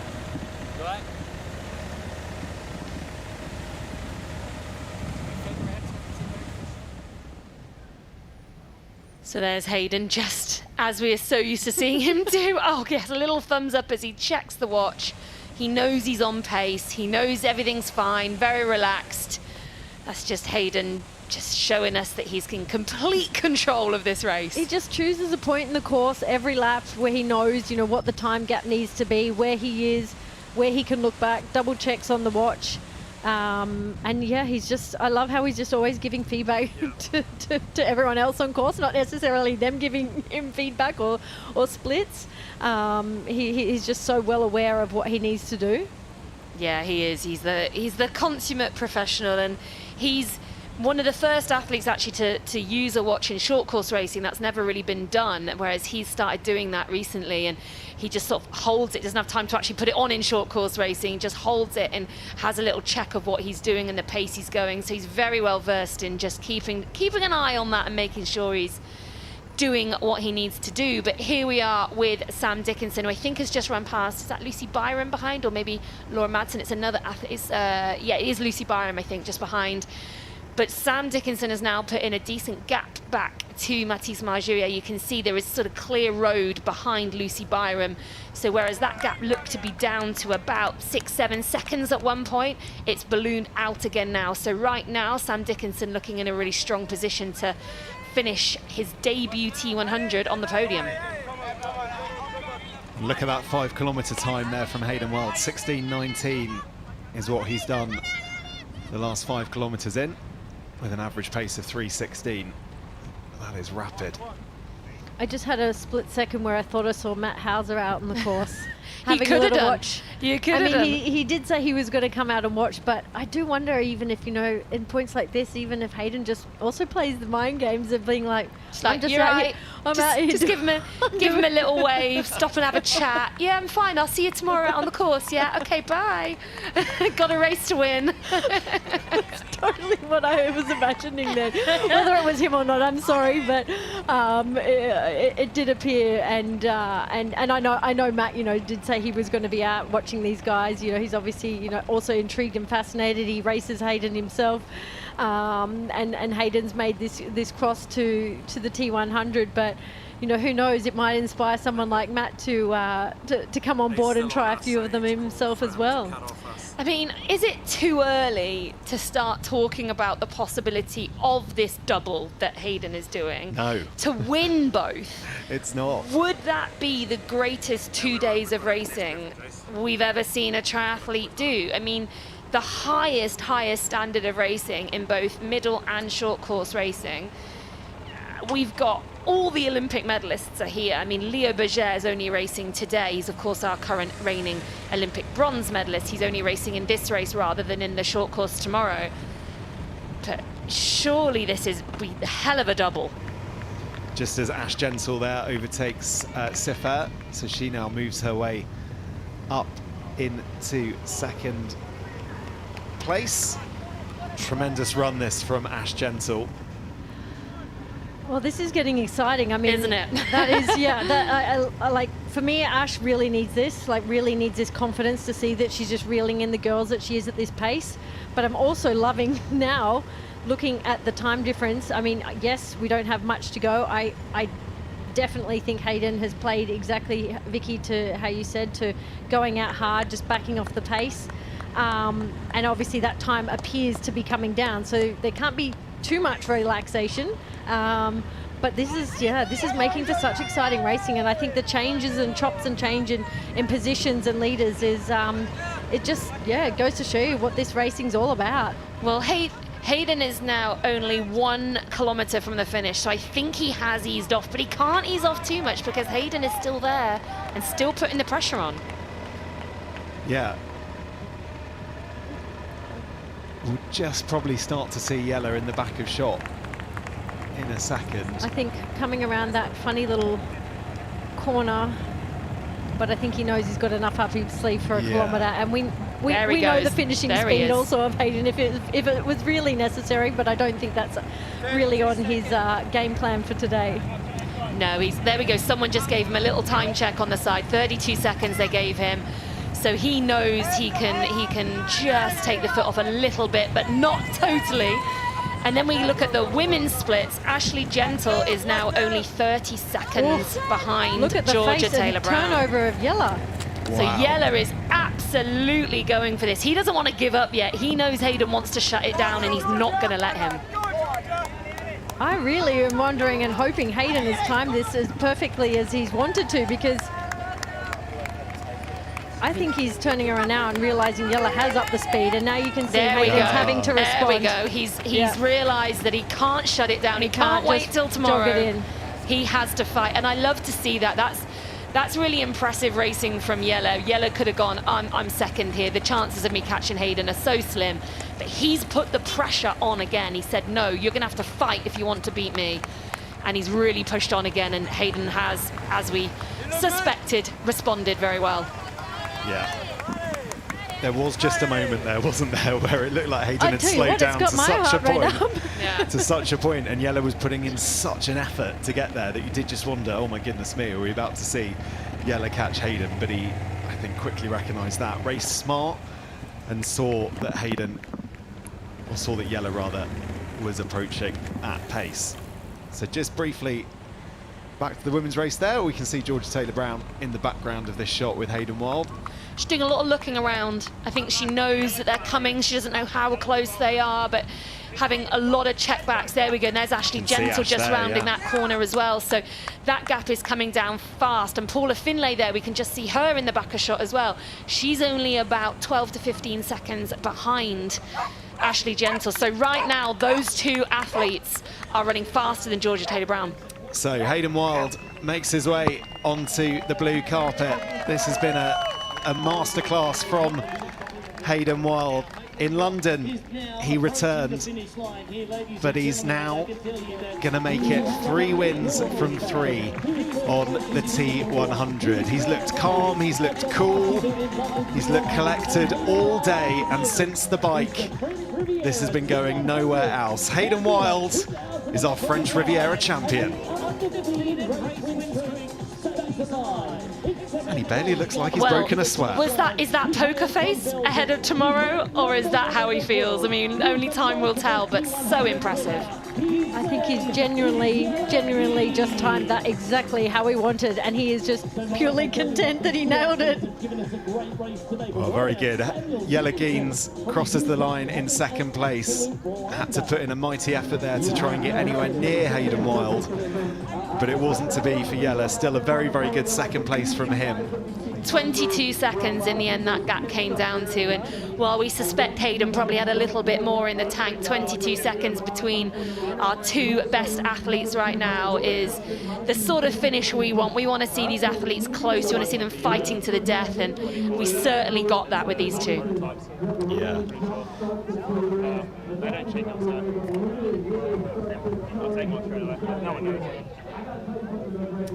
Seems pretty comfy and able to chat right now, though, doesn't he? Doesn't seem too out of breath as we await our third place finisher, who at last check was going to be Sam Dickinson. And I'll reiterate what I've said several times today. I know he will be absolutely over the moon. Here he comes. Debut performance from Sam Dickinson on a wild card, and he's hitting the podium. Yeah, Olympic medalist rounding the final corner. He's made his T100 debut here in France. And Sam Dickinson, I'm sure we're going to see plenty more from him on the T100 over the next few months and years. Sam Dickinson comes home in third. Sam Dickinson. Yeah, just to answer your question there, Michael, about... what will that mean to Sam, Vicky? Everything. Sam lives and breathes this sport. He is intensely invested in this sport, and he will be absolutely delighted. And as we come back to the women now, we are about to see the pass. Ashley Gentle, who has not won on the T100 Tour since London of 2020, no, Ibiza, I beg your pardon, of 2024. She will be, no, I was right the first time it was London. I was going to say. I was right the first, I shouldn't have second guessed myself, should I? London of 2024 is about to hit the front, and the confidence that this will give her, I just don't think we can underestimate it. Yeah, makes the pass past Georgia Taylor-Brown, and she is now in the lead of this race. Ash Gentle leads a T100 race. I mean, in 2024, that was not an unusual phrase to say. We were used to seeing it. We were used to talking about her as the queen of the T100 distance. And that sort of crown seems to have slipped this year. She's struggled to find form, to perform time and time again. But it just goes back to what we were saying. Class is permanent, and just you keep persevering and you find it again. I mean, Ash mentioned in the lead up when I saw her around the athletes hotel that her run was not actually 100% where she wanted it to be. And I think it's those transition phases of, you know, changing things, you know, working on your bike. Yes, sometimes your run suffers, and it's sometimes a matter of it coming together, and it doesn't always happen on race day. It might be happening in training, but for one reason or another, it just doesn't work when you want it to. And I couldn't be more stoked for her right now. I just think it's really, you know, rewards effort that I think she really needed to buoy her confidence. And such a turning point in the season. Like, we're exactly halfway. Like, I mean, this would mean we have 5 different winners, and I think valuable points. Maybe she hasn't had the points that some of the other girls have got earlier in the season, but I see her demeanor change with Ash. You know, there's an Ash when she's winning and she's feeling confident, and they're ever so slight, the differences, but you do see it in her face, in her composure, not just in the way she runs, in her running style. It's you know, the face doesn't always give away a lot, but there are those subtleties that you come to see and realize that, you know, that she's actually like very happy with herself right now, and rightly so. Yeah, she should be. And I think what we know about Ash being the champion racer that she is, now that she's at the front, even not being 100% in her running right now, it's going to take a huge amount to overhaul her, because she is so tough. She'll be gaining confidence with every step. She'll be feeling so good about what she's done so far here today that I find it really hard to imagine her losing that lead at this point. But what we can say, looking at the leaderboard, is we've got Paula Finlay at only about 25 seconds back, I think, and Indy Lee within a minute as well. Not to mention George Taylor-Brown. This race is not over.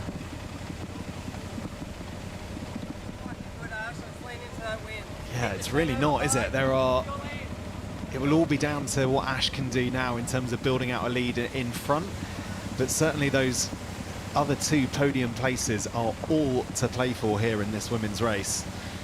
Yeah, that pylon we've got on the side of the screen right now hasn't quite updated, so the tracker is giving us 39 seconds back to Paula Finlay, similar to Georgia Taylor-Brown, and then a minute to Indy Lee, a minute 25 to Hannah Berry in 5th. So that's what we've got. So there we go. So Paula Finlay hasn't quite caught up to Georgia Taylor-Brown yet, but she's got Georgia in her sights too. So it looks like both of these two girls have run their way through to the front of the race. And while all this is going on, of course, the men's race is coming to a close. That's Gregory Barnaby, I think, just crossing the line there with Wilhelm Hirsch right behind him, having to push all the way to the finish line because every position matters in this racing. Just while we were talking about Ash Jensen as well, just to update you, so Matthias Margaret finishes in 4th, Rico Bogan in 5th, Morgan Pearson in 6th, and as you just saw, Gregory Barnaby in 7th and Wilhelm Hirsch in 8th. I think that was best performances on the circuit so far by both Wilhelm Hirsch and by Morgan Pearson. So I think both of those two will be pretty pleased with how they've accounted for themselves today. And here we are back with Indy Lee, who again has had a pretty tough start to the series this year. She had a couple of fantastic races last year. Of course, she won our inaugural first ever T100 race in Miami. She was on the podium in Ibiza midway through the season with a few ups and downs in between. And then this year she started off the season unable to finish the race in Singapore, DNF there. She then wasn't able to make the trip over to Vancouver with some sickness. She didn't have the best day out in London. Unfortunately, a bad swim set her up a bit poorly for that day, but was solid once on dry land. But today she's in 4th place and still very much in the fight, looking for a podium. Absolutely. A few more finishes over in the men's race. Antonio Benito Lopez already crossed the line, and that was Menno Koolhaas coming home to round out the top 10. I thought what India Lee said after London was really interesting, that she said, my day racing was terrible in the water. She had a really rough start, swallowing water, panicking, trying to compose herself. And Emma, I was really struck that even athletes who do this day in, day out still do struggle with stuff like that. Occasionally that just happens. Yeah, I mean, it's natural, isn't it? Like, I mean, we all project that these athletes, yes, are superhuman, but and what they do is, but at the end of the day, they do have their moments and their irrationalities that sometimes pop to the surface in unusual circumstances, and we can take water in and can have those moments of panic. So I think, you know, it's wonderful to hear that these sorts of stories occur to all of them and to the best of us.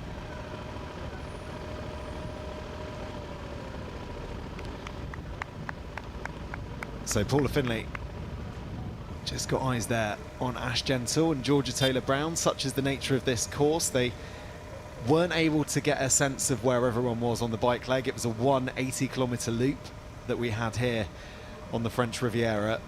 But now these laps, these 3-kilometre or so laps here on the run course, you can bet these athletes know exactly where every single one is who's in their race right now. And Indy Lee, I think, for me, looks really good running here. She looks like she's moving across the ground really fast, really smoothly. The fact that she's just passed all the 3 girls in front of her going in the opposite direction gives her real-time feedback as to how she's doing. She'll know that she's been gaining on Georgia across this run so far. She'll know that Paula is still within striking range. And I think she's very much going to believe that a podium is possible for her today. And whilst we spoke about she's had a bit of a rough season so far, especially on the T100, in other racing she's done, she's raced twice in France and she's won both of them. So I know France is a bit of a happy hunting ground for her so far this year. And I know she was excited to come back here and get stuck into this. And she's another athlete who rides on confidence, as so many athletes do. Being able to see that she's having a much better race, to feel good, will just keep moving her forward and forward. And, you know, I really wouldn't bet against her for hitting the podium here today. Well, if you're as absorbed by this as we are here in the commentary box and you want to give a T100 race a go, there's still plenty of opportunities to get involved.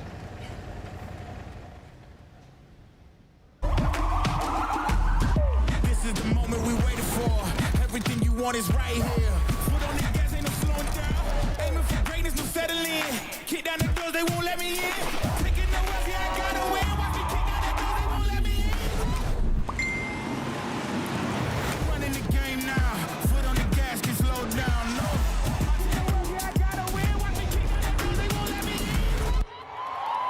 It's a game change, yeah.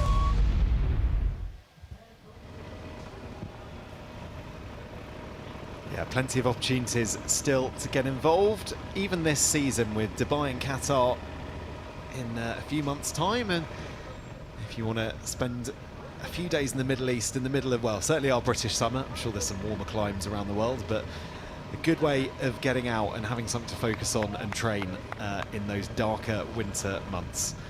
But for now, as we approach the end of August, the sun is still firmly shining here on the French Riviera. And actually just probably a good time to update you on Jess Learmont. We've got it through as a DNF for her. I'm sure we'll find out exactly what happened there. But I did think when she got off the bike, she didn't start the run. No, and she lost a lot of time very quickly at the start of the run as well. Within the first few kilometres, she was 2 to 2.5 minutes back. So my hunch, as much as I hate to say it, is that that calf might have given out again midway through the run. She's such a tough competitor. We saw how she managed to make it to the finish line in Singapore when everything in her body was shutting down and telling her not to. I just think there must be some kind of pretty nasty injury that's cropped up. Otherwise, I don't think she would have pulled herself off the course. So we will hopefully find out what's going on there later, and of course we wish her well, but I suspect that pesky calf of hers has given in on the run today. Yeah, I remember though watching her do that run in Singapore, and there was so much pain in her face, but she kept on going. And yeah, like you said, Vicky, you'd imagine it would only be the case if there was potential for more harm to be to the calf, if that is indeed why she is DNF'd. I mean, she said in all the races this year, if she felt her calf deteriorate during the run, then she would have to pull off the course.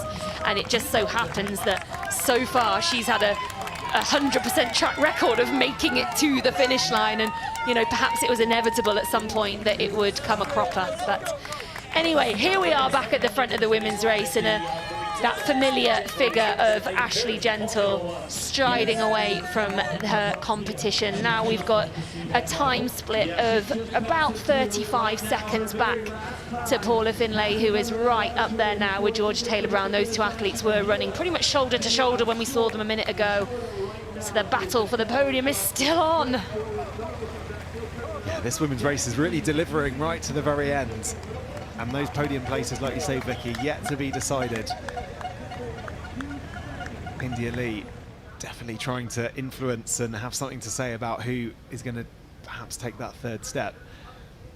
And there you go, Paula Finlay just going past Georgia Taylor-Brown as we speak now. And I don't know if Georgia has anything left back in that tank of hers, but now is the moment she's got to really use Paula Finlay to try and reignite a little bit of something on this run for her. She looks a little bit fatigued now, and obviously these two girls are so well versed at this distance. They're so much more experienced at the middle distance racing than Georgia is. But if Georgia's got anything left in that racing brain of hers, she's going to hold on to Paula for dear life for the next kilometre or two, I think. I was going to ask you exactly that, whether or not, you know, going over this distance for someone like Georgia, you know, a natural competitor, but obviously hasn't had the opportunity to race at this distance. I mean, it is a different ball game, and someone like Paula Finlay, who is, you know, pretty much only competing at longer distance events these days. You know, I'd love to know, just as an insider, you know, knowing Georgia so much more intimately, and her as a person, and whether that, you know, that competitive streak is just going to be like, I wouldn't even begin to know what I've got left in the tank, but I'm just going to try and hang in there. I mean, you don't become an multiple Olympic medalist and a world champion unless you've got a little bit of fight in there, you know. She's a very, very talented athlete, but she's also a natural racer. But equally, there's only so much you can do when the legs have gone and you're out of energy. And because she's so new to this distance, she won't know yet. She'll know roughly what she thinks she can hold on the bike, but she won't really know what that's going to do to her run afterwards. She's so new to it, so inexperienced on that level, and I guess she's just finding out now what a hard bike does to her legs when she's got to try and run 18 kilometers with the world's best right after it. Good look there at just how hard India Lee is working.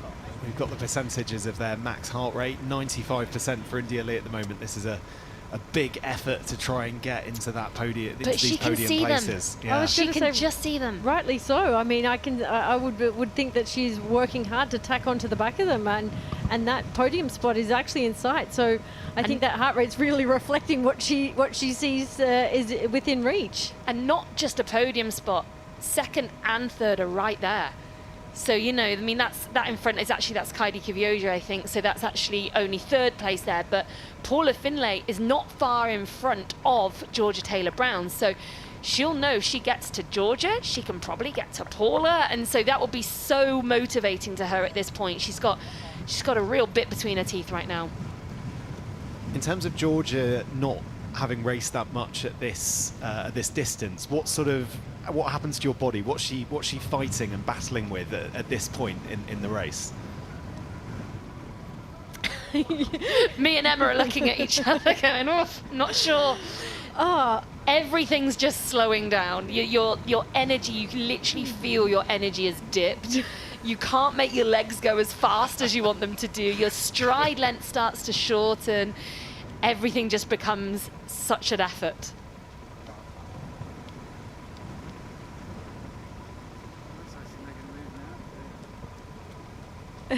I think it's a funny one, you know, like, because there's been many a training session where you go through those dips, and sometimes, you know, you switch energy systems when you're not really necessarily wanting to or expecting to, and can switch over into fat burning mode and find another energy source.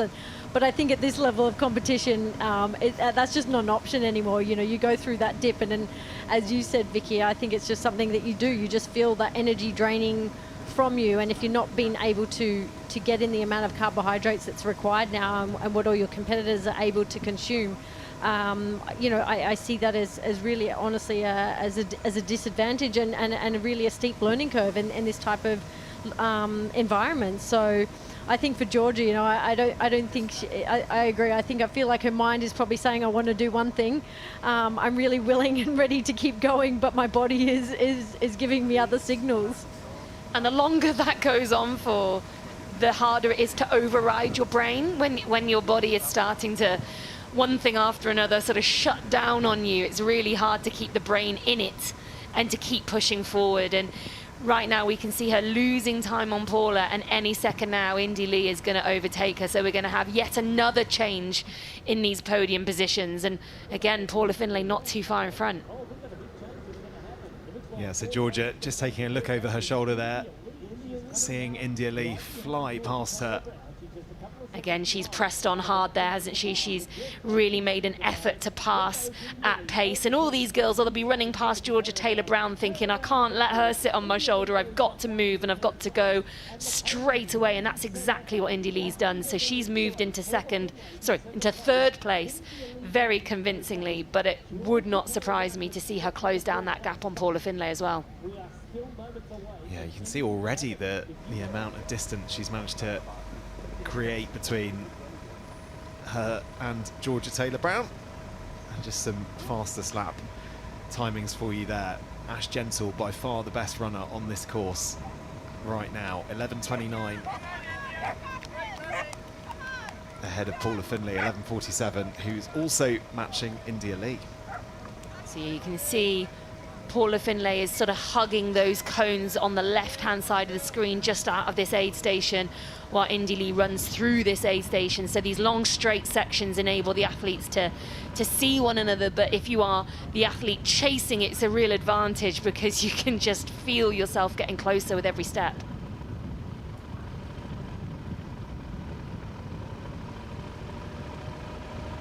Yeah, would you, Vicky, did you enjoy seeing your competitors, enjoy seeing them where they were when you passed them in moments like this? Yeah, I mean, usually for me, the run was my biggest strength. So if I was coming from behind, it was usually incredibly motivating, as we see the pass there between Ashley Gentle and Paula Finlay. I would be making that kind of pass and counting then till I got to the U-turn because we didn't wear watches. So I would be counting, and then I'd do that the same on the next lap or the next U-turn, and so I could go, right, I'm definitely catching.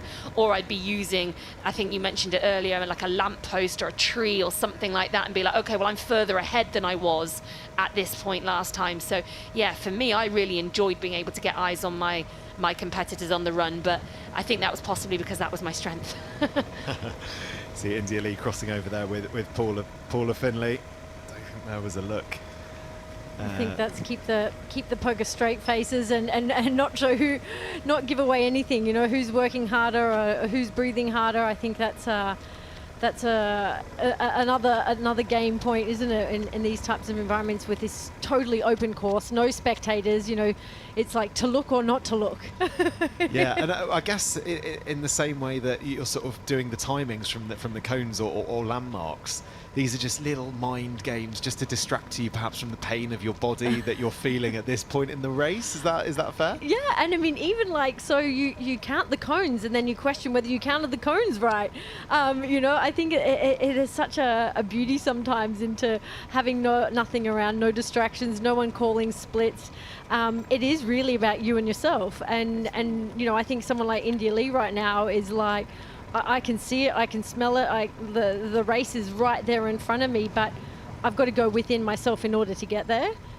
It's me in my mind and telling my body to do something out of the extraordinary to take this second podium spot. And the same goes for Paula, you know, how do I keep it? You know, there's the hunter and the hunted, and they're two very different places to be in, and you need to know how to utilize both when you're in either one of those positions. It's actually quite a good demonstration of just how windy it is. You can see the volunteers there handing out the water, looking at their shirts. They are really blowing around. And as I mentioned earlier, this part of the course so exposed. There really is nothing there to prevent the wind from catching and hitting these athletes as they're making their way on these last few laps, last few kilometres of this women's race here in the south of France. I think what's worth noting about all of these top three athletes is that every one of them is going to be absolutely delighted to be on the podium today, because Paula's had a pretty good, what I would call North American season. The racing she's been doing over in the States has gone really well for her, but the racing she's done on the T100 perhaps has fallen a little bit short of where her high expectations are. She had a really solid race in San Francisco, but wasn't able to back that up in Vancouver. So I think for her to hit the podium here today, I think she'll be absolutely delighted, no matter really whether that's second or third. Of course she's going to want to hold on for second, but I think she'll be delighted no matter what. We've touched upon so many times already Ashley Gentle's below par for her start to the season. So for her to be back at the pointy end of the racing, to be dominating it from the front, she's going to be delighted. And for Indy Lee, again, who's had a little bit of success outside of our T100 circuit, but has had a really disappointing season again by her standards at the T100. I just think these three athletes are going to be three very, very, very happy females when they cross that finish line. Yeah, that's a really good point. When we go and chat to them in a bit, that would be nice to know that they're all probably going to be and if they're chuffed. not, I want to know why. Yeah. Press them on it for me. I will. Yeah, looking forward to hearing what these athletes have made of this course as well, because brand new course for us on the T100, a very unique bike leg and sea swim with those winds. I mean, yeah, it's been a tough day out, I'm sure, for all of these athletes. No doubt about that. So final lap here. Ash Gentle in a commanding lead, really, you have to say. She put the hammer down a lap or so ago, was able to find her way to the front of this race. And there she is. She looks calm, she looks composed. Vicky, would you agree with that? She looks like she's running well. I would, and I don't know if this is because I've got insider information from Emma regarding the fact we know she's not at her absolute best. I would say there was a little bit more tension through her shoulders, and also she seems to be kind of holding her head off to the side just slightly. And I know that's something that quite a few athletes do when they start to tense up and get tired. The head starts to tilt one way or another. It's just a show of tension through that upper part of the body. So there is a little bit of that there. But if you look at everything from probably waist down, it's poetry in motion with Ash, as it always is. And I think for someone who's not in maybe their absolute peak run form, this is a great showing. I think Ash is working hard for where she's at. Like, there's no doubt they're all working hard, but we've seen the Ash where she can run and look very comfortable, look very relaxed. But I agree that head tilt is usually her sign of when she's really working hard, really under pressure, and yeah, going a bit and beyond where she previously may have been feeling like she could run at in other races. So I think, you know, she knows. I feel like the last lap she really knew she had to put in a bit of effort there to get to gain some time, and then maybe just consolidate and keep that time on Paula Finlay and India Lee. So I'd be curious now whether or not, you know, like you see moments now where she sort of looks like she's composed again. I think the wind, you know, it's extremely strong, as we can see in many sections of the race, and that's also reason enough to cause your shoulders to rise and to really, you know, dare I say, lean into it.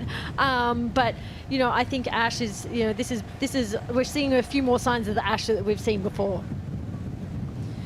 Just looking a little bit further down the leaderboard, obviously Georgia Taylor-Brown has nearly a stumble there from Ash, but she saved it. Georgia Taylor-Brown currently in 4th, but losing again a bit more time on those front 3. And Lucy Byram is actually now within 20 seconds of her. So Lucy Byram running through the field, currently in 5th, but will definitely have Georgia Taylor-Brown in her sights as well. So there might even be a further switch in our top 5 before the end of this race.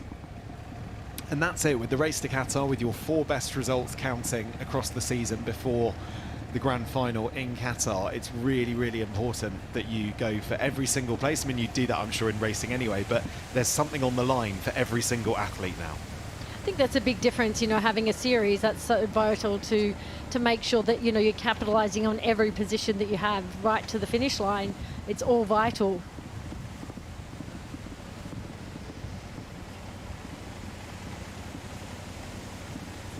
Yeah, I mean, no doubt athletes you'd race hard right to the end and you'd want to finish as high as possible. But yeah, across the season, that race to Qatar is hotting up, and some athletes as well now, having raced 5 races, we're going to start to pick their best races from across the year. And it just gives every athlete more of a reason than ever to finish as high up as they possibly can. So just over 2 kilometres to go. I'm just starting to turn my thoughts to what we might see from Ashley Gentle at the finish line. I mean, we've seen some pretty emotional winners this year already. I mean, Lucy Charles winning in London was, there we go, was that Josh? Yes, that was Josh. That was Josh, Ashley's husband there, that you probably heard, giving her a big old scream as she ran past, showing the excitement that I'm sure she's got inside of her as well. But yeah, we saw Lucy Charles with that big outpouring of emotion in London. We saw Kate Woff with the tears for her debut victory back in Singapore.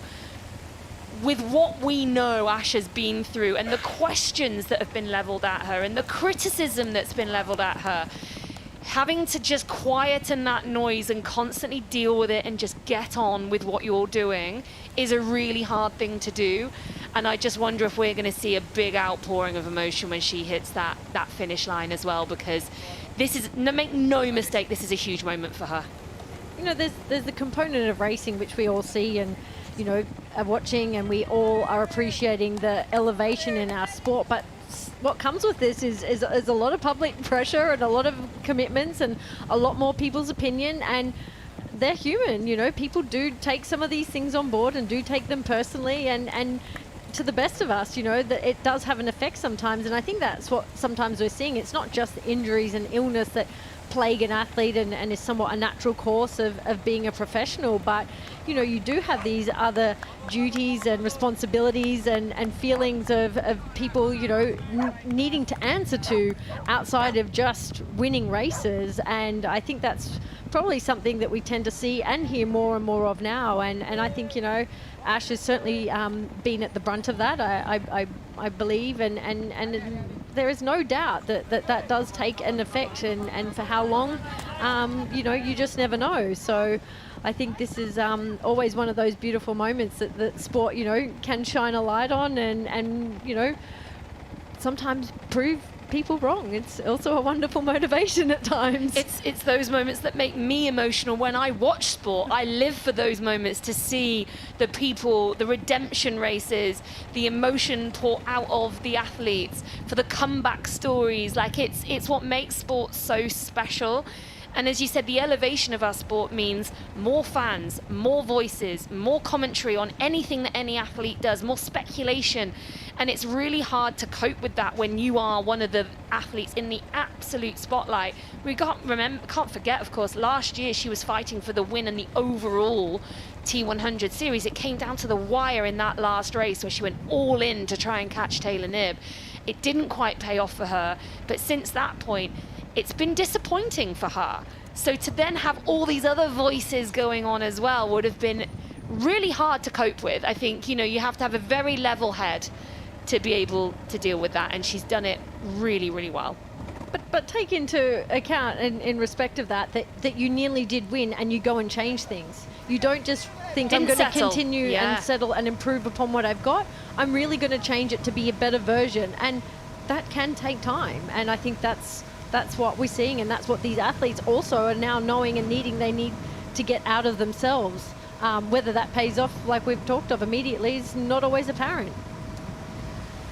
So that's Lucy Byram. And I'm just waiting to see what she is. 4th place. So she's gone past Georgia Taylor-Brown. So we did see at the last time check that was down to what, about 18 seconds, I think. And Georgia does seem to be fading quite a lot in this run now, just sort of holding on for that finish line, hoping, I imagine, to get there still in a top 5 position. But Lucy Byram, this will be equaling her best ever result with a 4th place here today. And she's been so consistent when she's been able to turn up fit and healthy.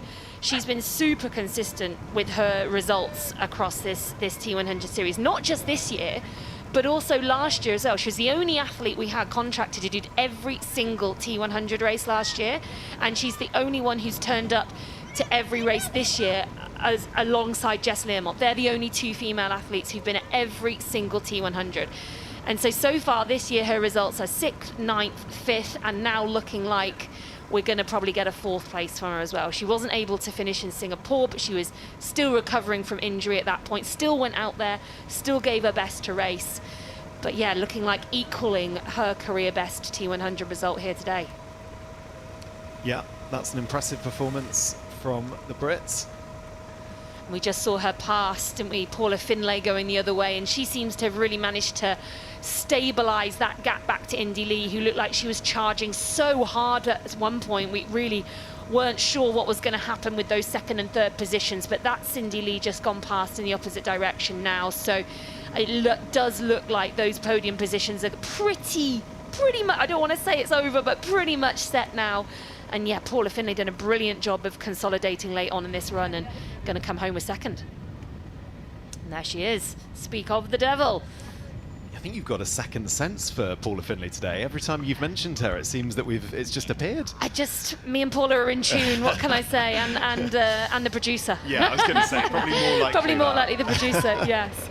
But no, Paula's done an absolutely fantastic job today. After what I think, again, she'll probably talk to you about in interview, was a little bit of a below standard swim for her. I think we know what she's capable of in the water, and to come out maybe a minute or so down on that, but to still be in this position now where she's biked and ran her way through up to 2nd place in this quality of field, this quality of racing that we have in the T100, that's really impressive. And yeah, I'm not sure if Paula's actually got a T100 podium. She's got podiums from the PTO before we turned into the T100 series, but I don't think she's ever had this season or last season. Best result is 4th, yeah, which she had in Miami at the start of last year and then San Francisco. There we go. This year. Stats so man. That's why I'm here. And so this, again, another career best performance for her on the T100. Yeah, fantastic to see Paula Finlay. And there she is, probably the last time she'll see Ash Gentle until they see each other at the finish line. I was just going to say, I wondered. I thought exactly, I was waiting. I was like, let's see if there's a hand tap. Ash had already fixed her hair, checked the eyebrows, put the sunglasses the glasses up. I was like, yep, she feels confident enough for a hand. I love it. Well, these two athletes, of course, they race each other a lot on this circuit, but they've been racing each other since they were teenagers. They've been racing across the world in World Junior races and then in World Series races. So they've known each other for, you know, over 15 years now, these girls. So I even used to race Paula. Exactly, and me too. Yeah, but I go for much further back, and it's brilliant to see, and the same with Ash. You know, to see the caliber and length in career of these athletes that they're having, I think is truly special. So Ash Gentle then rounds one of the final corners that she's got to make here. The finish line firmly in sight. By her standards, this year has been tricky. It's not been quite up to what she is used to. She sets the highest of standards here on the T100. But as Vicky Holland said, form is temporary, class is permanent. Ash Gentle, you are back to winning ways on the T100.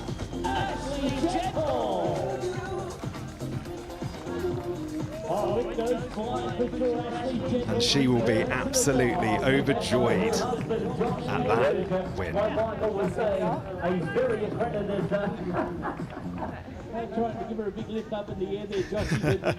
Didn't quite fancy giving fireman's carry. giving Josh a warning there. No, don't pick me up, please.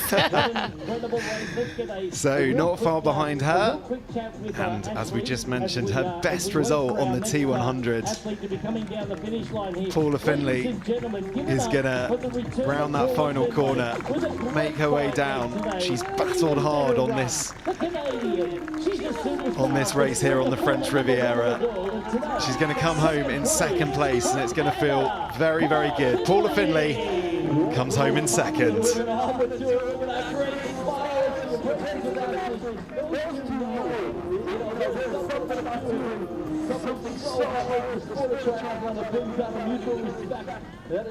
Blustery conditions down there.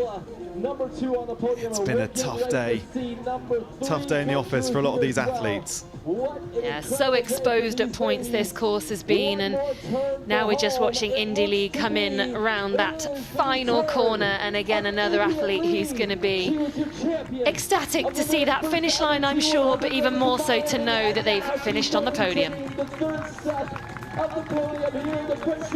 There we go, what a smile, Indy Lee, a little fist pump, her third podium on the T100, the smiles, the emotion as she crosses the line.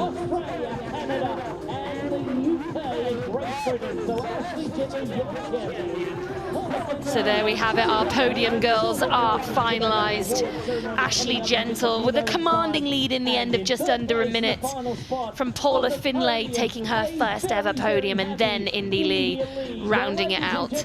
You can just see now Lucy Byram rounding the final corner as well, as she's about to take the finish chute, equaling her career best performance. 4th place for her today. I think in her heart she might have hoped she could have snuck onto that podium today, and it was an opportunity to do so, but 4th place still such a commendable result, and you can just see she's left everything out there. Ellie Salthouse, the emotion getting to her before she hits that finish line. Ellie Salthouse, an athlete who's been really injured during the winter, has had a long road back to even getting to the start line at our T100 races, but she's been getting better with every single race that she's done. 11th in Vancouver, 14th in London, and now 5th place. Top 5 result for her. Fantastic result for Ellie Salthouse. Hannah Berry here now, just coming in across the finish line in 6th place. Another really, really solid result for Hannah Berry. Another consistent top result.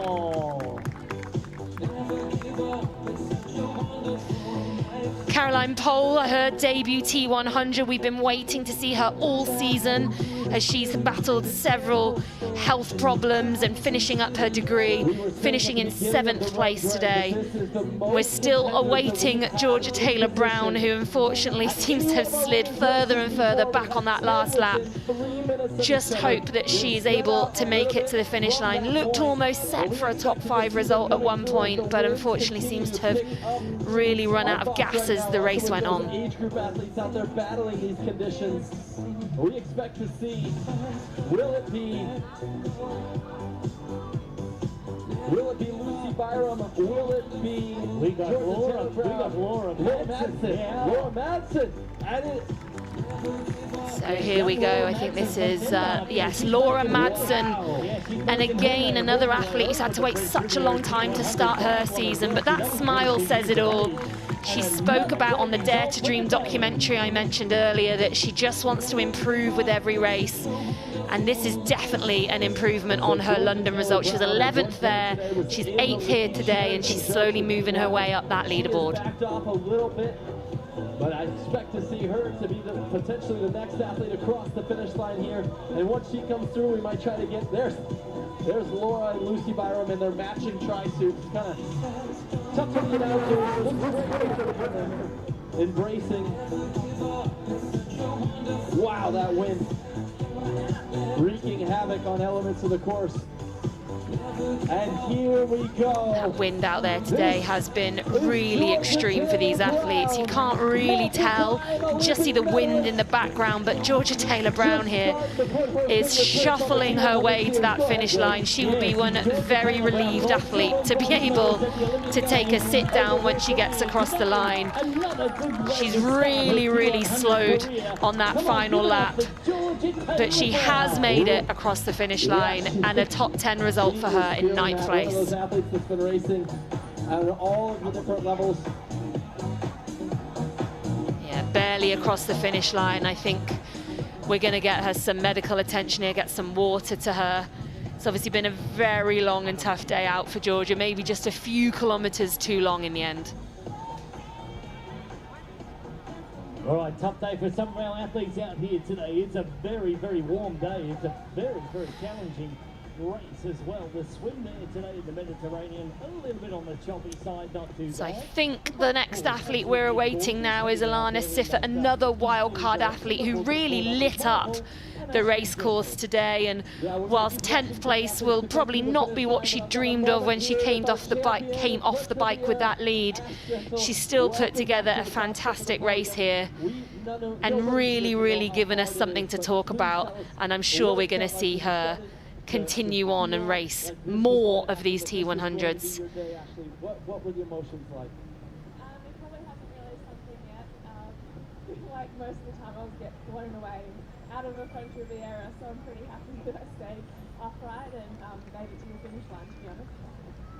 So yeah, as she comes down that final turn, it is going to be Alana Siffert who takes that final top 10 position. And there's still a big smile on her face, as there should be. She should be proud of the effort and the real gumption that she showed in today's race. Just such bravery to take it on in the way she did. 10th place for Alana Siffert.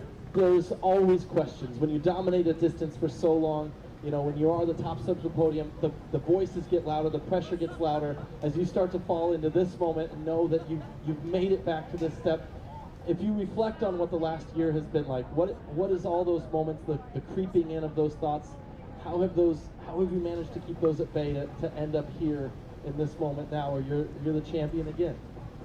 Yeah, well, I've been doing this sport for about 20 years now. I think the next athlete we will be expecting across is Marta Sanchez, but she might be 1 or 2 minutes away. So while we wait for that, we're actually going to go down to Matt, who's at the finish line, and he's going to take us through the race results. Yeah, thank you very much, Vicky. I have to say, it's very blustery down here. We're just getting set. So confirmation then of the women's results here. Ash Gensel coming home in first place, the fastest run of anyone. No surprise there. What a monumental run that was. Paula Findlay coming home in second, and India Lee rounding out that final podium spot. Then we got Lucy Byram, who came home in fourth, Ellie Salthouse in fifth, Hannah Berry sixth, Caroline Pole on her T100 debut in seventh, Laura Madsen in eighth, Georgia Taylor-Brown came home in ninth, and Alanis Sifer in 10th. That's fine. And let's see where that leaves us in the Race to Qatar standings. Julie Duron not with us this weekend, but she still sits at the top on 96 points. Kay Woff and Taylor Knibb on 90 points apiece.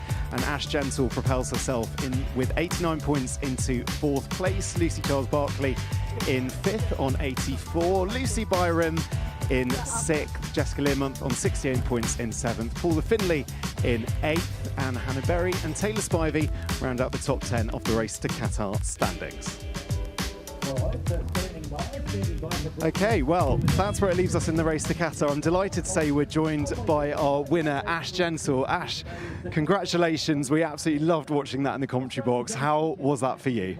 Yeah, it was really good. I mean, I came out in a really big group in the swim, and then I knew that I just had to kind of try and stick with them as long as I could, but to be honest, the first part of the ride was so fast, and I knew that there was challenging sections ahead, so I just tried to not panic and just try and make sure I paced it really well, and I actually think I did that pretty good. I still had some legs at the end of the ride, and that was a bit of a plan for me because in London the wheels fell off the last part, and I really paid for it big time, so I'm really glad that I could pace it a little bit better today.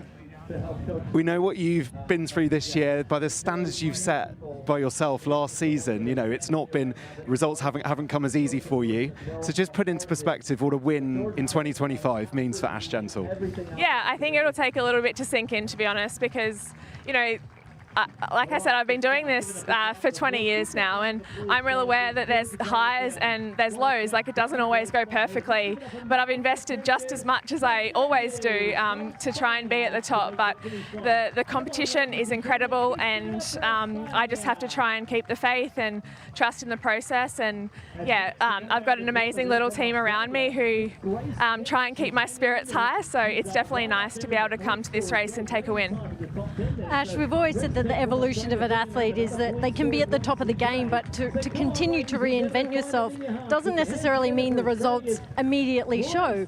I mean, the level of competition has naturally been increasing, and you set the standard. I mean, how is that emotionally, that roller coaster, dealing with that? You know, still being on the circuit, still putting in the work, but not necessarily delivering until midway through the season. Yeah, it is really tough because, like I said, I'm investing just as much energy and time and trying to set myself up so I can perform at these big races, but it doesn't always go to plan, and it is really hard because everyone's always got something to say about it, but I put myself on the line, and that's fine. I haven't really been performing as well as I would like, and like I said, the competition is absolutely incredible, so yeah, it's just about keeping the faith and being resilient and trusting that yeah, you can be back on the top. Well, thanks, Ash. We're going to let you get on with your recovery. Thanks so much for joining us after your race. We're going to switch you out. Feel free to go there. Hand the mic to Paula. Paula, congratulations. Just grab a spot in the middle there. Your best ever T100 result. You must be absolutely over the moon with that. Yeah, I mean, I won PTO Daytona, but yeah, this is my best T100. So I honestly never thought I'd podium at one of these. They've just gotten so fast and so competitive. So I'm really happy. Yeah. Yeah. It was a fantastic race, and you alluded to coming out earlier. I mean, one, naturally the travel, but getting used to the bike course, did you really feel that played into your hands today, given the different course that it was compared to the other T100 races? For me as a rider, because I'm a bit nervous technically on roads like this, and I'm not used to riding on European windy roads, it was really beneficial to know the course well. I rode it about 4 or 5 times before the race, and I had a really awful swim, so I knew I'd need to work the bike as best I could. So I think if I hadn't come early, it might not have gone that well. way. And so yeah, I don't regret coming a little early. We're now going to see a change in strategy for all your races. You're going to get there a few weeks ahead of schedule. No, I don't know. I mean, for a 6-loop course, it's less necessary, but this was a super fun bike course, and kudos to the T100 who could pull that off and get the roads closed safely. And I've never ridden a descent. Being able to cross the center line like that, it was like being in the Tour de France. It's so cool. So yeah, awesome course. Paula, what does this mean for the rest of your season? This is a fantastic result for you. When are we going to see you again on the T100 soon? What's Yeah. So I've done 3 so far. I'll probably do Dubai and then Qatar. Heading back home tomorrow to the US, and yeah, I don't know, just kind of keep rolling and finish the year strong. Hopefully, it's a good confidence booster and puts me in a good mood. It's always easier to train hard when you are on a roll a bit. So yeah, I'm really happy. It's a knowing nod, Emma. I think it's definitely testament to putting yourself out there and the career you've had, and to still evolve with this sport. Emma, and we raced these races. We raced in 2011. Oh my gosh, I am so starstruck to be interviewed by you. So nice to see you, and you're amazing. What a lovely way to end it. Paula, we're going to let you dip out. Congratulations again on your 2nd place. And India Lee is going to pop in. India, congratulations at a podium for you. Give us your assessment of that one. Wow, yeah, I'm still pretty speechless, to be honest. I'm not quite sure what happened on the run, but yeah, it was a tough day. Like the whole day you had to concentrate and not miss a beat. And then we got out here, and I was just trying to focus in on myself and channel all those long hours of like long runs and stuff I've been doing recently, and yeah, just plugged away at it, and I managed to get on the podium by the end. Yeah. I was going to ask, just how hard were you working on the run? We saw your heart rate data in the 95, 96%. It's always quite high. Yeah, it looks like you were really trying everything you could to catch up on the run. Yeah, I wasn't trying that hard. Like I was pushing, but I wasn't going all out because I know that a lot can happen in the last couple of laps. So I just kind of trusted that, and I trusted that I've been training for like long course stuff. So I know that at the back end I'm going to be strong, but just not necessarily fast off the gun. So yeah, maybe it looked like I was working quite hard, but I was sticking to the plan. Well, these very windy and blustery conditions, I mean, presented difficult for everybody, but does it kind of give you this confidence, for the rest of the season, that it's one of those really tough races that kind of sets you up, and a bit like Ash, you kind of need that in your back pocket to say, you know what, I'm still here and I'm still able to compete with the best? Oh yeah, for sure. So like the start of this year's been a bit, the start of last year was unexpected, and then the start of this year was, I would say I was a bit below par, but I've trusted the plan, and the plan was always to be good at this time of year. So I feel like you've nailed it. maybe the plan is a good plan. I think you have. India, we're going to let you go. Good luck with your recovery. Is that your towel? Yeah, it's my towel. It is your towel. Sorry. Good stuff. We like to keep a tidy space here. Thanks, India. Well done again. All right, time to have a look at what happened in the men's race. It feels an awful long time ago now, doesn't it? But Hayden Wild, our winner, with Yellow Geens just behind him. Sam Dickinson rounding out the podium in 3rd spot. Mathis Margirier, the local home hope, in 4th. Rico Bogan in 5th with the fastest bike leg of anyone. Morgan Pearson, look at that, with the fastest swim and fastest run. Gregory Barnaby in 7th. Wilhelm Hirsch in 8th. Antonio Benito Lopez and Menno Koolhaas rounds out the top 10. And then just a quick look at the race to Qatar standings and how it all finishes there, with 119 points for Yellow Geens, a very good day for him. Hayden Wild in 2nd on 105. Rico Bogan in 3rd on 93. Mick and Newt also tied on 93. And Martin Van Riel rounding out the top 5. Okay, those are the standings, and someone who's had a brilliant day is Hayden Wild. Hayden, congratulations on that. We saw you cross the line. It looked like you barely broke a sweat. Is that true? Today was like always going to be a super calculated day, and I took some risks out there. I think I was the only one on the start line that didn't wear a swim skin, and paid off super well, coming about 10th out of the water more or less, but in the group, and didn't have to take the swim skin off straight out of transition in 4th, which was perfect. And yeah, from there the boys really took control. I didn't really want to see the front of the race until I got to the climb, and that was where I was going to make my move, and yeah, put my head down and yeah, just pushed hard for 15 minutes and got to the top of the climb, and I looked at Rico was there, and yeah, we just looked at each other, and I was like, all right, let's do it, and we had about a 50-second gap by the top, and from there I wanted to get on the downhill as well. I practiced it a lot and also made another calculated decision in the morning where I actually switched my front wheel out for my road wheel because it was super windy out there, and I could see some of the boys with the deeper dish wheel up the front were struggling around the corners. You saw that Leo nearly took a bit of a crash.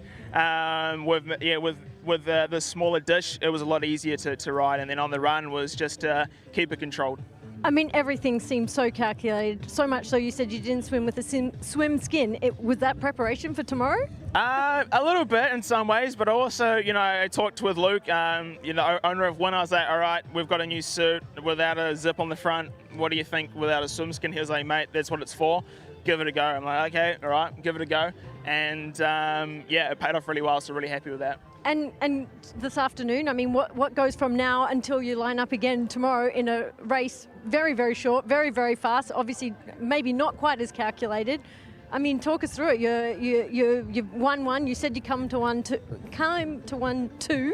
What does that mean? What does that entail? Yeah, as you saw before, it's a hard thing to do, but I'm fortunate that my stomach is made of steel, that I was just stuffing my face with tortillas and rice and chicken just to get those carbs in with a little bit of juice as well. So that was really good, and was on the bike for about 20 minutes just to get the legs spinning, and essentially it's just to try to trick the body to get into, say, it's just another day. So I'll try and get out for a swim or just an easy run and make sure I have a good sleep tonight to get ready for tomorrow. Hayden, we're in absolute awe of what you're doing. I cannot wait to see what you do in the race tomorrow for the World Triathlon Series. So thank you so much. Congratulations again. We're going to switch you out for Sam Dickinson. Thank you so much. Cheers. Yeah, nice one. Cheers, Hayden.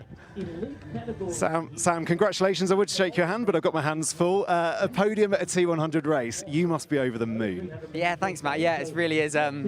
It's a good day to have a good day. And yeah, to have it alongside the World Series as well. I had all of my mates who are racing tomorrow out on the course cheering me on. I really enjoyed it. I mean, that's so unique, isn't it, to come across the T100 and have, you know, competitors that you're used to racing and to be able to perform on such a big day. I mean, talk us through the emotions of that, changing, coming here, expectations. Yeah, so I enjoyed it. It felt normal, you know, because it's a World Series as well. And yeah, it's kind of, it was a nice feeling to just drop into it, have a T100, which is really special alongside the World Series, and yeah, it was basically just another day in the office, which for me, yeah, I really enjoy. You made it look like a good day. Yeah, your first T100 race with us on the T100. What have you made of the T100 so far? I really enjoyed it. From the outside, looking in, I've been like, wow, I really want to get involved in this. It looks like good fun with the 20-meter draft zone and with all the best athletes turning up on the day. It's yeah, it's been a real pleasure to be a part of it, and yeah, it really did meet my expectations today. I had a bloody good time. Oh, that's so good to hear. Sam, congratulations again. We're gonna let you go, but a brilliant podium result for you. And in the meantime, things are really heating up, aren't they, in the race to Qatar? We have a race on our hands.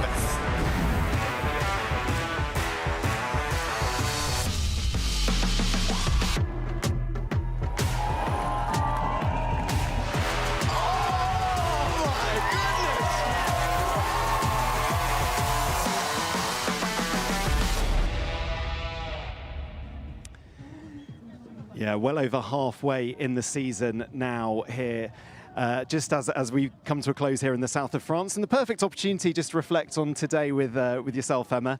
Performance of the day. Go on. Firstly, in the men's race, who are you giving that to? I mean, you just can't go past him. I mean, Hayden Wild. I mean, he talks about how calculated everything was today. You know, from changing wheels at the last minute to his, you know, the suit that he chose to race in. I just think, you know, this guy is just so completely dialed, and I really go. It goes to show, everything that he does is so meticulous. It's so calculated, and it gives him obviously a great degree of calmness. He feels very confident and calm in how he approaches things, and I think to back up and do what he does tomorrow, and to have the community and support of this greater sport around him, I think is phenomenal and such a shining light for our sport. And just briefly, I imagine Ash Gentle also performance of the day? I honestly, I did. I had my heart set on her. I just thought this course really, really reminded me of a race that she could have won, and I'm so happy she came away with it. Fantastic. All right, well, it's not long until we're back. The T100 is back. We're in Valencia on the 20th of September, but from all of us here in the beautiful French Riviera, it's goodbye for now.